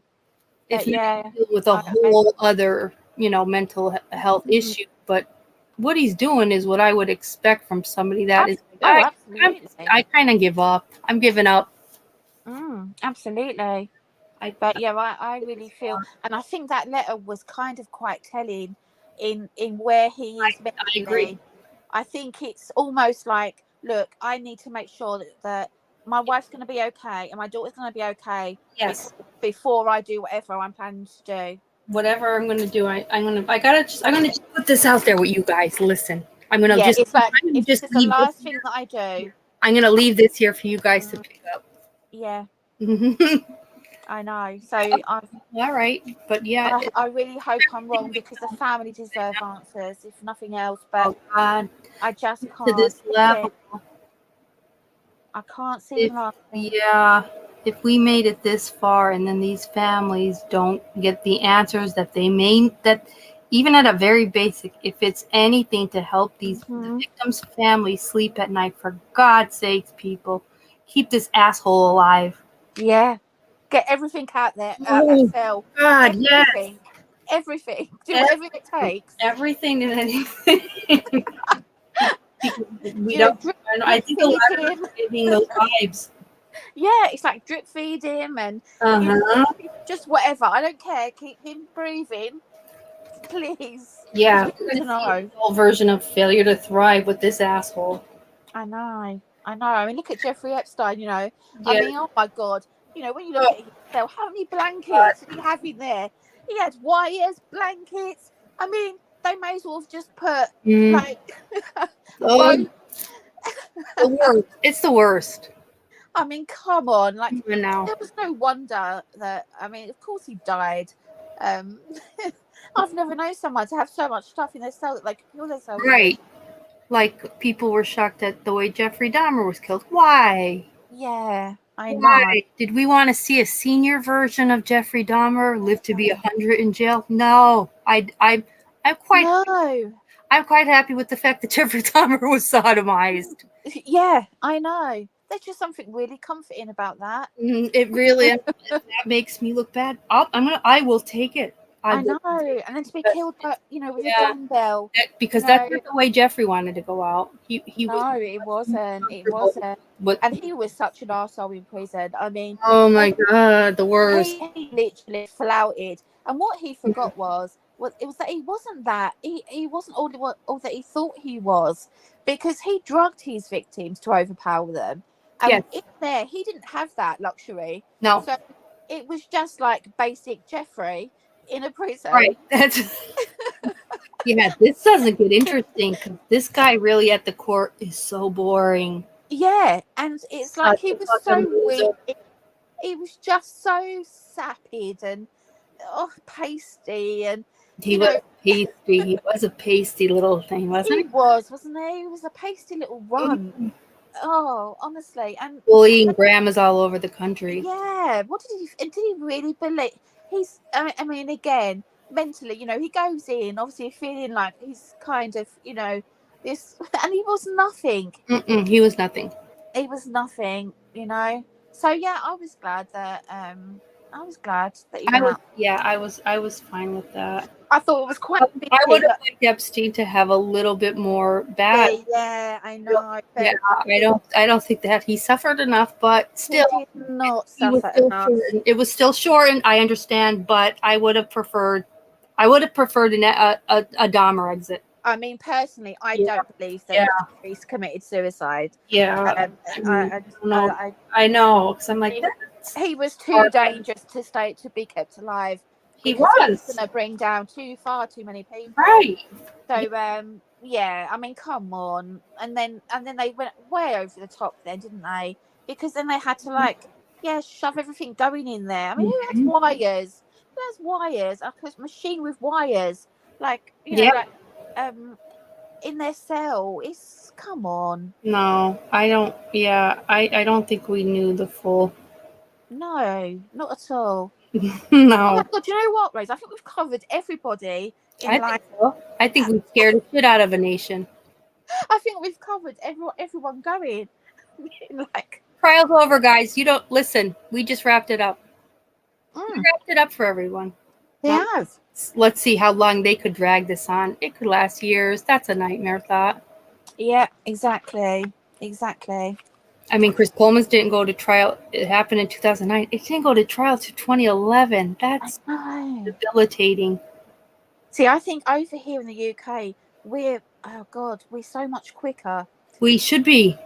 And yeah, I mean, like with Chris Watts, if it had been here, he would have had to have gone to trial. Mm-hmm. There are no plea deals for a start, so we would have had to have, we would have.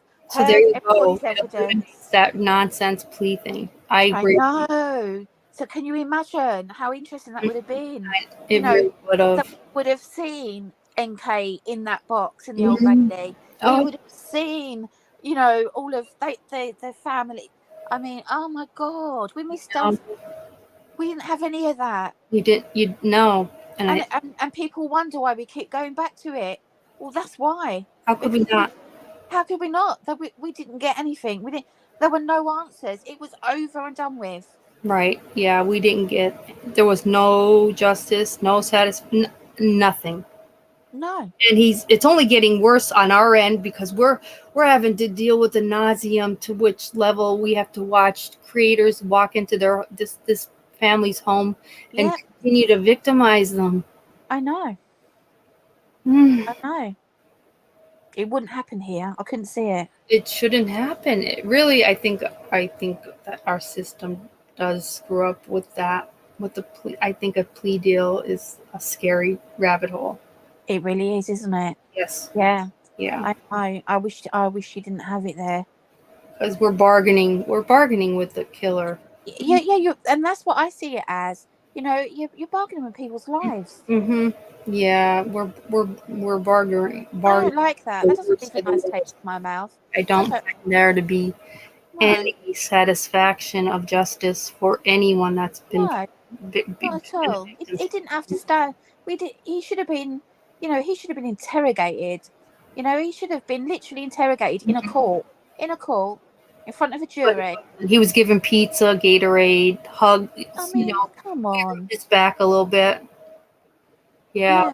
He didn't get I mean, he makes the ride from Colorado to Wisconsin sound like they just about abused the shit out of me by not telling me where I was going. It was horrible, was it? I know. Tell us more of that. Oh, come on. I know. I know. Tell us more of that, because that is the only time you truly, or you're so annoyed you can't believe it's in the middle. They drive through the night. Do they? That sounds so bad. Keep going. I mean, just the horrors of it, Chris. I mean, it's just so terrible. yeah. To get there. I'm surprised he made the journey. I mean, I can't believe. I don't know how he made the trip. No, I mean, I made it here, guys. They must have had to have resuscitated him halfway through. Surely the shock and the distress was just too much. It's too much. Listen, we're lucky we got him here. He's on your hands now. We are exhausted, and it's only been the first few hours. We've had it. We're done. Our families need to eat. This is just not. It's not good. So yeah, I know. We'll have to do a live for sure after the definitely. I don't know what they're gonna pull out or not pull out. That's gonna send us all into a tizzy. Yeah, I know. It's gonna be horrible. Like I said, I just hope. I really hope that we get to that, because I just don't know. We need to get every bit of information then possible, because we're not getting good vibes that this guy's longevity is in it. I know. It's not, for me. It's not looking good. It doesn't look good. Family, it doesn't look good. No, it doesn't. Just like you said, get everything out of that cell. Do whatever you have to do. I don't care. Yeah. But so yeah, we'll definitely do a live then, Haley. After. Definitely, but I'm going to jump down because I'm going to go and take my. And I'm so happy you came up. Love you. Oh, me too. I've loved it. I'm sorry if I've waffled on a lot, because I know I talk. Oh no, your pleasure. And I think we did cover everybody. I think we covered everybody, really well. Tonight, everyone can relax now. Get some relaxation time in. We'll be back, but just relax now, for guys. I think we've talked a lot about a lot of different interesting cases. We have. We're waiting on. But definitely look into the HH homes. Oh yeah, let's do something on that, Rose. Because I would love to do that. That would be great, because let's do some work on that. Failed. Yeah. Okay. What I'll do is I'll send you my email. Yeah, do that. Please do that. Just send me Curious Rose ADC. Yeah. And we'll have great. And then we can get in touch with each other. I can even definitely. That sounds perfect. Okay. All right, Rose. Well, listen. Hugs to you, girl. I love you. Love everybody. I love Thank you to everybody that's had to listen to me rant. Oh, they enjoyed it. We'll make I will catch up with you all really soon. All right. Hit that like button for Rose, because she's awesome. Yeah, it'll be great. We'll talk soon then, Haley. Yeah, definitely. Big hugs from the UK. Good night, love. Bye. Night. Guys, that was awesome. I'm so happy she came up. I always loved her. I love her. And she's so informed. Make sure we all hit up her channel too. She's a moderator, but she's right in the chat. You could literally just click on her name and it'll take you to her channel. Thank you, everyone. Jesus, we still have, after like all this time, there's still like 10 of us in chat. You guys are troopers. Let's just try to relax now, guys. Everybody have a good rest of your weekend. We're into Sunday into Monday for most of us now, right? And God, give everybody a couple days to catch up with their readings too, and then we'll have to. The end of the week, this next reading. I mean, it could very well. I don't know how intense it gets. This has been rough, but I haven't, like I said, read it. I'm reading it with the group, so we'll just take it. This next one coming up could possibly be the last. I wouldn't be surprised if it wasn't, though. I'm just not sure how much I'm able to read without just feeling so heavy. So we will definitely we'll pick up again. In the meantime, we also I know Kevin dropped the link for the each ohms. It's probably way up, but we definitely need to look into that. That's quite interesting too. We're all sipping our tea, Kevin. That's right. All right, guys. I love you all so very much. Please remember to hit that like button. It does helps to get our channel out there and what we are so passionate, I think, about. And at the end, I know we all stand with victims. So, and victims can be family members too. So let's not forget that. And we will definitely meet up by the end of the week. In the meantime, if you guys have anything you want to send to curiousrose87@gmail.com. Thank you so much, Upside. You're all troopers. You're all wonderful. Love you all very, very much with all my heart. And I will talk soon. Good night, all. Love you.